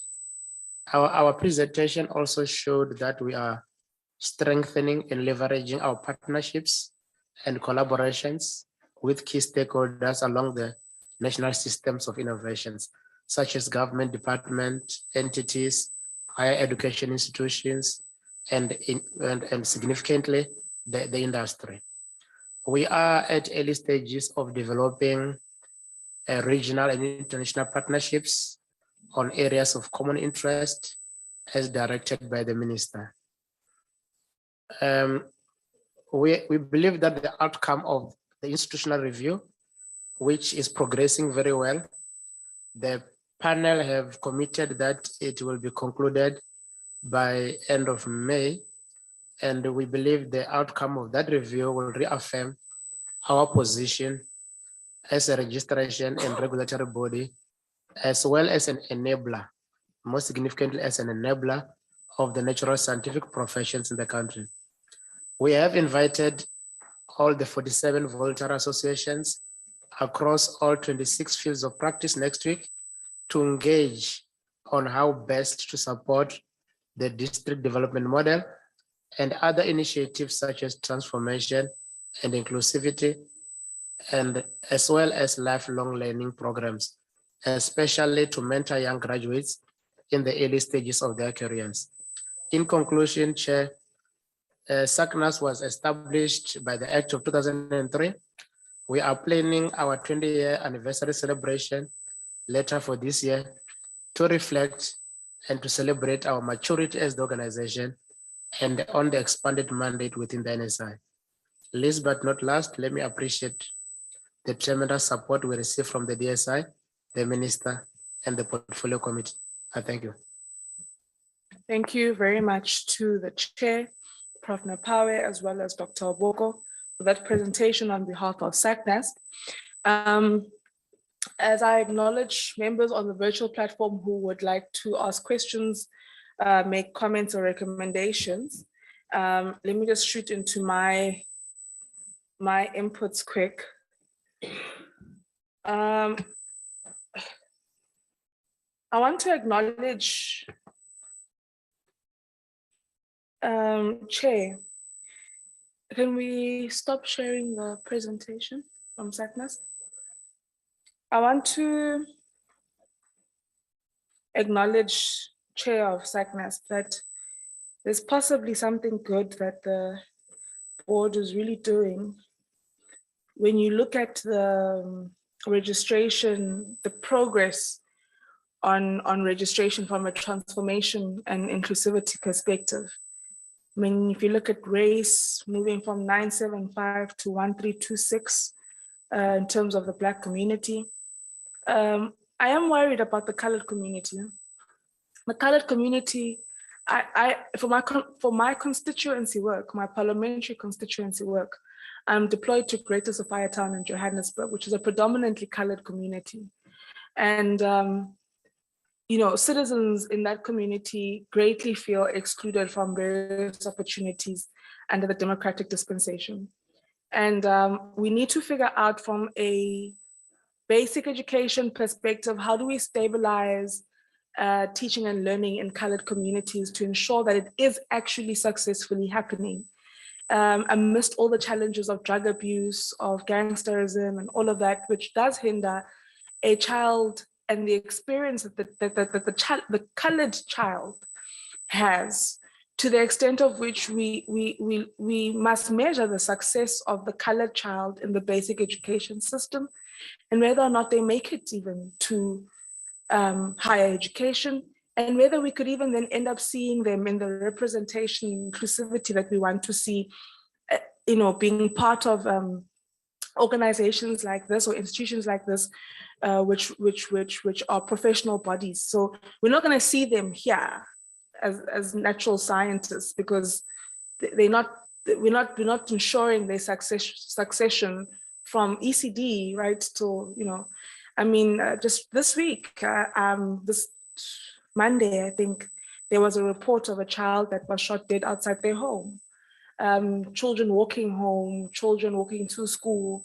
So it's something we need to look at right from the beginning, you know, to why then it looks like this.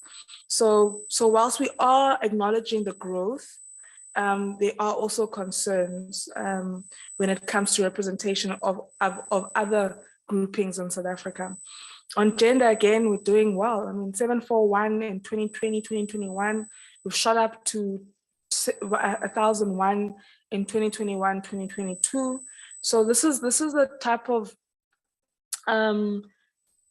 transformation that we want to see, inclusivity that we want to see in Tangazam, 20 to 29, shooting up from 737 to 965.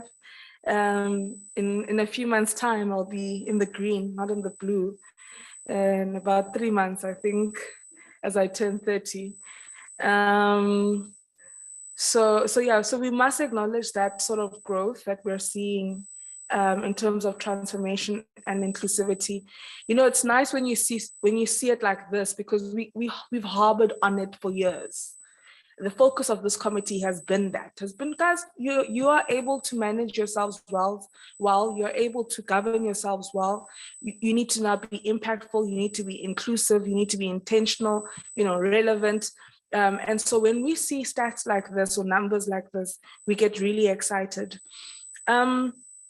We also acknowledge that agriculture is where you find a lot of your scientists registered, right? And what I would like to understand is that under the other, I don't know what you'd call them, disciplines, sub-disciplines, I don't know what you'd call them, the groupings, is there a certain field where it's low and we are worried that it is low and we want more scientists in that space, or registered or professional scientists in that space? Because I think in other spaces, it's inevitable that it's going to be low. It might be a focused sort of space. So it's, come again? Yes, it might be, oh, FOP, thank you. it might be a focus field of practice. So it's bound to have a low number of scientists registered in that FOP. But in others, we may want to actually be increasing the number. What must we do to increase that number? Is it an advocacy issue in universities, in TVET colleges, at basic education? Should CSIR or NRF be channeling their funding, their postgraduate funding in particular fields of study, so that in the field of practice it then translates, so how do we increase those numbers? And then there's a slide that Dr. Boko alluded to, it's 15, where it tells you the journey of a scientist. And it's quite painful that after you studied a BSc in geography for so many years, someone is basically telling you that, no, you're not a scientist. You just studied science. Yeah, that's on a lighter note. And then we also must appreciate your disaggregated data, on that slide when you're unpacking race. It's not about black or white. We want to understand the entire makeup of the country and whether or not citizens of our country are well represented. So we must acknowledge that as well. I also then want to speak to this the issue around the scientists that we register and how we ensure that they are coming from the TVET sector. I don't know how that looks like, but I mean, I go to Vembeti College and I see the work that they're doing in agriculture. And I acknowledge the fact that even looking at the number of scientists you have registered under agriculture, agriculture speaks directly to issues of inequity, issues of poverty. It feeds the nation. You ensure food security, you ensure livelihood. So we want young people in TVET colleges to know how to farm. They must know how to farm. They must know how to open a business. It's one of those things that are important. So in terms of them becoming professional, being thorough in their work, sustainable farming, understanding the science, the physics behind it, what becomes the journey of a student who went through the TVET program, and how they become registered in Sacnasp, considering that they might not have done an honors degree or anything like that.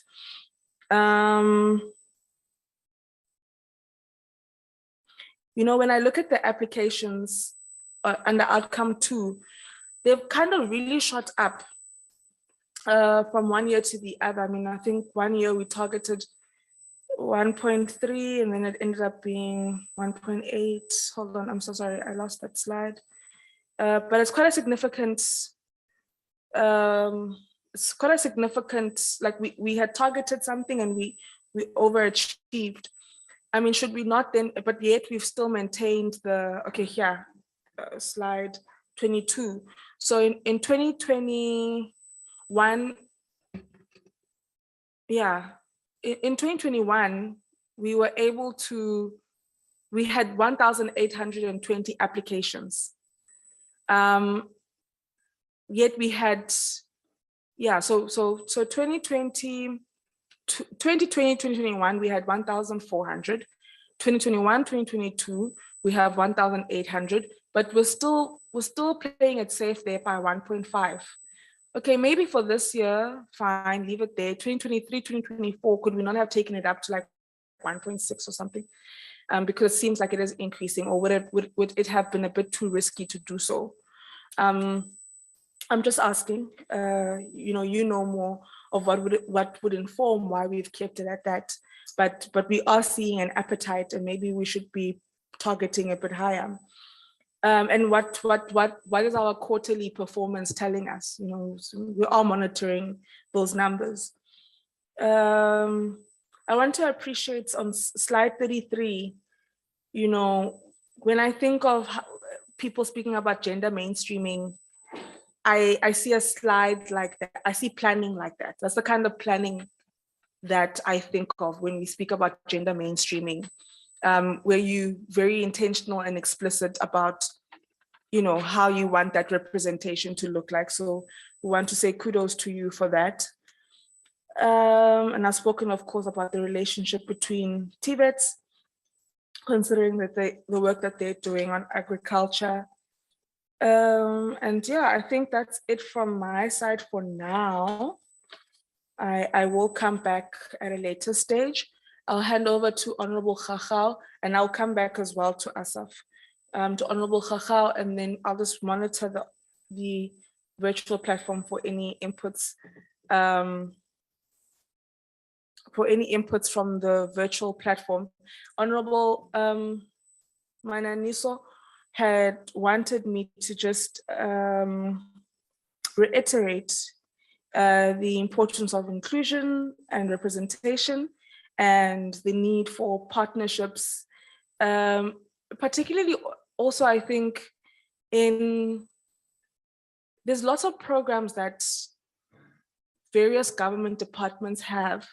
I think it's important for us to find ways to be found on that platform, where chair or CEO, anyone else in the organization, board members must be busy. You know, busy. Go and be on a dialogue, on a panel discussion with that's hosted by the NYDA. There are key questions that come from young people in those platforms, and young people are yearning for information. You know, so if you're on a platform like that and they're talking about unemployment, or they're speaking about youth in agriculture, or they're speaking about youth in whatever it may be, they're speaking about climate change, they're speaking about, I'm sure there's so much information and research that lies within our entities that could be so helpful to young people. So we shouldn't only rely on the engagements we create, because the engagements we create are going to attract a particular niche. It's young people who already know that Sacnasp exists, who know that ASSAf exists. So you are trying to get a young person who has interest in these fields, but is a bit far from them, in order for us to increase the accessibility and impact of our entities.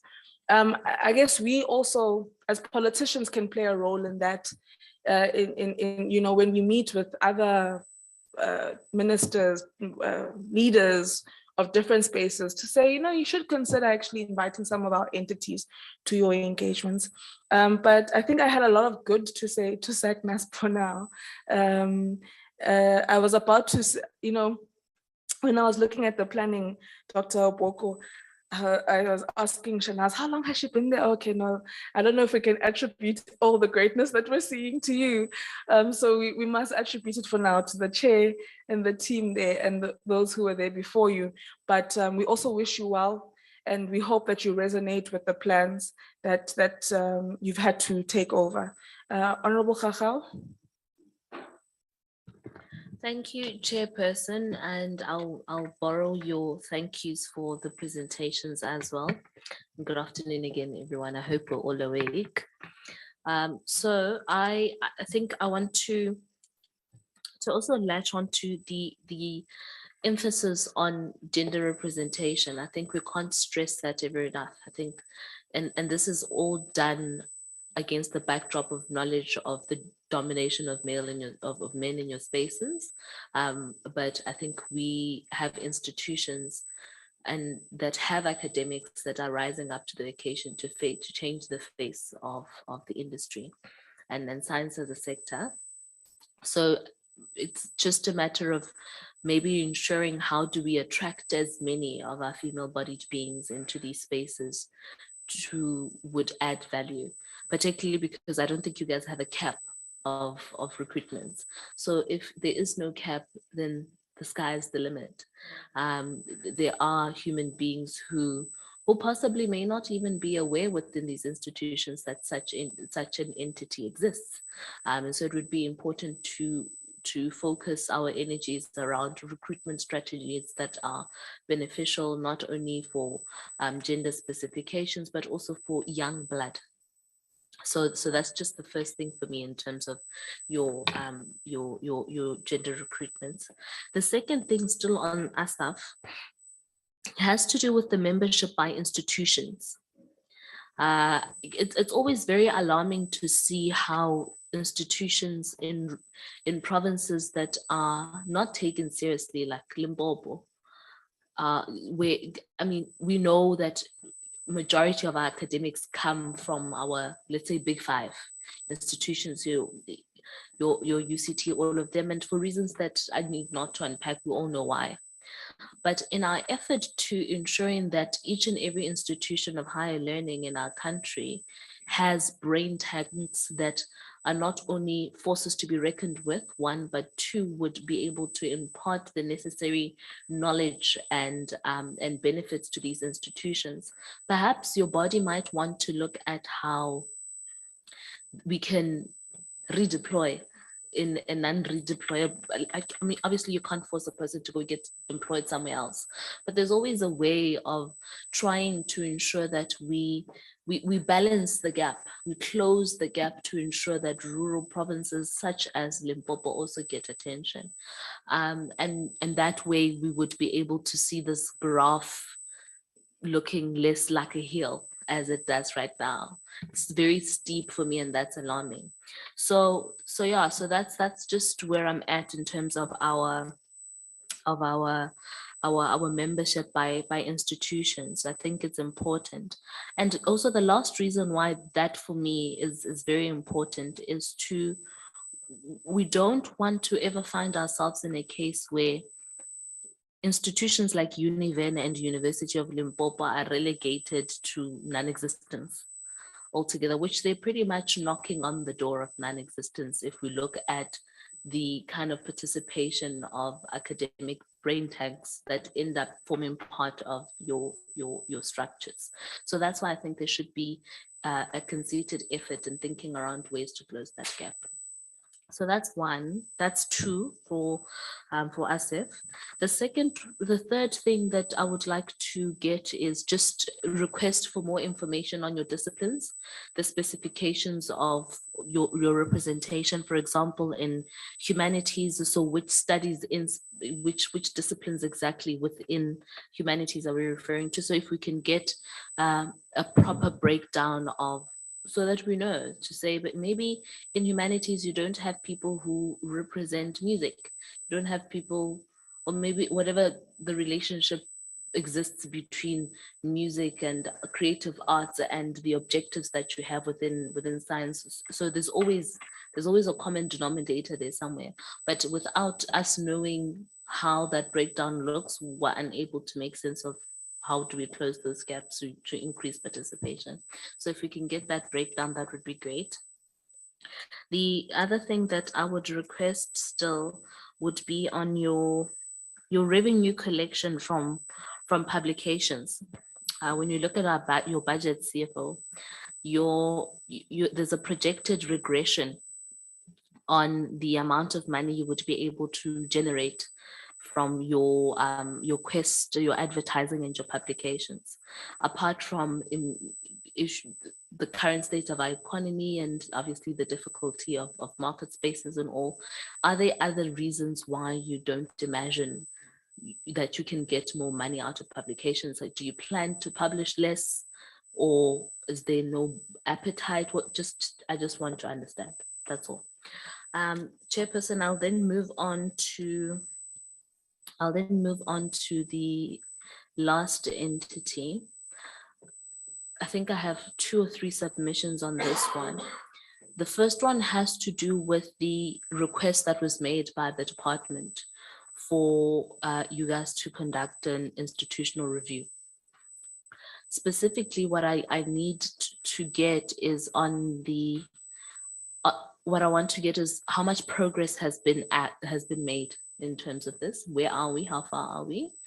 Secondly, are there any preliminary findings that can be reported on in this regard? If there are, please share those with the committee.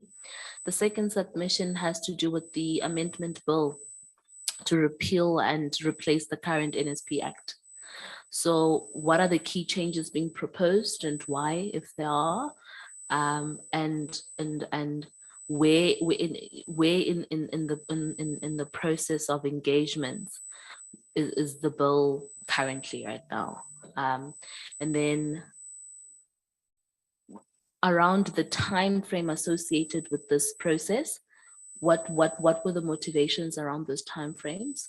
If we can get clarity on that. And then and then the last one, just on the registration of your natural scientists. I didn't hear you touch specifically on the challenges. You did, you just brushed through it, but just to delve deeper into those registrations and perhaps add in that response whether there are any scientists that were ever excluded from membership on the basis of registration costs or any other thing. That would be it for now from me, Chair. But otherwise, thank you. Thank you very much, Honorable Chachal. Honorable Boshoff. Thank you, Honorable Chair. I think I'm in an environment where I can speak now. I just want to know from ASSAf, well, there's one remark that I want to make. It is that they see there's a budget of 35 million rand, of which about 660,000 is through membership fees. So it's actually, that part is actually negligible if I look correctly.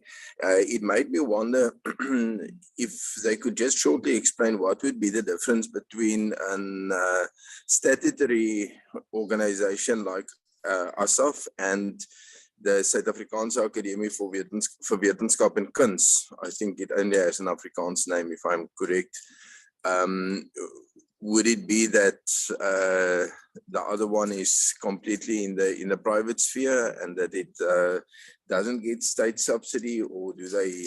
I would just like to know what's the comparison. What I would like to know is about the independence of the academy. It was mentioned that consensus reports are produced by the academy, and I think the one about the what do you call it, the sound exploration in the oceans.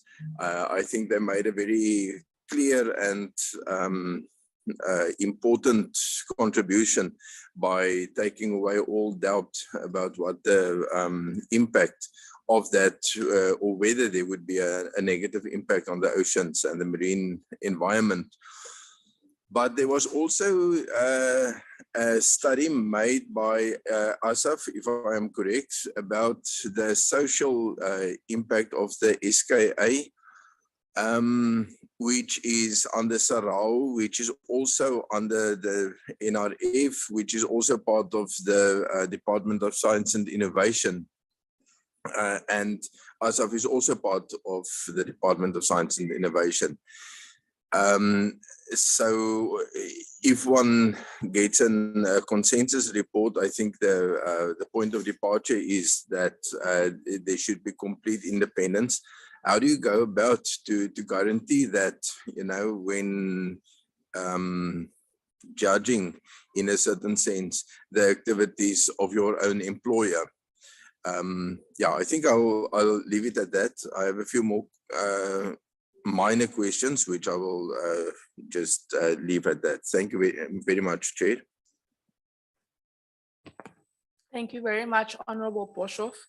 Thank you very much, Honorable Chachal. I think if I just were to also shoot a bit into ASSAf, can you just bring us into understanding on how we decided to set the 2% target to increase the proportion of women and Black individuals within the ASSAf and its membership? But let me rather say the membership of ASSAf in particular. And what do you think we could do, to increase, because ultimately it's people must come, right? So what do you think we should be doing to increase that number so that maybe we can even start our targets can be higher? And then a number of performance targets were exceeded in the last 2 financial years, yet the 2023-2024 APP continues with the lower target set for some areas of performance. An example would be the number of webinars, workshops, or conferences hosted showed an actual achievement of 32 in 2021-2022, yet the target remains 12 for 2023-2024. So that's another concern that I have. And then do we have any plans of recruiting new staff for the 2023-2024 financial year? And then how do we, across the sector, improve? And I slightly alluded to this when I was speaking about the work that Sansa does, but how do we improve the uptake of work recommendations that come from the work that we do within, government entities, society, etc.? Because ultimately we aren't doing this research for ourselves. We are trying to contribute to a better society. So, and how can we as Parliament help in any way in relation to that? Already we are trying to have more joint committee meetings. That's a strategy we've taken to say, okay, where there is areas of interest, of mutual interest, then we invite that committee that is affected by the work that we are doing. And then if you could just explain to us, slide 18, it speaks about 2 policymaker booklets that were published. Could you help us understand the difference between a consensus study vis-a-vis a policymaker's booklet? And what becomes the difference between the two? And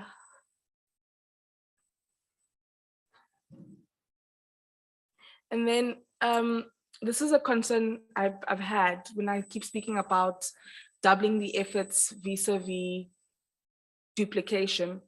In the 2020-2025 strategic plan to the committee that was presented in 2020, ASSAf identified as a threat the lack of mechanisms to prevent overlap of activities with those of other entities within the national system of innovation, as clear role differentiation within the national system of innovation was not present. And that's exactly what I think I've been saying, DG Mjwaha, on the virtual platform, the difference between doubling efforts and duplication. And I hope that in the, as we finalize the decadal plan, that the work that ASSAf did in relation to the study was factored in, and we can see the direct translation between what ASSAf has found in that research or in that study, and the various roles that will be defined within hopefully within the decadal plan. And maybe as I've been continuously cautioning on this matter, and I know the CEO of TIA, did try and explain, for example, using one element on commercialization of innovations, but there are many other areas where I think it's very clear for us, it's very important for us to continuously just answer that question that I was asking. I think with that being said, those are the comments and questions to members, from members to yourselves, colleagues. We'll take the same approach as we did earlier on with the 2 entities, handing over to colleagues representing the councils, just to high-level responses, but everything else can be noted for written response. I'll start with Prof. Klute. Thank you very much, Chair, and thanks, colleagues, for the questions. All the questions are very relevant. I will give some answers, but then I will direct some of the answers to colleagues in the room. So the membership by institutions is something that has been of great concern for ASSAf, given the interesting fact is that if you look at the number of PhD graduates in the higher education sector. 49% of academic staff in South Africa have a PhD on average, but then it is very much differentiated. If you talk about the so-called Big Five, you go to above 60%, and if you go then to the emerging universities, the average is 30%, and that is part of the reason, but it means we have to be far more directed at recruiting the 30% with PhDs to be nominated and to be taken up. But as Susan alluded, there is a strategy around this. In terms of representation of the different disciplines, also very relevant in the humanities specifically, that information can be provided. So we will do that in writing or give you that information in more detail.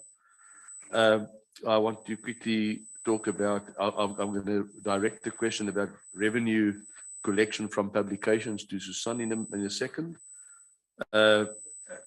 The Honorable Boshoff is correct in terms of the membership that is extremely low as a percentage of the total turnover or budget.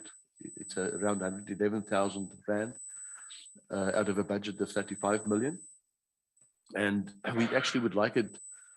I don't think it's going to change much. It's just a given. And these revenues come from them, as I've indicated in my opening remarks, from the members. In terms of the question around the difference between ASSAf financially and the Suid-Afrikaanse Akademie vir Wetenskap en Kuns, the latter is fully funded without any subsidy coming or any contribution from DSI. It is a membership organization fully funded privately by the members. They also have a publication, I think, a journal publication, and I'm not exactly sure what the revenues are that they make out of that. Probably not much, because it's a very limited audience. It is published in Afrikaans, so that limits. So I don't think it's profitable, but I can't speak on their behalf. In terms of the independence of the consensus reports, these, I must say, and that's the question by the Honourable Member Boshoff, is that the consensus reports are really independent because we use scientists to do that, and they don't get paid for that. They can really express their view and make recommendations. It also adds on, Chair, to your question, perhaps if I can go there, in terms of the difference between a consensus report and a policy advice or policy maker. The idea with the consensus reports is that they all actually need to be taken into consideration when policy is made. But the advocacy there has not been as good as it should be. And we have looked into ways of improving that. And one way is to condense reports which are pretty academic, and they can be 200-300 pages. But to condense these reports into 1 or 2 pages to influence and make it accessible in terms of policy or influencing policy. So the one flows out of the other.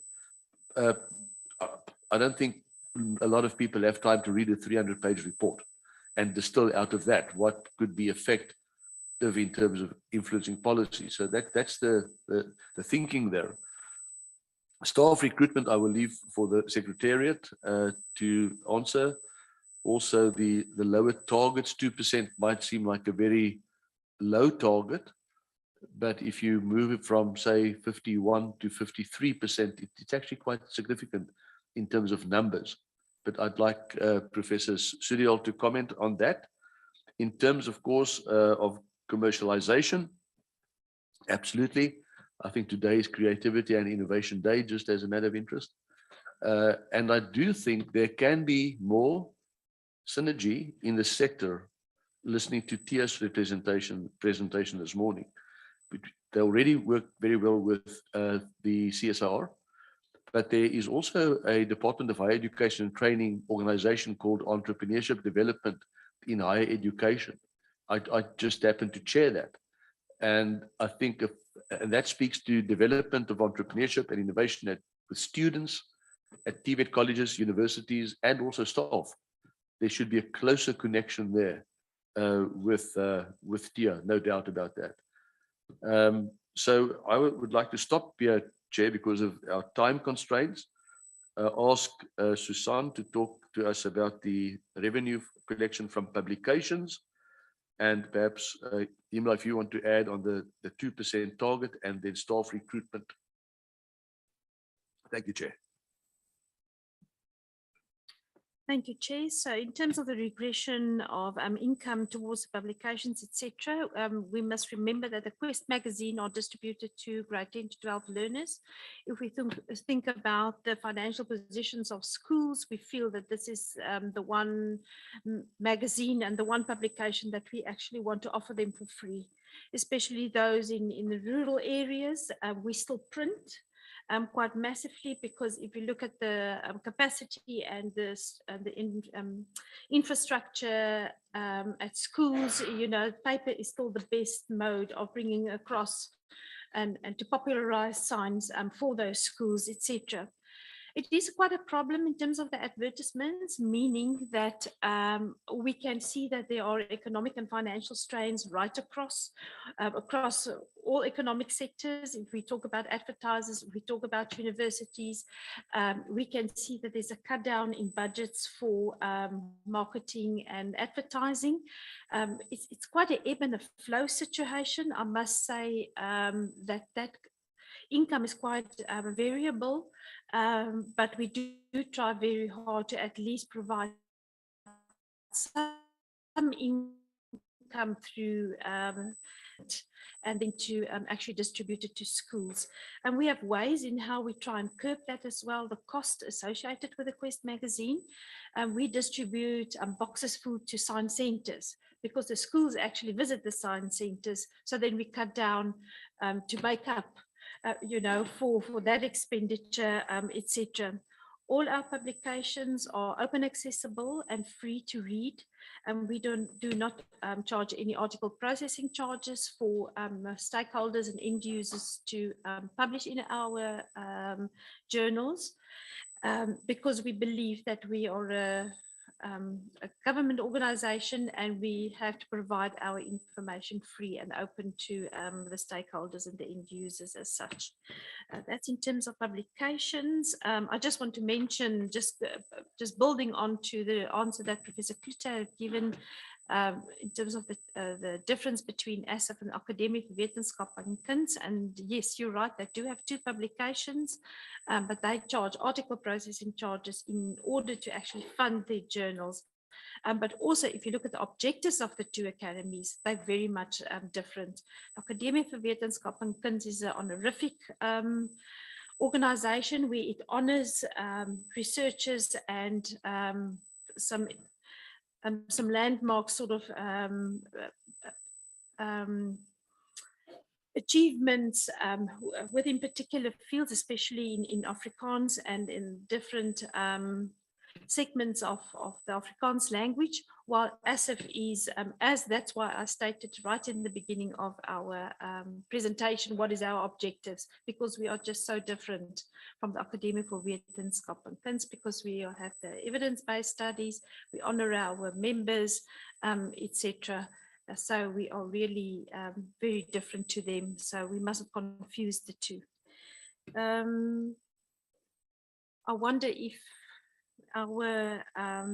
maybe I can also take the one on the performance targets that we've exceeded and that it has not been adjusted, especially in terms of the webinars, and it is because we're still following a hybrid model, and that really allows us to actually have more webinars and to have more outreach as such.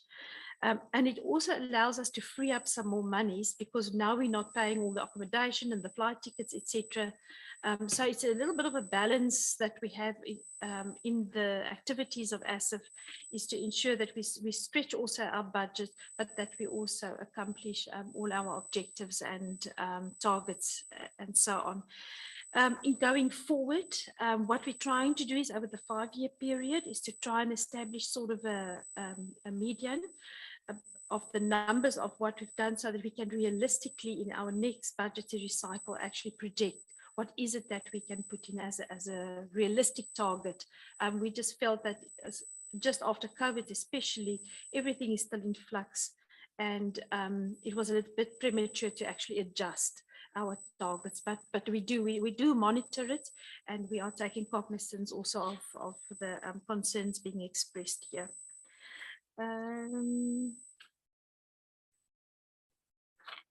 I just want to add my sense of worth to the duplication of work amongst institutions. Over the 5-year period, we've had many discussions, you know, also with NACI, for instance. There's quite a lot of, especially in the science advice space, there's quite some danger of some duplication, and we've had numerous discussions with them. Our executive officer is actually on the board, so we're trying to mitigate that duplication at least, and to try and not duplicate, because you're absolutely right. A couple of years ago, there were quite a number and quite a large amount of duplication among these institutions. But certainly from our side, we try to be specific, to stay to our mandate and not to wade into the waters of other mandates, etc. I think I would like to hand over to our executive officer to perhaps fill in the rest of the gaps that I have not answered. Thank you. Prof. Cyril, anything on your side? Thank you, Chairperson, and thank you, Prof. Klute and Susan, for those updates. I just wanted to correct Susan. I have now rolled over from the NACI board, so I'm no more a member of the board, but you are quite right that we've established good engagements with them. Chair, we also have MOUs with some of the other entities, and ASSAf also chairs cohort.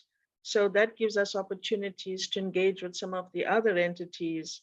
And what we have found subsequent to that comment in our strategic plan, that now, from my perspective, understanding the landscape a lot better and knowing the people among the entities, we do engage in a strategic way to ensure that we collaborate where we can and that we complement each other where possible. With respect to the 2% in the growth rate of representativity of women and Black academics in our membership, that is on the total membership. You would have seen in the presentation the 5-year statistics that the numbers for females and males per year are very close. In fact, in some instances, females outnumber males. And similarly, when we concern the race contribution, that's also shown a very, very good progression. I should add that one of our council members, Professor Christian Perk from University of Pretoria, is a theoretical population geneticist. And we used his expertise on modeling using the current statistics of our growth curves to try to project when we would see kind of parity in closing the gaps between the statistics on race and gender. And sadly, Chairperson, that's not something that's going to be projected in the near future. It would take at least another 2 decades to get there, given the historical nature, some of which was presented during Prof. Klute's remarks, on filling the gaps between the past and where we are going with respect to growth in the future. Having said that, our transformation strategy has placed a huge emphasis, and that is why we are doing these roadshows. We appreciate that we need to be able to engage academics outside of the so-called Big Five, and that is why we are putting a lot of resourcefulness in going physically to the universities, the former HDIs, to try to establish better engagements. But I can assure you that even though it's not reflected in our membership, we do have inclusivity of colleagues who are not yet members in our committees, on our panel discussions, etc. So we are using those as instruments to build the network and to grow the infrastructure across the national grid so that we have representativity with respect to race, gender, geographic distribution, and also discipline. Although it wasn't presented here, Chairperson, you may recall I have presented previously that if you look at the research enterprise across the national grid, ASSAf's membership is either close to academics in the various disciplines across the national grid. If not, in some areas, we actually double or treble the number of people among our memberships relative to what is present on average across the national grid. For example, when it concerns the social sciences and humanities, if you look at the information published by Johan Mouton's group on the research enterprise in South Africa, ASSAf has approximately the same number of members from the social sciences and humanities as is present in the academic grid. Whereas if we take the life sciences and medical sciences, we have 3 times more. So I think when we consider disciplinary apportionment across the national system of innovation, one should look at the national data and not just look at ASSAf statistics in isolation. And I also wanted to add that our Prof. Kluter has alluded to the policy makers booklets and the consensus study. So we'll probably elaborate on that a little bit more in the written response.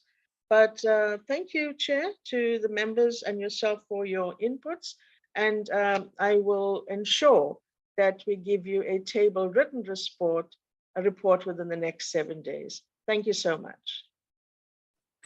Thank you very much, Prof. Sidiel. Thank you very much to Prof. Kluter, as well as Ms. Faltzman and the entire team that has come from ASSAf today. I can't say this morning, after today. All right, I'd like to then hand over to colleagues from Sacnasp to take us through your responses. Thank you, Chair and members of the Portfolio Committee.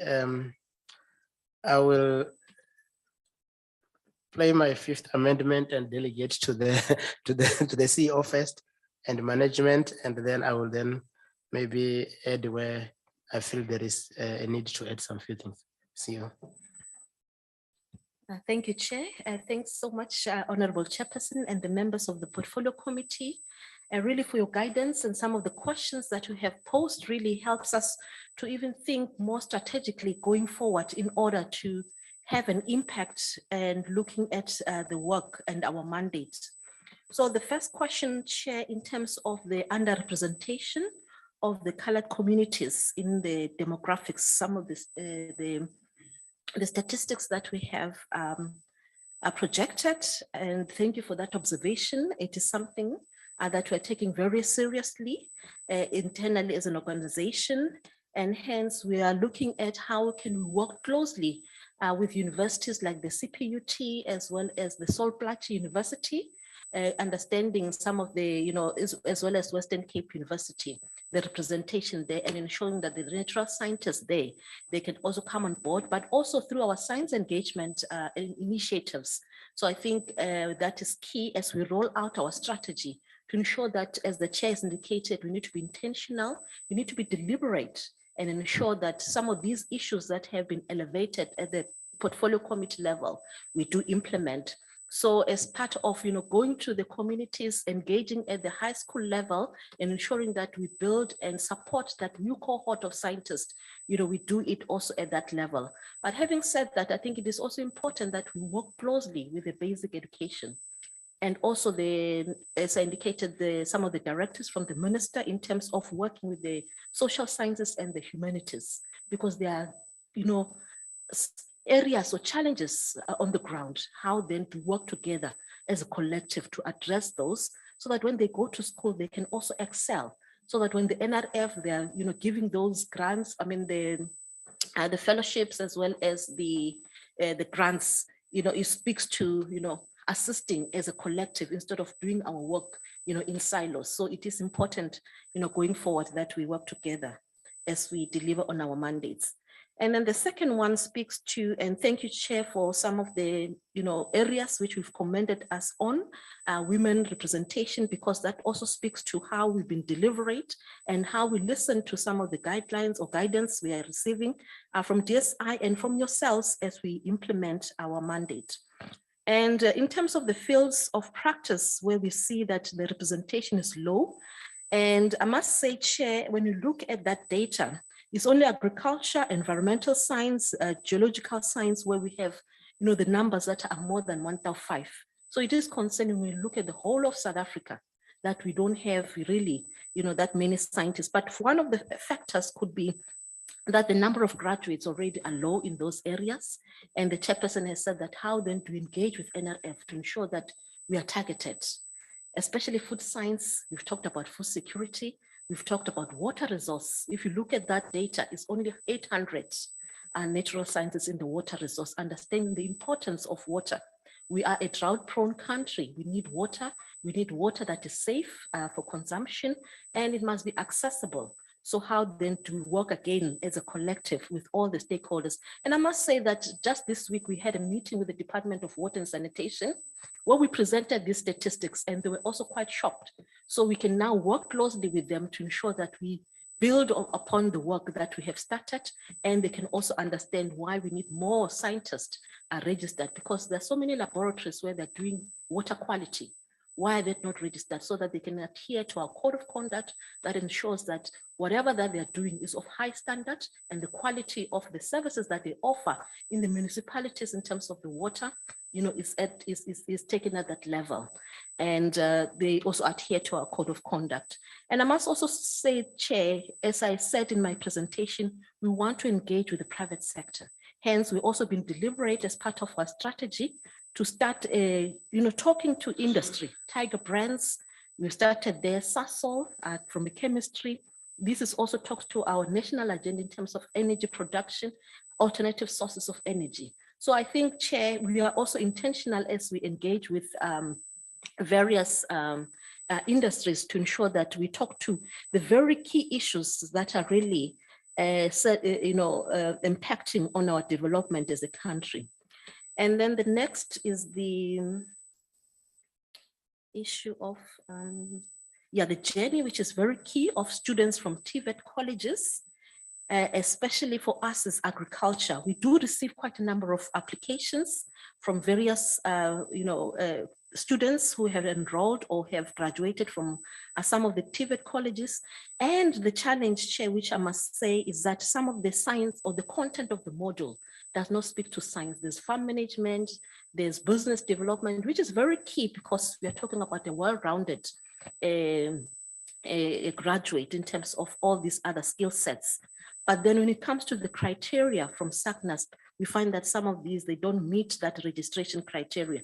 And what we have done then is to embark on that process of aligning their modules to ensure that as they offer these modules, they meet our criteria. And these graduates, when they come, they send their application, at least we find that then there's that alignment. So we've started that process, and we are continuing with it by launching the UJ Hackathon so that we can look at all the programs that are offered. So in terms of the registration numbers, as Chairperson has requested in terms of the challenges, then from the registration point of view, what we have found is that firstly, we have a low number, of course, of registration for certain fields of practice, as I indicated, due to the number of people in that profession, data science included.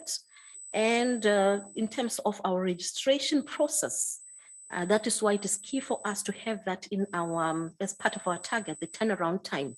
Currently it's 3 to 6 months, which is very long, especially for a graduate looking for employment. Quite a number of them, they come to us, they already have a letter that they want to be employed of yesterday, but the process is taking long for them, to get that certificate. Hence, we are looking at AI-based systems that can really, help to fast track our registration system and our turnaround time so that it is easy to register and also to do business with Sacnasp. On average, really, when you look at the registration, we are receiving From that 2,400 or so registration applications that we received last year, for example, 7% on average are not registrable, which means that 93% of all the applications that we receive, they go through the process and they get that certificate. But the challenge then is the time that it takes. And especially in fields like agriculture, where we are seeing large volumes. So we need to also build capacity there and ensure that we have a number of people that can then assist, but we want technology going forward to be the one that will assist and enhance our service delivery timelines and also streamlining of our processes. So what our scientists also find cumbersome is the amount of paperwork that they have to put together or submit to Sacnasp.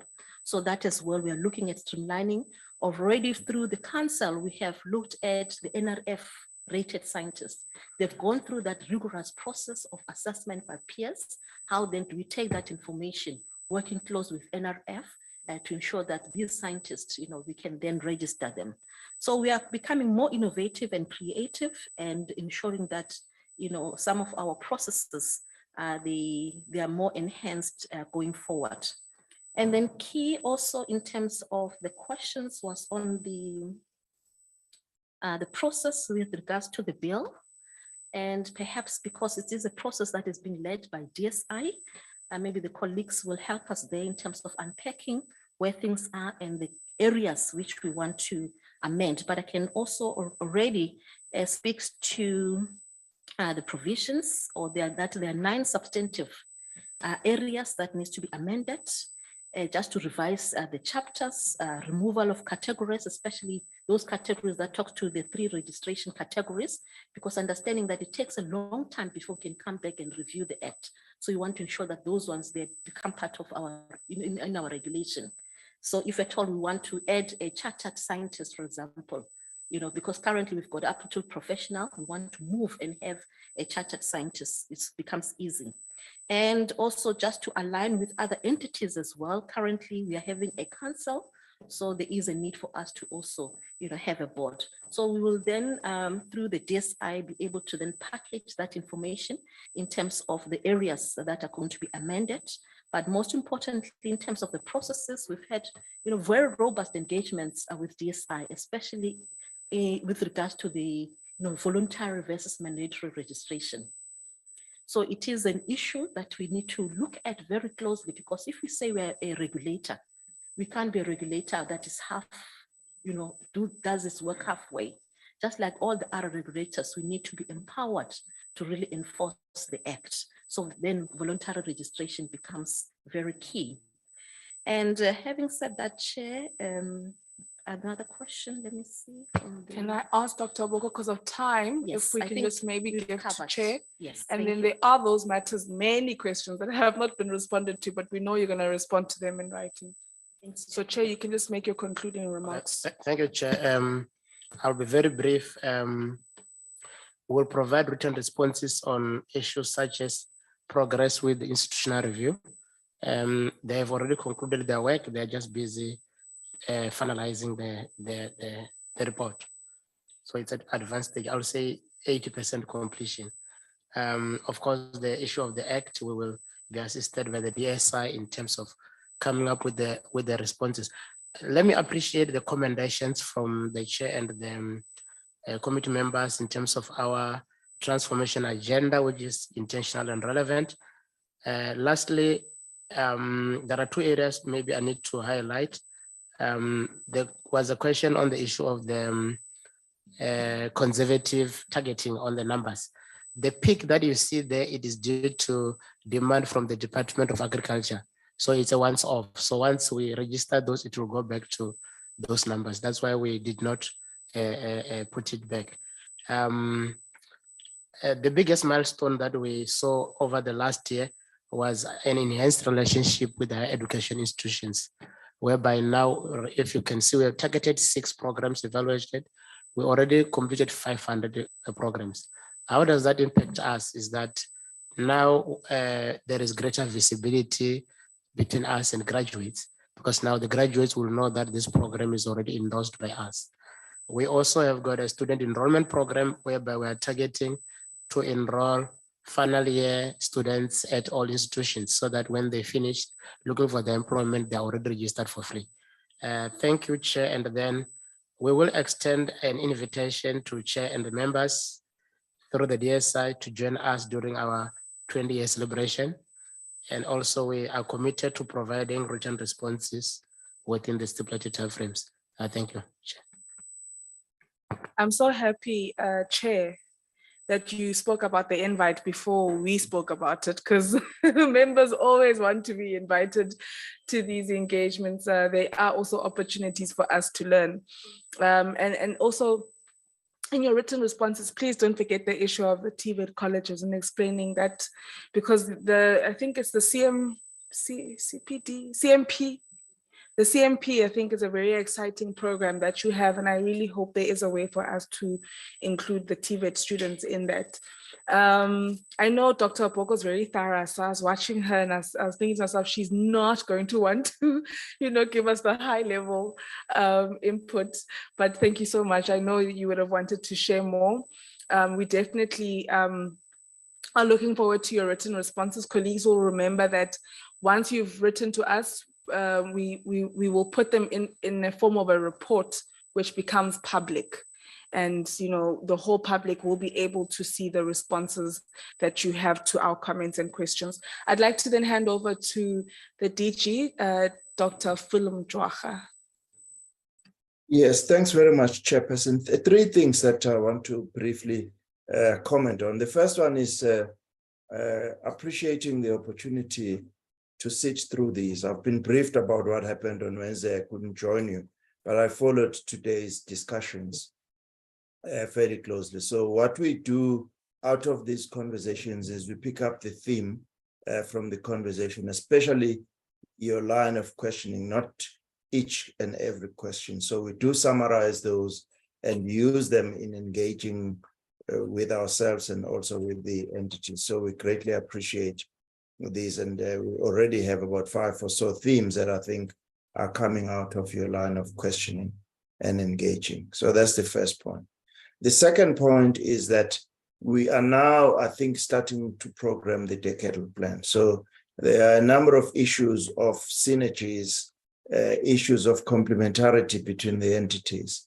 We are planning to have a session with the entities starting end of May, beginning of June. So that's the start of the planning process for next year, but also the start of the process for the 5-year plan, so that those complementarities and these synergies are probably put for us to discuss, so that when entity X talk about their mandate, for instance, TIA, and there is a link with NIPMO and the funding for OTTs, that's very, very clear in your eyes, rather than to happen by accident. And maybe this is something as a DSI we need to do. And then on the legislative program, we would be more than happy to come and share with you, because I think there are 2 or 3 key ones that I think we are starting. The one is on NECI, so that NECI stands alone. The other one is the one that came from the discussion with Sacnasp now. And then I think there's probably a third one that I'm missing. So we'll come back to yourself and brief you about this. And then the fourth and the last point is that, as I said earlier on in the first round of discussions with the first 2 entities, is that we really appreciate this relationship. We want to guard it as much as we can to be the kind of relationship that we've had. And therefore, if we are not doing our jobs in terms of making sure that written inputs are sent to you, and the entities that are here will probably not think that the DG is a control freak, but I'm just doing my job. So we'll try and make sure we help the committee on that. Thank you very much. Thank you very much, DG, and we look forward to all the written responses from the various entities and the high-level synopsis that the department will create in its response. So I think it's important, DG, what you're saying, that yes, you have the questions that we've asked the department, given its annual performance plans, but maybe the department needs to give us its overall synopsis of the engagements that happened with the various entities. Colleagues, this is a very special annual performance plan session, or I don't know, period for us, because it's the last time that this portfolio committee will engage with the performance plans of the DSI and its entities. So the next time you have an engagement of this nature on planning, it will be with the portfolio committee in the 7th administration. It's crazy how time flies. Dr. Oboko, I think you saw me come in 2019, a bikinini, and now and now I'm this big girl. In many ways, not only physically, but also in terms of the knowledge that one has garnered over the years. So it's been an absolute pleasure to experience this process of intentionally planning the future of our country. And, it's not the end. We still have to come and report. We'll still experience that. There'll be the quarterly reports as well. And there'll be many engagements between now and the end of the 6th administration on key strategic initiatives that you've highlighted that we want to follow, that we want to zoom into, before our term ends. And yeah, so that's it, colleagues. I don't think there's much more for me to say. You've heard what members have had to say in terms of their comments, their recommendations on how, as you roll out these plans, as you use this budget, how about you focus on X, Y, and Z? Of course, you can't deviate too much from the plans, but how do we reinforce the plans? We've also made a commitment as a committee that we will write to Treasury, where we are by and large extremely concerned on the budget, to say, look, we know our entities would want to do so much more, but with the budget you've given us, it's not enough. And when I think of a critical entity, it's the NRF and them having to fund postgraduate students, DG, it's just wrong. And the need for us to better coordinate the budgets we have for postgraduate studies across government is so important. It's something that I really think we need to zoom into on the work that we'll be doing. But colleagues, thank you for your work. Thank you for sharing with us your plans. And now it's time for you to go and implement, for boards to go and hold their close oversight, and for us to hold you to account. It's a Friday. I'm glad I've not kept you until 6 like yesterday or the day before. Please enjoy your Friday and travel safely back home. Siyabonga.